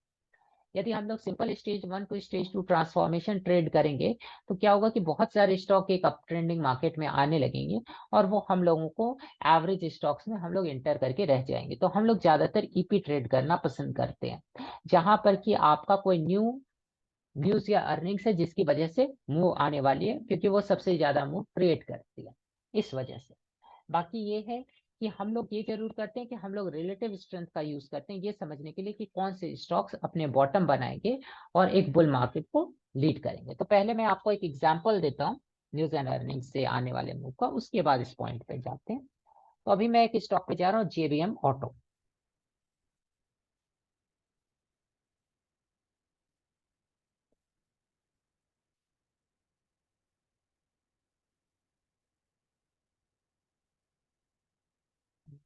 JBM auto, right. तो जेबीएम ऑटो को देखिए कि इसका पास्ट क्या था, सबसे पहले इस पॉइंट को देखिए, right, that is most important. और यदि आप टॉप गेनर की लिस्ट भी देख रहे हैं तो आपको इसी किस्म से रिसर्च को करना चाहिए। आप यहाँ से देख रहे हैं कि ये स्टॉक एक मेजर डिक्लाइन था, और डिक्लाइन कितना था, ये प्राइस है आपकी 252 रुपए की। कोविड क्रैश तक ये 38 रुपए पे आ गया, यानी कि रफली 85% तक का ड्रॉप हो चुका है प्राइस में। और यहाँ पे यदि आप देखें कोविड क्रैश के ऊपर ये 54 रुपए पे था, यानी कि लगभग 80% का नॉर्मल ड्रॉप था, और फर्दर ड्रॉप हो गया बिकॉज ऑफ कोविड क्राइसिस। उसके बाद बुल रन आया, इसने पूरा बुल रन स्पेंड किया लेकिन कुछ भी सिग्निफिकेंट जनरेट नहीं किया। ये मोस्टली यहाँ से यहाँ तक जाती है। 54 रुपए का स्टॉक जो है आपका 38 रुपए का, वो रिकवरी में आप समझ लीजिए 130 181 जाता है। आप बोलेंगे कि बहुत गया, लेकिन मैं बोलूंगा कि जो बुल मार्केट था उस हिसाब से स्लगिश था, क्योंकि कोविड के बाद एक नेचुरल रिकवरी तो होनी ही होनी थी। कोविड से पहले 100 रुपए का स्टॉक था, वो गिर के 38 तक आया, तो 100 से 120 चला गया, तो कोई खास बात नहीं, क्योंकि वो कोविड की रिकवरी कर रहा है। उसके बाद rest of the move that is mostly choppy. ये एक जनरल मार्केट अप ट्रेंड की सिचुएशन। हम लोगों को वो स्टॉक्स चाहिए जिसमें कुछ आउटलेयर थिंग्स है, जो कुछ डिफरेंशिएटिंग थिंग्स है, जिसकी वजह से हम लोगों को बड़े मूव आने की संभावना है। तो जब मैं इस पूरे मूव को देखता हूं तो मेरे को क्या पता चलता है, इसका सोर्स ऑफ द मूव क्या है, ये वाला दिन है, देख सकते हैं। यहाँ से आपका ट्रेंड चालू है और यहाँ से कैरेक्टरिस्टिक चेंज आया। तो अब हम लोग 23 सितंबर को जाके जब सुनेंगे तो हमको पता चलेगा कि इसको 500 इलेक्ट्रिक बस के ऑर्डर्स मिले थे इस समय। तो यही पॉइंट है कि ये जो 500 इलेक्ट्रिक बस के ऑर्डर्स थे, इस बस के ऑर्डर ने इस स्टॉक के कैरेक्टर को एकदम से चेंज कर दिया और ये स्टॉक उस समय ऊपर भागा। अब मैं उन लोगों के लिए एक आंसर दे रहा हूं जो लोग ये कहते हैं रादर कि हम लोगों को हर आदमी को मार्केट की साइकिल देखनी चाहिए। और एक बहुत बड़ा जो मिसकंसेप्शन है लोगों के अंदर, जो ये कहता है कि पोजिशनल ट्रेड सिर्फ न्यू बुल मार्केट में लेना चाहिए। आई डोंट नो ये कहाँ से ये बिलीफ आई है, किस जाहिल का ये बिलीफ है, बट ये एक पॉपुलर बिलीफ है जो कि मार्केट में पूरे में स्प्रेड है। ठीक है, अब यही पॉइंट है, इसी पॉइंट को समझिए। पोजिशनल ट्रेडिंग कभी भी कोई भी जनरल स्टॉक में लेने का फायदा नहीं। वो हमेशा उन स्टॉक्स में ली जाती है जो स्टॉक्स इन प्ले है, जिनमें कि स्टॉक किसी वजह से स्ट्रॉन्ग कैपिटल इनफ्लो दिख रहा है, सिर्फ वहां पे हम लोग पोजिशनल ट्रेड्स लेते हैं। और ये स्टॉक अपनी साइकिल में चल रहे हैं, इनको इस चीज से कोई फर्क नहीं पड़ता है कि मार्केट इस समय किस जगह पे लोकेटेड है। इसके लिए सिचुएशनल अवेयरनेस का बहुत लिमिटेड यूटिलाइजेशन होगा, क्योंकि ये वैल्यू जब आपको पता चलती है, मान लीजिए आपका घर 1 करोड़ का है, रियल एस्टेट के प्राइसेस क्रैश हो गए, 50 लाख वैल्यू आने लगी है, तो क्या आप अपना घर बेच देंगे? ऑब्वियसली नहीं बेचेंगे। ये बिलीफ इंस्टीट्यूशन का है, हम लोग इन ट्रेडर है, हम लोग बेच देंगे। लेकिन ट्रेडर बेच सकता है, लेकिन इंस्टीट्यूशन को यदि वैल्यू दिख रही है तो वो नहीं बेचे, वो रादर एक्यूमुलेट करेगा। ट्रेडर परफेक्ट वैल्यू इन्वेस्टर है और वो इस तरह से चीजों को ट्रेड करता है। तो यहाँ पे देखिए कि 23 सितंबर को ये जो मूव आई, यहाँ से ये कौन सा दिन था, 23 सितंबर 21 था। और अब मैं इसको डालता हूँ रिलेटिव स्ट्रेंथ के इस पर, राइट। मान लीजिए मैं इसे म्यूट कर देता हूँ। अब देखिए कि 23 सितंबर को आपका ये टॉप है, उसके कुछ दिन बाद मार्केट ने अपना एक टॉप बना। अगले 3 महीने तक इस मार्केट ने कुछ नहीं किया, चौपी रहा, और फाइनली जब इसने ब्रिज किया 17-18 जनवरी को, उसके बाद से ये सिर्फ टैंक करता रहा, राइट। तो आप देख रहे हैं कि ये जो मूव आई है वो कहाँ आई है, वो एक ऐसे फेज में आई है जब मार्केट एकदम लेट स्टेज बोल रहा है, प्रॉबेबली इससे लेट नहीं हो सकता, एकदम लेट स्टेज बोल रहा था, वहां से ये मूव शुरू हुई है। और मार्केट जबकि कोई रिटर्न प्रोड्यूस नहीं कर रहा है, 3 महीने में बेयरली अपने प्रीवियस हाइक को कट कर रहा है, उसमें ये स्टॉक यहाँ से यहाँ तक 250% ऊपर है। This is the power of stocks in play. Don't bother about the market cycle, because यदि वैल्यू अनलॉकिंग हो रही है तो वो किसी भी मार्केट साइकिल में स्टॉक ऊपर जाने में सक्षम। That is the point. तो इस तरह से हम लोग इस चीज को नोटिस करते हैं कि स्टॉक में जो न्यूज आ रही है वो अर्निंग्स ड्रिवन जो स्टॉक्स हैं वो अपनी साइकिल में चलते हैं, और स्टॉक की अपनी साइकिल को मार्केट की साइकिल से कंपेयर करना ही रिलेटिव स्ट्रेंथ है। आप जो रिलेटिव स्ट्रेंथ की लाइन और रेटिंग देखते हैं वो सिर्फ एक प्रोसेस है रिलेटिव स्ट्रेंथ को जज करने का, but there can be hundreds of better processes which can be created, और बहुत सारे प्रोसेसेस अंडरस्टैंडिंग पे होंगे वो इससे बहुत ज्यादा बेटर हो सकेंगे। ठीक है, इस चीज की बहुत संभावना हम लोग देखेंगे, राइट। तो ये एक इंपॉर्टेंट एस्पेक्ट है जो मैं आपके ध्यान में देना चाह रहा हूं। अब इसी तरह से एक कंसेप्ट जो हम लोग देखते हैं वो ये है कि स्टेज 1 से स्टेज 2 ट्रांसफॉर्मेशन क्या होता है, एक लीडर और लैगार्ड का क्या डेफिनेशन। एक लीडर वो है जो कि बेयर मार्केट का इस्तेमाल करता है अपना बॉटम कार्व करने के लिए। एक लैगार्ड वो है जो बुल मार्केट, वो जो बेयर मार्केट में गिरता रहता है और बुल मार्केट का यूज करता है अपने बॉटम को कार्व करने के लिए। ये बेसिक अंतर है, क्योंकि जो लैगार्ड होगा वो बुल मार्केट में लेटर स्टेजेस में ब्रेकआउट करेगा या मिड स्टेजेस में ब्रेकआउट करता है, क्योंकि वो बेयर मार्केट का यूज कर रहा है, बुल मार्केट का यूज कर रहा है अपने स्टेज 1 को कार्व करने के लिए। हालांकि एक इसका एक कॉन्ट्ररी में आपको एक ट्रुथ बताता हूँ कि लीडर और लैगार्ड एक्चुअली कुछ नहीं होता है। हर स्टॉक अपनी साइकिल में लीडर होता है और अपनी साइकिल में लैगार्ड होता है। आरटी ड्रग सितंबर तक लीडर था, सितंबर 2020 तक, उसके बाद वो पूरे बुल मार्केट में लैगार्ड, आज भी लैगार्ड है। तो जब भी वैल्यू अनलॉकिंग होती है तो चीजें लीडर बन जाते हैं, स्टॉक्स लीडर बनते हैं, और जब भी मार्केट में वैल्यू नहीं होती है तो वो लैगार्ड में कन्वर्ट हो जाता है। It is as simple as that. हम लोगों का ऑब्जेक्टिव रिलेटिव स्ट्रेंथ से ये होना चाहिए कि हम लोग उन स्टॉक्स को पहचाने जो अपनी साइकिल में मूव कर सकने में सक्षम है। दैट इज आवर की ऑब्जेक्टिव, राइट। तो हम लोगों को क्या करना है, न्यू ब्रॉडर मार्केट अपट्रेंड में ये स्टॉक्स इमर्ज होंगे और इनमें हम लोगों को रिलेटिव स्ट्रेंथ देखने के लिए मिलेगा later stages of bear market में, जिससे हम लोग बेंच स्ट्रेंथ का पता लगाएंगे। So what is bench strength? Bench strength is a term which I coined, but this concept is there from some quite some time. और भी लोग इसके बारे में डिस्कशन करते हैं, I am not the alone person who discusses about it. Simple word में बोलूं तो bench strength is your watch list quality, आपके वॉच लिस्ट की क्वालिटी कैसी है। ठीक है, तो जब हम लोग 2021 के लेट स्टेजेस में थे तो हम लोगों को ये जून के बाद ये बताने की जरूरत नहीं कि आप कोई टूल निकालेंगे, मार्केट ब्रेथ निकालेंगे, कोई ऑब्जेक्टिव वे निकालेंगे मेजर करने का, तभी आपको पता चलेगा कि आपको ये सेंस होगा कि मार्केट की स्थिति खराब हो रही है। ऐसा नहीं। हम लोग क्या कर रहे थे कि जब वॉच लिस्ट देखते थे तो लॉट ऑफ स्टॉक्स जो हम लोग देख रहे हैं वो ब्रेक डाउन कर रहे हैं। बिलो द 50 DI में बहुत सारे स्टॉक की तादाद बहुत बढ़ गई थी जो ब्रेक डाउन कर रहे हैं। ये आपको बताता है कि आपका बेंच स्ट्रेंथ डिटोरिएट हो रहा है, आपका बेंच स्ट्रेंथ डिटोरिएट होता है। क्योंकि मार्केट किस चीज से बना है, बुल मार्केट बेयर मार्केट किस चीज से बना है? Bull market bear market individual stock से बना है और कोई चीज से नहीं बना है। और इंडिविजुअल स्टॉक्स यदि ऊपर जाने, मेजॉरिटी ऑफ स्टॉक यदि ऊपर जाने लगे, क्या ग्रुप ऑफ स्टॉक ऊपर जाए और बचे में अब और सेलिंग नहीं बची हुई है, तो ऑब्वियसली दो ऑपोजिट फोर्स नहीं होगी, एक न्यूट्रल भी हो जाए। यदि मेजॉरिटी ऑफ स्टॉक न्यूट्रल भी हो गए, नीचे नहीं भी जा रहे हैं, तो कुछ स्टॉक्स जो ऊपर जा रहे हैं वो आपका बुल मार्केट ट्रिगर कर देंगे। वो हमेशा बुल मार्केट का नेचर क्या होता है कि वो मिड में सबसे स्ट्रांग होती है, मतलब मिड में सबसे ब्रॉड पार्टिसिपेशन आता है।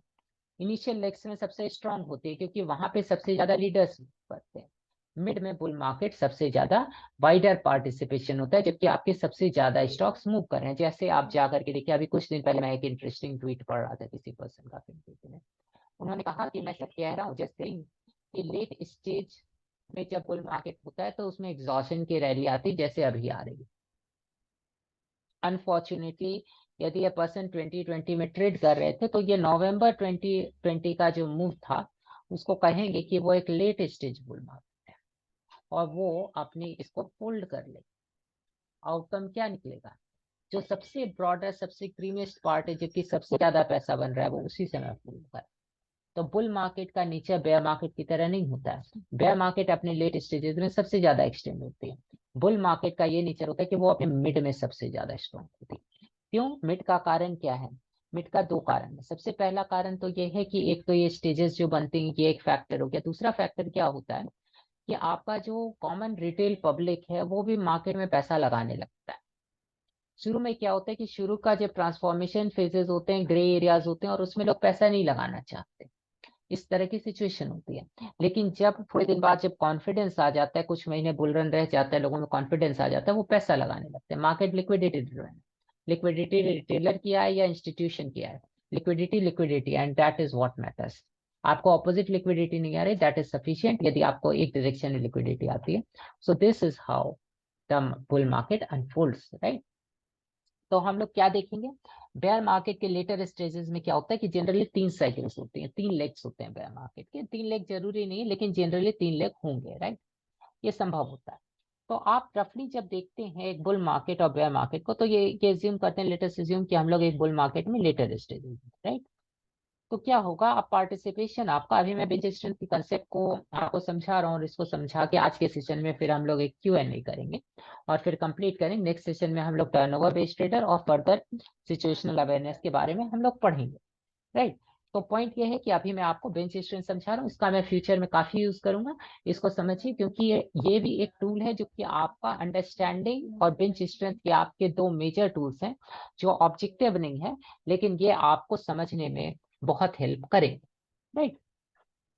तो यहाँ पे हम लोग क्या देखते हैं कि ये मार्केट इस तरह ऊपर जा रहा है लेकिन आपके स्टॉक्स में आप एक डिफरेंस क्या देखेंगे कि stocks rather than going up कई बार ऐसा होता है साइलेंट डिस्ट्रीब्यूशंस होते हैं जबकि स्टॉक्स ज्यादातर lower highs and lower lows बना रहे हैं। जिस समय की मार्केट ऊपर जा रहा है उस समय का इस्तेमाल वो lower highs and lower lows बनाने में करते हैं। कई बार ऐसी भी स्थिति हम लोग मार्केट के अंदर ऑब्जर्व करते हैं। जब आपके ज्यादातर स्टॉक्स अपना डबल टॉप जैसी चीजें बनाने लगे लोअर हाइज लोअर लोज बनाने लगे 50 को ब्रेक डाउन करने लगे तो आप ये समझ जाइए और बुल मार्केट लेटर स्टेज में हो तो आप इस पॉइंट को समझ जाइए कि आपका बेंच स्ट्रेंथ डिटोरिएट हो रहा है। और बेंच स्ट्रेंथ यदि डिटोरिएट हो रहा है तो सूनर और लेटर आपको एक मेजर करेक्शन आएगा। तो जो लोग कहते हैं कि मतलब सेटअप्स वॉच लिस्ट या पास्ट ट्रेड का रेफरेंस लो तुम्हारे स्टॉक्स बताएंगे वो लोग गलत नहीं कहते हैं। वो लोग इसी पॉइंट को कहते हैं कि वॉच लिस्ट का यूज करो लेकिन उनके साथ प्रॉब्लम ये कि वो एक्सक्लूसिविटी है। मैं इसी को यूज करूंगा। मैं 4 लेवल पे मार्केट को एग्जामिन करने की कोशिश करूंगा। पहला लेवल है अंडरस्टैंडिंग मार्केट के साइकिल्स की एक अंडरस्टैंडिंग डेवलप करना। सेकेंड लेवल है बेंच स्ट्रेंथ का इस्तेमाल करना यानी कि आपके वॉच लिस्ट की क्वालिटी कैसी है इस चीज को समझना। थर्ड पॉइंट हम लोग ये देखेंगे कि हम लोगों का जो मार्केट ब्रेड्थ के टूल्स हैं उसका इस्तेमाल करेंगे। उससे हम लोग शॉर्ट टर्म में टर्नओवर बेस्ड ट्रेडिंग जब करते हैं तो मार्केट ब्रेड्थ के टूल्स बहुत यूजफुल होते हैं उनका इस्तेमाल करेंगे। और फोर्थ लेवल है कि आपके रिसेंट ट्रेड के फीडबैक क्या थे उससे यदि आपको कुछ रेफरेंस लेना है तो आप उससे ले सकते हैं। हालांकि वो बेंच स्ट्रेंथ में काफी हद तक कवर होगा लेकिन जहां पे ग्रे एरिया है वहां पे हम लोग सब्जेक्टिविटी के साथ और उसको और क्रिएटिव सॉल्यूशंस ढूंढ के अपने प्रॉब्लम्स को सॉल्व करने की कोशिश करें। अब सिचुएशन क्या होगी कि जब मार्केट यहाँ से गिरना शुरू करेगा तो ये स्टॉक उससे काफी ज्यादा गिरेगा और ये स्टॉक उससे काफी ज्यादा इसलिए गिरेगा क्योंकि वो शायद उसका वैल्यू ओवर प्राइस कर चुका है। ठीक है। बेयर मार्केट 3 लेग में खुद को अनफोल्ड करेगी और हर लेग के साथ ये होगा कि कुछ न्यू स्टॉक्स अपने बॉटम्स कार्व करना शुरू करते हैं। तो कई स्टॉक्स होंगे जो यहाँ से अपना ऑटोमेटिक रैली जैसी सिचुएशंस क्रिएट करेंगे अपने बॉटम्स को बनाएंगे और फिर जब फ्यूचर में सेकेंड लेग मार्केट गिरेगा तो ये स्टॉक्स क्या करेंगे ये स्टॉक्स अपने लोज को टेस्ट करेंगे अंडर कट करेंगे। ऐसी सिचुएशंस हो सकते हैं फ्यूचर में वो अपना third higher highs and higher lows भी क्रिएट कर सकते हैं। कई स्टॉक्स ऐसे होंगे जो सेकेंड लेग में बॉटम बनाएंगे और थर्ड लेग ऑफ डिक्लाइन में अपना रिटेस्ट प्रिपेयर करेंगे। तो इसको लेके मैं आपको कुछ रिसेंट के एग्जांपल्स देता हूँ कुछ ओल्ड एग्जांपल्स देता हूँ राइट। तो रिसेंट के एक एग्जांपल में से मैं एक उठाता हूँ। मान लीजिए सबसे पहले जेबीएम ऑटो ही उठा लेते हैं राइट। तो हम लोग क्या देखते हैं कि बेयर मार्केट के साथ ये गिरना शुरू होता है। यहाँ से मार्केट टॉप करता है 18 जनवरी से यहाँ से ये डाउन जा रहा है राइट। अब एक सिंपल काम कीजिए कि जो भी लो बना इसके नीचे एक सीधी लाइन ड्रॉ कर एकदम डायरेक्टली, और आप इसके बारे में ज्यादा समझना चाहिए तो मेरे पॉकेट पाइवट का वेबिनार यूज कीजिए, उसमें मैंने इसका यूज किया है। उसके बाद देखिए कि स्टॉक क्या करता है। मार्केट ऊपर गया, स्टॉक ऊपर गया, मार्केट नीचे आया और उसने इस लोअर लो को अंडर कट कर दिया। यहाँ पे स्टॉक ने क्या बनाया, हायर लो, नीचे नहीं जा रहा है। उसके नीचे और मार्केट डिक्लाइन करते स्टॉक क्या कर रहा है, पहली टेस्ट कर रहा है, बाउंस होता है, फिर एक टेस्ट करता है। अब आप बोलेंगे यहाँ तो मार्केट तो हायर लो बना रहा है, मार्केट हायर लो बना रहा है, लेकिन यदि आप एक्चुअली मार्च का फेज, सितंबर का फेज देखें तो उस दौरान सिचुएशन बहुत अच्छी नहीं थी मार्केट में, फिर भी मान लीजिए उतना बुरा भी नहीं था, तो वी कैन इग्नोर। लेकिन जब आप मार्च का फेज देखेंगे, March was one of the horrible most, January to March बहुत ही ज्यादा सेलिंग आई थी। फेब्रवरी मिड थोड़ा सा बेटर था फेब्रवरी में, लेकिन मार्च वाज हॉरिबल लास्ट में। तो स्टॉक की सिचुएशन एक्चुअली आपका इंडेक्स रिफ्लेक्ट नहीं कर पा रहा है कि जनरल स्टॉक्स की सिचुएशन क्या थी। स्टॉक ने कभी भी अपने जो फर्स्ट लेग का लो है उसको एक डिसाइसिव अंडरकट इसने कभी नहीं किया। It just kept on moving, उसी स्टेट में वो चलता रहा और फाइनली यहाँ से वो ब्रेकआउट करता है। जैसे ही मार्केट रिकवर होने से पहले ये आपका दिसंबर में ही ब्रेकआउट हो जाता है और यहाँ से एक मेजर रैली आपका ट्रिगर होना शुरू हो जाता है इस वक्त से। तो मेनली जो जो इसके लोज बने वो कहाँ बने, आपके जून में बने, आपके सितंबर में बने, और यहाँ पे आपका एक डिक्लाइन आया जो 3 दिन का फॉल था दिसंबर में, उसमें आपका एक डिक्लाइन आया। और फ्यूचर में जब मार्च में क्रैश आएगा तो प्रोबेबली ये अपना higher highs and higher lows ही बना रहा था, उस समय तक ये रिकवरी के स्टेट में था। दूसरा एक स्टॉक दिखाता हूँ, मान इंफ्रा। तो मान इंफ्रा आप देख रहे हैं कि यहाँ से ये प्राइस डिक्लाइन करती है, बुल मार्केट के साथ ये टॉप हो रहा है मार्केट स्टॉक, उसके बाद ये एक रैली आती है, मार्केट के साथ एक रैली आ रही है, फर्दर डिक्लाइन होता है और ये अपना लो बना लेता है 20 जून। 20 जून के बाद हम लोग फर्दर क्रैश देखते हैं मार्केट में, जब इंडिविजुअल स्टॉक्स की हालत बहुत खराब थी। हालांकि इंडेक्स शायद रिफ्लेक्ट नहीं कर रहा है सितंबर के फॉल को, दिसंबर के फॉल को या मार्च के फॉल को उतने इंटेंसली, लेकिन हम लोग देख रहे हैं कि वो सारे फॉल में जितना डेवेस्टेशन स्टॉक्स में है उसके बावजूद स्टॉक बैरली शेकआउट क्रिएट कर रहा है इतने इंटेंस सेलिंग के बावजूद भी, और वहां से ये रिकवरी के फेज को ट्रिगर कर लेता है। तो इसका जो लो बना वो भी आपका 20 जून तक बन गया। फर्दर समय इसने स्पेंड किस चीज में किया, अपना स्टेज 1 बनाने में स्पेंड किया, राइट। एक और स्टॉक मैं आपको दिखा सकता हूँ, कौन सा स्टॉक था, let me remember, Man Infra Pre Cam, yes, Pre Cam, Precision कैम्शन।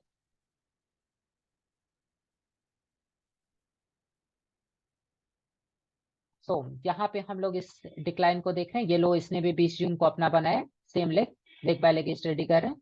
उसके बाद यहाँ से एक सीधी लाइन हम लोग ड्रॉ कर देते हैं, ठीक है।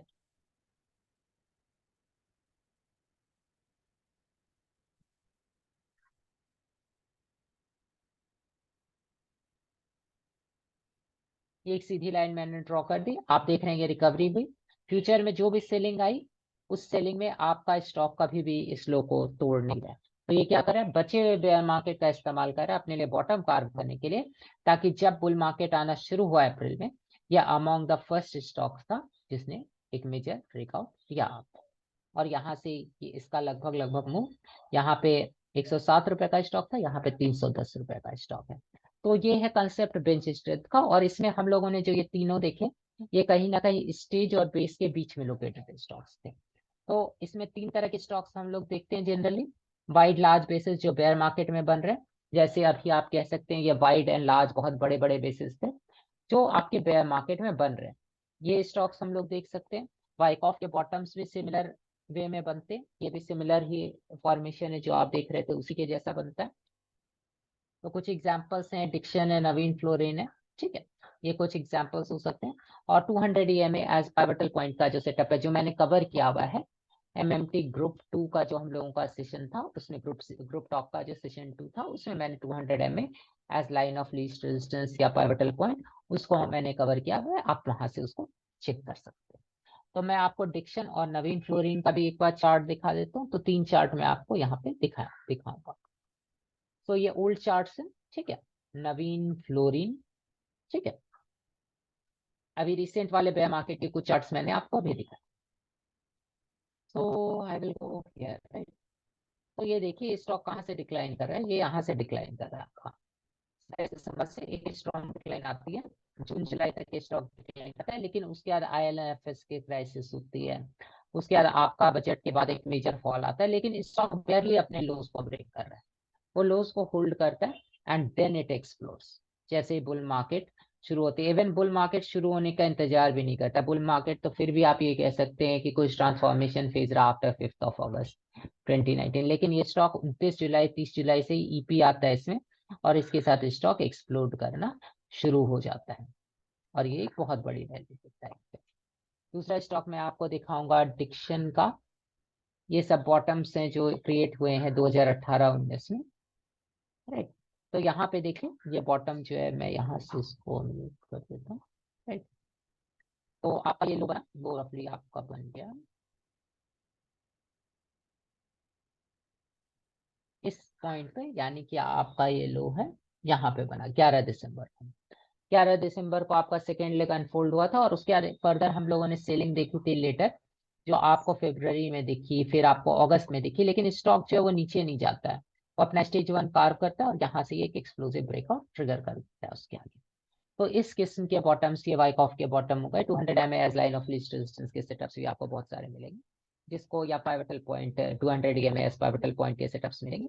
इस किस्म के ट्रेड्स जो है, ये आपको रिलेटिव स्ट्रेंथ में इस तरह स्टडी करता हूँ मैं, वैसी रिलेटिव स्ट्रेंथ स्टडी नहीं करता हूँ जो लाइंस पे होती है। मेरा कोई इंटरेस्ट लाइन में नहीं है, मेरा कोई इंटरेस्ट जो है वो किसी भी किस्म की रेटिंग में नहीं है, मेरा इंटरेस्ट स्टॉक के कैरेक्टर में है। स्टॉक में जब price negative impact, negative effort क्योंकि मार्केट का हो, जो न्यूज का हो, अर्निंग्स का, उसके बावजूद यदि स्टॉक रिफ्यूज कर रहा है गिरने से, that is the point that I focus a lot upon. ठीक है, तो मेरा ये टोटल पॉइंट है जो मैं एक कैपिटल एलोकेटर के लिए उसके स्ट्रेटजीज क्या क्या हो सकती है, और उसमें हम लोगों ने एक ग्लिम्स लिया, बहुत ज्यादा इन डेप्थ तो जाने का समय नहीं था, लेकिन फिर भी एक ग्लिम्स कुछ आपको टेक्निक्स एंड स्ट्रेटजीज मैंने डिस्क्राइब की। जब हम लोग नेक्स्ट सेशन में अगले संडे हम लोग वापस कनेक्ट करेंगे, then what we will cover is turnover based trader, यानी कि डिफरेंट काइंड ऑफ ट्रेडिंग के लिए आपके इंजन्स ऑफ सक्सेस क्या क्या है, आपके स्कैम्स क्या क्या होंगे, और हम लोग इसको कैसे स्टडी करेंगे, ये पूरी चीज हम लोग यहाँ पे कवर करेंगे। उसके बाद मार्केट के साइकिल्स को समझेंगे कि एक इन्वेस्टर के लिए, एक ट्रेडर के लिए कैसे मार्केट के साइकिल्स हैं, कौन से टूल्स हैं हम लोगों के पास जिसका हम लोगों को यूज करना चाहिए, and then we will create a final amalgamation, जो कि यहाँ पे आपका ये क्वेश्चनियर बनेगा। ठीक है, तब फिर आप क्या करेंगे कि इस क्वेश्चनियर के बेसिस पे 5 लाइन 6 लाइन की ऐसे रोज सुबह लिखेंगे, रोज सोचिए कि क्या चीजें इम्पैक्ट कर, उसको एक हैबिट डाल लीजिए, एक दूसरे के एसेस पढ़ने की हैबिट डाल लीजिए। उससे आपको क्या होगा कि उससे धीरे धीरे आपके अंदर एक डेवलपमेंट हो जाएगी। कुछ लोग अच्छे होंगे, कुछ लोग बीच में होंगे, जो बीच में है वो अच्छे लोगों से सीखेंगे कि वो कैसे चीजों को लेते हैं। तो धीरे धीरे ये जो एक चीजें डेवलप होंगी एक दूसरे से जब आप एक दूसरे की चीजों को पढ़ेंगे, उनके एस्पेक्ट्स को समझेंगे, और सब आदमी डाइवर्सिफाइड बैकग्राउंड से आ रहा है, कोई ग्रोथ से आ रहा है, कुछ पॉइंट्स आप मिस करेंगे जो दूसरा पिक करेगा, तो कम्युनिटी के तौर पे आपको मेजर हेल्प करेगा, right. So that is the point. अब मैं क्वेश्चन एंड आंसर लेना चाहूंगा, ठीक है, जहां पर कि आपके जो क्वेश्चंस है वो मैं एड्रेस करता हूं। तो मैं एक बार आपको पार्टिसिपेंट्स को प्रोबेबली मैंने अनम्यूट करने का आपको मैं ऑप्शन दे रहा हूँ कि आप अनम्यूट कीजिए, और अनम्यूट करके आप मेरे से क्वेश्चंस पूछ सकते चिराग, हाय। हैं। या Please, just quick question so that तो जस्ट वन डाउट चिराग, अभी आपने जो एक बताया था कि last week gainer, last 2 week gainers, ठीक है, उसको स्कैनिंग के लिए, तो उसमें आप कुछ ऐसा देखते हैं कि लास्ट वीक में अगर मतलब कि मिनिमम कितना % गेन होना चाहिए तो आप उसको देखेंगे, बाकी सबको आप रिमूव कर देंगे, ऐसा कुछ है क्या? देखिए क्या होता है ना कि हर चीज को स्टैट्स में ऑब्जेक्टिव में मत ढालें, ठीक है। लोगों की प्रॉब्लम क्या होती है, ऑब्जेक्टिव चीजें बहुत देखते हैं। आप बताइए मेरे को यदि एक मार्केट मिले जो एकदम म्यूटेड है या खराब है, तो मेरे लिए 10% अभी वैल्यूएबल है। यदि मेरे को एक मार्केट मिला जैसा लास्ट वीक था, बहुत स्ट्रांग था, तो मेरे को ऑब्वियसली 15-20% चाहिए। सिचुएशन एडजस्ट करती है ना, आपका टॉप गेनर क्या होना चाहिए एक्चुअली। और रफली क्या है कि आपको जितने दूर तक इंटरेस्ट आता है, जैसे मैं मान लीजिए ऊपर से देखना शुरू करता हूँ, राइट, तो 78, 36, 34 ये सब तो मैं देखूंगा ही देखूंगा। 2019 मान लीजिए मोटा मोटी, यदि आप ये फिर भी चाहते हैं कि मैं आपको नंबर दूं, तो मैं बोलूंगा कि 15% प्लस सारे देख लीजिए एक वीक में। और 2 वीक गेनर में प्रॉब्ली आप 20% प्लस को देख लीजिए, तो आपको रफली एस्टिमेट आ जाएगा। वीकली गेनर देखेंगे तो लगभग 15% इज अ गुड वन, 10 से 15% के ऊपर जो गेन्स है उसको देख लीजिए। वीक में अब आप एक बार मेहनत करें तो थोड़ी ज्यादा करनी पड़ेगी वो सिचुएशन। ओके, ठीक है, thank you. Hi, Chirag. Dr. Vivek this side. So it's always a pleasure to hear you. मेरा एक क्वेश्चन है regarding the market leaders and laggards. You have given a very good definition कि जो सबसे पहले अपना बेस बना लेते हैं बियर मार्केट में and then they start the move first, they are the leaders and rest are लैगार्ड्स।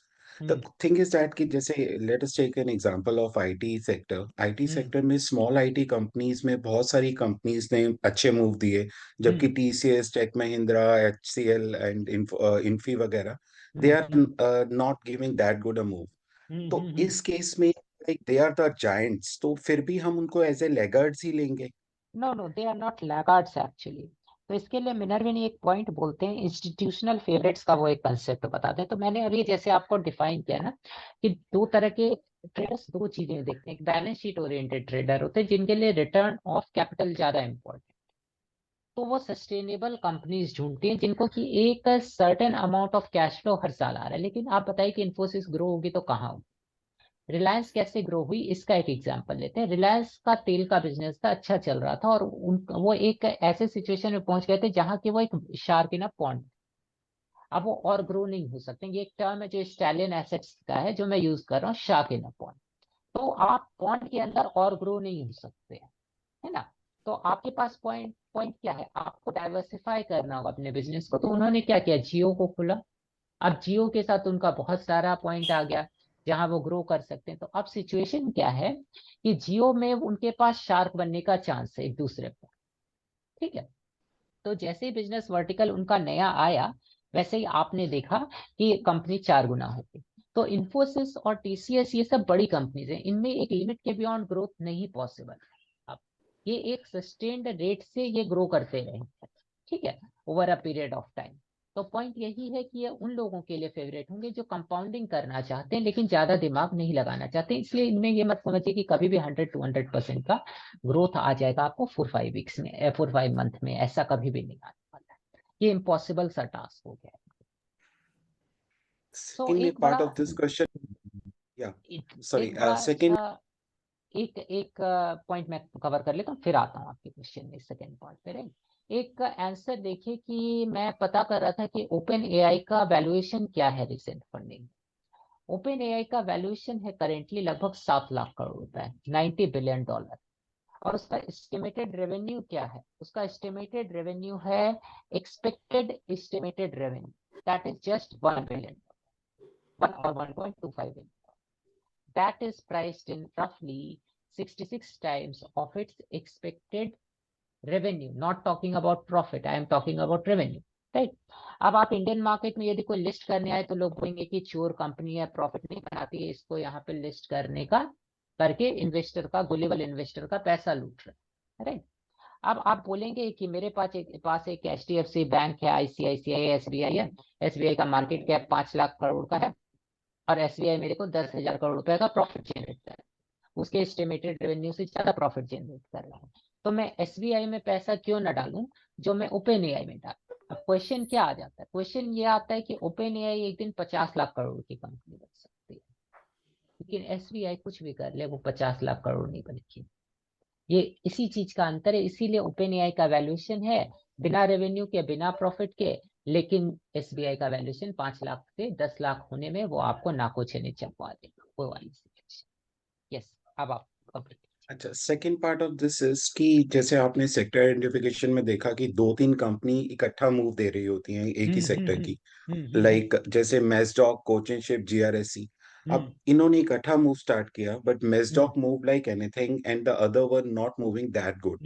But when the move starts, you identify the sector, you enter into one of those, like I entered in GRSC, but unfortunately Masdog gave a move and the Twitter was full कि you should follow the leaders, not the laggards. एक ही company में अगर आपने Masdog choose किया, you are following the leaders and you are making good money. So यहाँ पे हम कैसे आइडेंटिफाई करेंगे कि कौन लीडर है, कौन है जब इकट्ठा मूव स्टार्ट हो रहा है? मैंने अपने बचपन में एस्ट्रोलॉजी पढ़ी थी और मैं देखता हूँ कि एस्ट्रोलॉजी और ट्रेडिंग के बीच में बहुत सारी समानता है, राइट। आपको कई बार एस्ट्रोलॉजी में क्या होता है कि आपको पता होता है कि कुछ इंसिडेंट हो सकता है, लेकिन आप ये नहीं बता सकते उस इंसिडेंट का फॉर्म क्या होगा। तो दोनों जो चीजें हैं दोनों प्रोबेबिलिटी बेस्ड होती है, राइट। अभी आप बोलेंगे कि मैंने बहुत कमाल का काम किया कि मैंने IRADA कैच किया 40% साइज के साथ and I made a hell lot of return, right. लेकिन इसमें मेरा स्किल क्या था? मेरा कोई स्किल नहीं था। लोग बोलेंगे, बहुत छाती पीटेंगे कि हाँ मैंने ये कैच कर लिया, देखो मेरा तो 20% ऊपर हो गया। मेरा कोई स्किल नहीं था। मैं अपने हर स्टॉक में सेम एलोकेशन करता हूँ, IRADA चल गया, मेरे को पैसा आ गया, I made money out of it. जो नहीं चलता है उसमें स्टॉप लॉस लग जाएगा, मैं एक सर्टेन लेवल ऑफ लॉस लेके निकल जाऊँ। It is probability based, right. तो वही पॉइंट है कि आप कभी भी ये नहीं बता सकते हैं कि मतलब ये आपका स्किल नहीं है, आप स्किल से इसको फिक्स नहीं कर सकते। मार्केट बहुत डायनेमिक है नेचर में, और मार्केट में मैं आपको गारंटी देता हूँ, हम लोग चाहते हैं, हम लोग कोशिश करते हैं कि हम लोग मार्केट को रूल बाउंड कर लें, रूल्स में बांध लें। मार्केट 90% रैंडम है। हम लोग फूल्ड बाय रैंडमनेस वाली सिचुएशन है हम लोग की।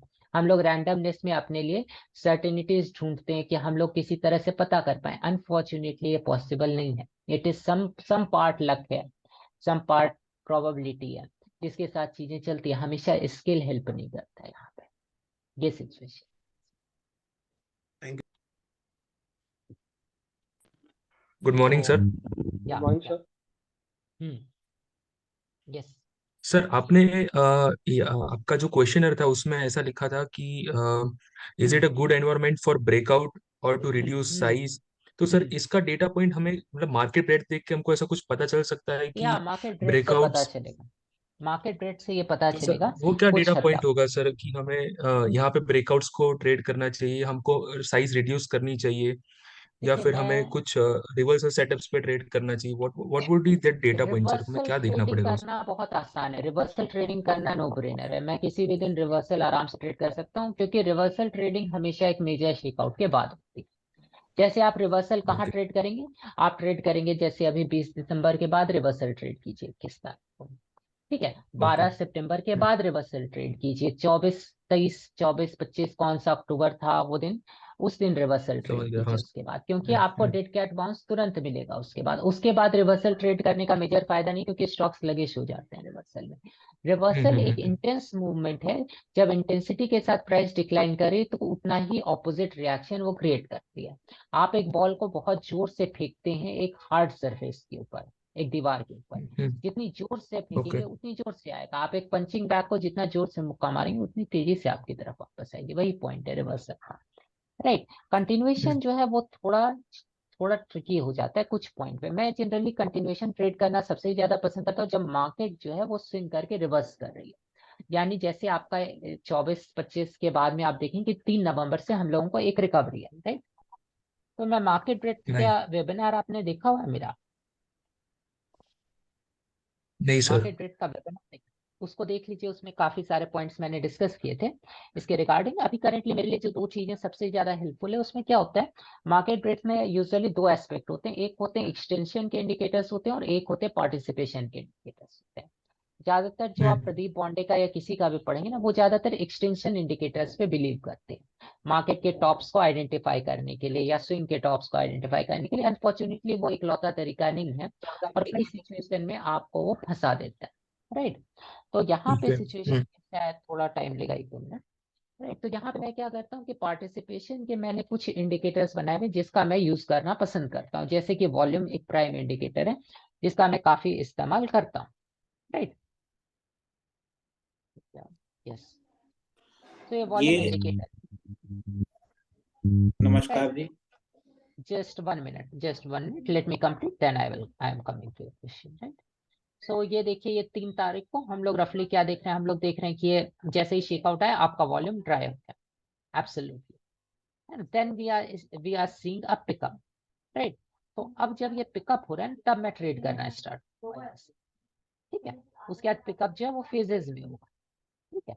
तो ये वॉल्यूम जो है इसको मैं इस तरह फेजेस में स्टडी करना पसंद करता हूँ। अभी जो ये शेकआउट है, शेकआउट के बाद आपका वॉल्यूम ड्राई हो गया, हो सकता है एक आध दिन और करेक्शन आ जाए तो ये एब्सोल्यूट ड्राई हो जाएगा, उसके बाद जब एब्सोल्यूट ट्राई होने के बाद, जब बाद में लेटर स्टेजेस में पिकअप होगा, तो हम लोग उसको ट्रेड करते हैं। तो इसको मैं आपको बताऊंगा नेक्स्ट वीक का वेट कीजिए। नेक्स्ट वीक में जब पार्ट 2 आएगा तो हम लोग कवर करेंगे इसको।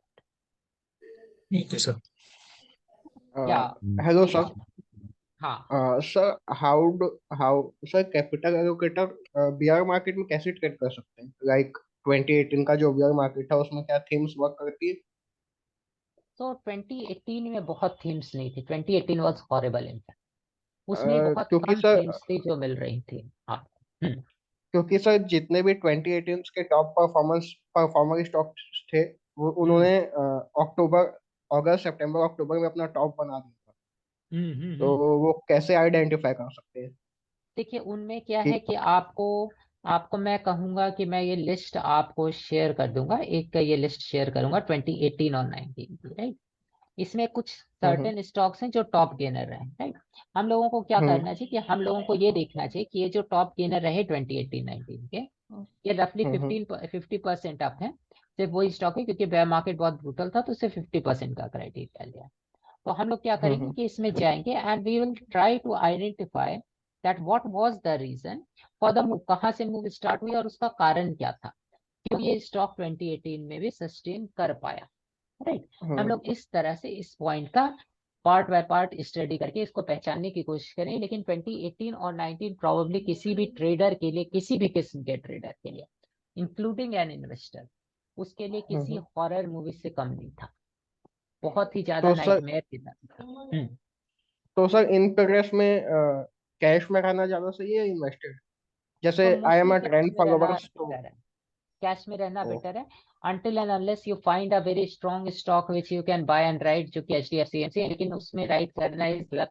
यदि आपकी साइज है तो आप समझिए कि आप लकी पर्सन है। अदरवाइज क्या होगा कि आप चॉप होते रहेंगे मार्केट में। सेट होगा, स्टॉक हम्म। एंट्री देगी, आपको चॉप कर देगी। वो सिचुएशंस ज्यादा होंगी, तो एंड कॉस्ट सर ज्यादा है, बेनिफिट कम है। एंड सर आईपीओ ज्यादा अच्छा वर्क करते हैं गियर मार्केट में, ऐसा कुछ है क्या? क्योंकि मैंने ऑब्जर्व किया है 2018 में भी जो जो आईपीओ आए थे लाइक फाइन ऑर्गेनिक्स, हम्म एचडीएफसी एमसी, आवास फाइनेंशियल से, इन सब ने अच्छा मूव दिया यूजुअली 2018-19 आईपीओस में। हर जगह अच्छा वर्क करते हैं। लोग बोलते हैं आईपीओस एक्सपेंसिव है। मैं क्या है कि मैं इसमें ज्यादा इंटरेस्ट नहीं लेता हूँ कि आईपीओस एक्सपेंसिव है या सस्ते हैं। ऑब्वियसली वैल्यू मैटर करती है, लेकिन मेरे लिए हम्म वैल्यू का एस्टिमेट वैल्यूएशन के नंबर से नहीं होता है। मेरे लिए वैल्यूएशन का एस्टिमेट पार्टिसिपेशन के एक्शन से होता है, पार्टिसिपेंट्स के एक्शन से होता है। यदि पार्टिसिपेंट्स, उसको जो मेजर पार्टिसिपेंट्स है वो उसको एक्सपेंसिव नहीं मान रहे, तो मैं उसको एक्सपेंसिव क्यों मानूं? सिंपल सा पॉइंट है। IRADA जब लिस्ट राइट हुआ, लोगों ने बोला कि एक्सपेंसिव है। मैंने उसके ऊपर हम्म फ्लैग ट्रेड किया, मुझे 100% मूव आया। यदि मैं लोगों के ओपिनियन पे ध्यान देता तो मैं मिस कर जाता ट्रेड। इसलिए सर मैं हम्म ओपिनियन पे मेरा कोई इंटरेस्ट नहीं है। मैं बिल्कुल भी ओपिनियन में इंटरेस्टेड नहीं हूँ किसी भी पर्सन के। यस। अ, तो सर मेरा मेन क्वेश्चन है कि बियर मार्केट में क्या आईपीओ में ज्यादा फोकस रखना चाहिए? आईपीओ में ऑब्वियसली आप फोकस रखिए, आईपीओ में रखिए, अर्निंग्स में रखिए, ईपीज में रखिए। वो आपको काफी पैसा देगा। ईपीज ओके मेन सर, थैंक फैक्टर है, क्योंकि देखिए क्या है कि मार्केट में दो साइकिल्स होती हैं, दो दो इंजन्स हैं जैसे समझिए। वो एक इंजन यू। है जो जनरल मार्केट की है। जब जनरल मार्केट के इंजन खींचने में आपकी गाड़ी को सक्षम नहीं है, तो स्टॉक की अपनी साइकिल के इंजन ही मार्केट को, स्टॉक को खींच सकती है, राइट। तो आपको फोकस करना चाहिए उन स्टॉक्स पे जो अपनी साइकिल में स्ट्रॉन्ग स्टॉक्स, राइट। एंड यानी सर कि जो स्टॉक थीम वाले स्टॉक्स हैं, अर्निंग्स वाले स्टॉक हैं, उन स्टॉक्स पे फोकस कीजिए।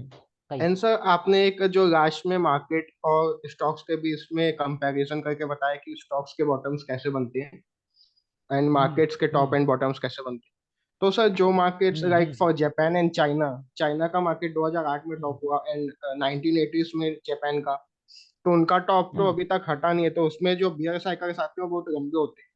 तो लाइक हम्म। उसमें भी आपकी कोई रिसर्च है कि कैसे उसमें उस मार्केट देखिए कंडीशंस में मैंने कैसे उन ट्रेड करना चाहिए? मार्केट्स को ज्यादा देखा नहीं है, लेकिन वो ऐसे मार्केट्स है जिसमें इंडिविजुअल स्टॉक्स होंगे जो ट्रेड आप कर सकते हैं। मार्केट यदि टॉप हम्म कर भी गया है तो स्टॉक्स एंड थीम्स होंगी जो इमर्ज हो रही हैं, and they will always make money for. तो होता क्या है कि नैस्डैक में ही आप देखिए ना कि जो टॉप आपका बना था 2001 के आसपास में। मैं इंडिया के बाद यूएस मार्केट को ज्यादा फॉलो करता हूँ, अदर मार्केट ज्यादा फॉलो नहीं करता हूँ। तो यूएस में हम्म ही जो आपका नैस्डैक का मेजर टॉप था, उसके बाद उसको ओवरकम करने में बहुत समय लगा था। उस हाई को क्रॉस करना बहुत डिफिकल्ट था। लेकिन उस दौरान भी आप देखें तो गूगल एप्पल जैसी कंपनी जो थी वो आपकी हाइस पे थी, वो अपने साइकिल्स में हाइस पे थी। प्रॉबेबली वो बहुत ज्यादा जो टॉप था वो डाउन है, लेकिन मार्केट में बुल रन था, ऐसी बात नहीं कि बुल रन नहीं आया। टॉप बनना एक फैक्टर है और बुल रन आना, बुल रन का मतलब एटीएच नहीं है हर सिचुएशन में। यदि पास्ट का आपका बहुत ज्यादा हाई है ना तो वो कुछ सर्टेन सिचुएशंस में वो ब्रेक नहीं होता है, जैसे कि आप 2000 के केस में नैस्डैक में देखते हैं। लेकिन बुल रन आते हैं मार्केट में still. Thank you sir. Hi Chirag भाई, Chirag, you have talked. एक Hello. चीज पूछना था। हेलो चिराग भाई, हाँ हाँ हाँ बोलिए बोलिए। आप थोड़ा आपकी ध्यान मैं रिलेटिव स्ट्रेंथ की ओर ले जाना चाह रहा हूँ, हम्म जिसमें आपने चार्ट में यूज किया है सीएनएक्स स्मॉल कैप का रिलेटिव स्ट्रेंथ नापने के लिए। मैंने खास करके मैं पर्सनली यूज करता हूँ सीएनएक्स 500, और कई लोगों को देखा है कि निफ्टी 50 भी यूज करते हैं। मैंने निफ्टी 50 को पर्सनल रीजन के लिए नेगेट किया था क्योंकि it is driven by 20 to 25 heavy weighted stocks, और 500 मैंने इसलिए लिया है क्योंकि 500 स्टॉक के ऊपर वो डिपेंड करता है, जो पूरे ज्यादा ब्रेड्थ होता है। थोड़ा बताएंगे आप कि आपने स्मॉल कैप क्यों लिया है? तो होता क्या है कि जो जनरल स्टॉक होता है उसका बीटा हमेशा आपके लार्ज जो इंडेक्स होता है उससे काफी ज्यादा होता है। मतलब आप ये समझिए कि निफ्टी से आपका स्मॉल कैप का बीटा ज्यादा होगा, स्मॉल कैप से स्टॉक का बीटा ज्यादा होगा। जी। राइट। तो यूजुअली क्या है कि मैं कोशिश करता हूँ कि मुझे जो सबसे क्लोजेस्ट मिले जो मैं ट्रेड कर रहा हूँ, लार्ज कैप से तो मेरे को कोई मतलब नहीं, सिंपल सा पॉइंट है।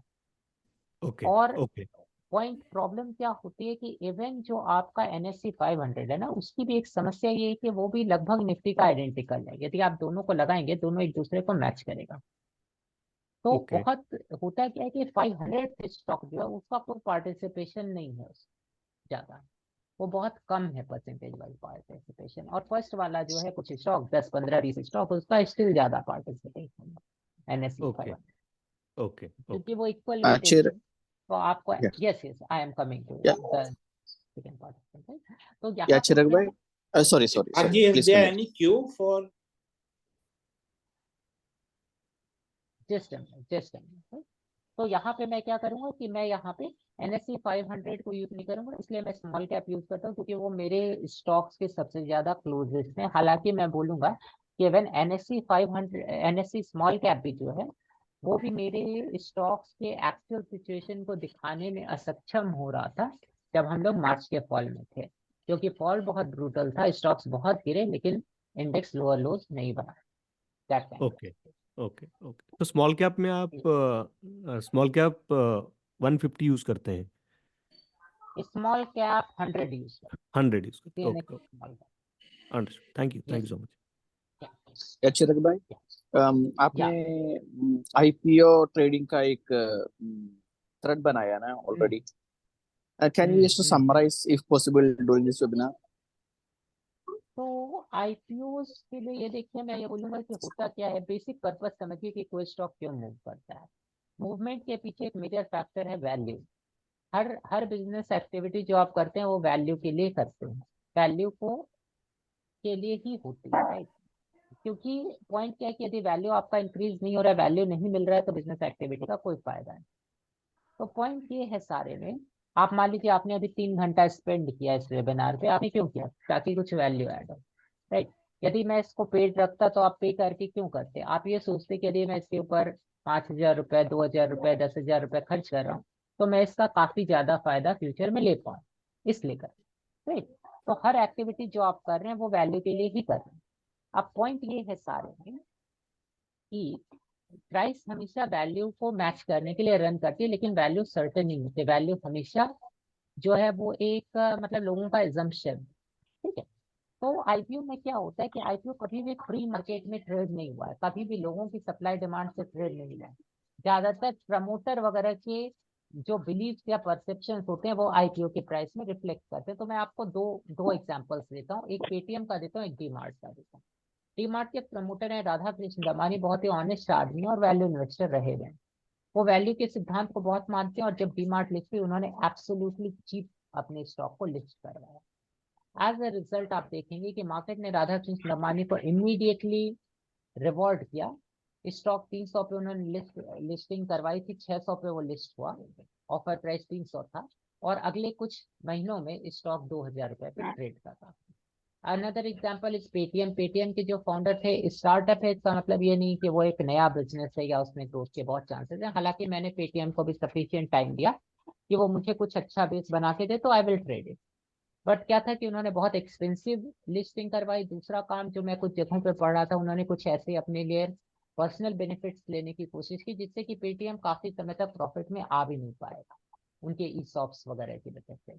एज ए रिजल्ट पेटीएम ने अपना 75% वैल्यू लूज किया, क्योंकि वो बहुत एक्सपेंसिव था।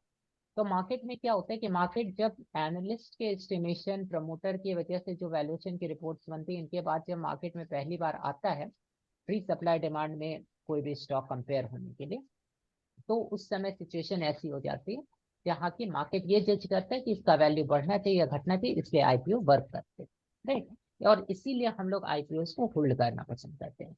कभी मैं बेसिस पे एक वेबिनार लूंगा। मैं आजकल सिर्फ वो ट्रेडिशनल आईपीओ बेस ट्रेड नहीं करता, मैं बहुत किस्म के अदर बेसिस पे ट्रेड करता हूँ। कभी आईपीओ पे मैं एक सेपरेट सेक्शन रखूंगा, या कभी समय निकाल के I will take a webinar, then I will discuss more in detail about IPO, क्योंकि वो थोड़ा सा Okay, बड़ा thank you. सब्जेक्ट है। Chirag ji, Yes. I have a question. या तो चिराग जी, can you please show the screen जहाँ पे आपने turnover discuss किया था? And my second question on the addition of that, is there a way to trade stocks like IOC और BPCL? क्योंकि उनमें movement most of the time जितना मैंने observe किया था बहुत broken way में आता है. I think so. Only the last rally or the current rally है जब एकदम ट्रेंडिंग मूव आया है, एकदम continuous. So is there a way that we can identify from the turnover numbers कि probability of continuous move is higher versus a choppy move? आपका first question में miss कर गया क्योंकि आपकी आवाज टूट गई। मेरा जो पहला क्वेश्चन है, आपकी जो टर्नओवर वाला चार्टिंग का स्कैनर था, can you please show the logic behind it one more तो टाइम? इट इज सिंपल, वो सिर्फ आर वॉल है, उसी को मैंने क्या किया कि टर्नओवर में कन्वर्ट कर दिया, राइट। कि आज जो वॉल्यूम आया वो कितना टाइम से प्रीवियस 20 दिन के वॉल्यूम के कंपैरिजन में, सिंपल ये कीजिए कि volume divided by 20 day moving average जो वॉल्यूम था उससे उसको डिवाइड कर दीजिए, that will give you the number, right. अब पॉइंट क्या है इसके पीछे कि मैंने VWAP multiplied by volume use किया ताकि मुझे एग्जैक्ट अमाउंट ऑफ मनी मिल जाए। आप वॉल्यूम यूज करते हैं तो आप एक एस्पेक्ट देखते हैं, मैंने मनी प्लस जिस प्राइस पर ट्रेडिंग हुई दोनों चीजों को इंक्लूड करके VWAP मल्टीप्लाइड बाय वॉल्यूम किया, राइट। तो इस तरह से मैं एब्सोल्यूट टर्नओवर पे पहुंचा जो एक्चुअल टर्नओवर है, rather than using just volume. इसी चीज का अंतर है, बाकी रेस्ट सारी चीजें सेम है, इसमें लॉजिक में कोई अंतर नहीं। और जहां तक आपका क्वेश्चन है IOC और BP वो क्या था, भारत पेट्रोलियम के बारे में, राइट। अनफॉर्चुनेटली मैं बताऊं तो मैं ऐसे स्टॉक्स को ट्रेड करना बिल्कुल अवॉइड करता हूँ, ठीक है। ये पैसा जरूर इसमें बना है, लेकिन रीजन क्या है इसको ट्रेड करने का कि इसके अंदर गवर्नमेंट के रेगुलेशंस इतने बुरे हैं कि जब गवर्नमेंट चाहती है तो वो प्राइस को बढ़ा देती है, टैक्स बढ़ा देती है, और कभी भी इनको कह सकती है कि तुम बढ़े हुए टैक्स को एब्सॉर्ब करो। इनके पास अपना कोई प्राइसिंग पावर नहीं है, तो ये फ्री इकोनॉमी के स्टॉक्स नहीं है, ये हेविली रेगुलेटेड है। इसलिए मैं इसको लेके इन सबको ट्रेड करने में बहुत ज्यादा ये करता हूँ, बहुत ज्यादा अवॉइड करता हूँ। आई थिंक कि मेरे हेडसेट की बैटरी खत्म होने वाली है, राइट। तो एक दो क्वेश्चंस मैं और ले लेता हूँ and then I have to wrap up, right. Chirag ji, जो क्वेश्चन स्क्रीन में आ रहे थे वो वही पूछ रहा था आपसे, तो आपकी आवाज क्लियर नहीं है बिल्कुल भी, थोड़ा सा आवाज। मेरे को जो फीड्स में जो क्वेश्चन आ रहे हैं मैं वही क्वेश्चन रिपीट करता हूँ ताकि वो मुझे कवरेज मिल जाए। मेरी आवाज क्लियर है अभी? एक क्वेश्चन था आपके मार्केट डेप्थ के शीट के ऊपर, मैंने उनको पर्सनली रिप्लाई किया था कि वो आपके वेबिनार को जो यूट्यूब पे वीडियो है उस पर रेफर कीजिए, बट द क्वेश्चन वाज कि वो मार्केट डेप्थ के वर्कशीट को कैसे रेफर कर सकते हैं करके। और दूसरा क्वेश्चन था आपके लिए एब्सोल्यूट स्ट्रेंथ और रिलेटिव स्ट्रेंथ के ऊपर क्या डिफरेंस है। और तीसरा एक क्वेश्चन था आपका जो स्क्रीनर्स आप रेफर कर रहे हो उसमें क्या वो शेयर करेंगे, तो मैंने उनको रिप्लाई किया था, वो डिस्क्रिप्शन में बताया जाएगा, मैं बट आपको शेयर कर दूंगा, उसमें मोस्टली कोई नेक्स्ट वेबिनार के बाद।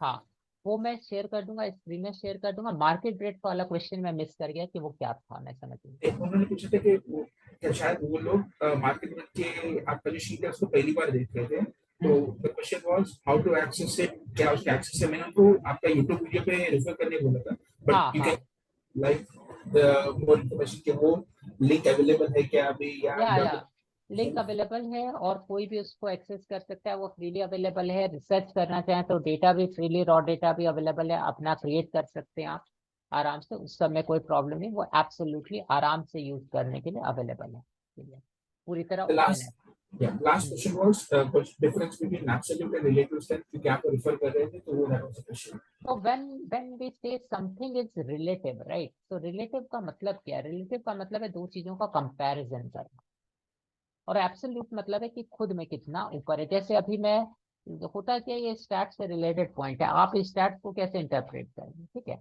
मैं बोल रहा हूँ कि यूसेन बोल्ट 10 सेकेंड में 100 मीटर दौड़े, आपको कैसे पता चलेगा कि यूसेन बोल्ट 100 मीटर दौड़े, 10 सेकेंड में दौड़े? आप कैसे ये पता करेंगे कि यूसेन बोल्ट फास्ट दौड़े या स्लो दौड़े? तो आप कंपेयर करेंगे कि लोग 15 सेकेंड में दौड़ते हैं, फास्टेस्ट जो है सेकेंड फास्टेस्ट वो 15 सेकेंड में दौड़े, तो आप बोलेंगे कि यूसेन बोल्ट फास्ट दौड़े। ये कोई भी चीज जो रिलेटिव होती है वो यही होती है कि जब भी आप रिलेटिव का पॉइंट बोल रहे हैं तो वो हमेशा दो चीजों का कंपैरिजन है, या तो टाइम के अगेंस्ट बेंचमार्किंग है, न्यूज के अगेंस्ट बेंचमार्किंग है। ये टाइम टाइम न्यूज नहीं एक्चुअली, या तो आपका नंबर के अगेंस्ट बेंचमार्किंग है, किसी दूसरे कंपटीटर के अगेंस्ट बेंचमार्किंग है, पेयर के अगेंस्ट बेंचमार्किंग है, राइट? इस तरह की बेंचमार्किंग है। जैसे आप बोलेंगे इंडिया की पॉपुलेशन चाइना को क्रॉस कर गई, अभी आप क्या बोल रहे हैं? आप बोलेंगे 1.5 बिलियन है, तो आप नंबर के अगेंस्ट बेंचमार्क करें। आप बोले इंडिया की पॉपुलेशन चाइना को क्रॉस कर गई, तो आप चाइना एक पेयर है उसके अगेंस्ट कंपेयर करें। रिलेटिव जब भी आप कोई चीज यूज करें, आप दो चीजों का कंपैरिजन करें, एक डिवीजन का यूज करें, राइट? एब्सोल्यूट मतलब खुद में उसके उसके उसको यूज करना। प्रोबेबली मुझे थोड़ा देखने की जरूरत है, मैं प्रदीप बॉन्डे के इस कंसेप्ट को बहुत ज्यादा फॉलो नहीं करता हूँ, तो कभी मैं थोड़ा देख लूंगा कि वो एब्सोल्यूट से क्या कहना चाहते हैं, क्योंकि मुझे लगता है कि एब्सोल्यूट जो है वो एक जनरली अंडरस्टूड कंसेप्ट है कि जो चीज अपने खुद के इसमें ऊपर है उसको वो कैसे मेजर करें, इस चीज को मुझे थोड़ा समझना पड़ेगा। मैंने उसके ऊपर ज्यादा ध्यान नहीं दिया है। दैट इज समथिंग जो मेरे एंड पे भी।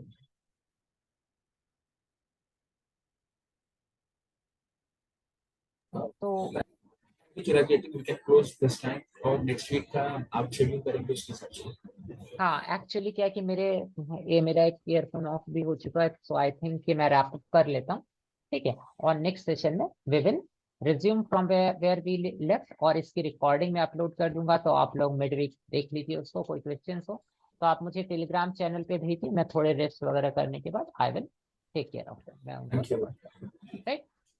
और अपने फीडबैक शेयर कीजिए, मैं बहुत ईगरली आपके फीडबैक, राइट? तो आई एम कंप्लीटिंग नाउ, और नेक्स्ट वीक वापस 9 बजे हम लोग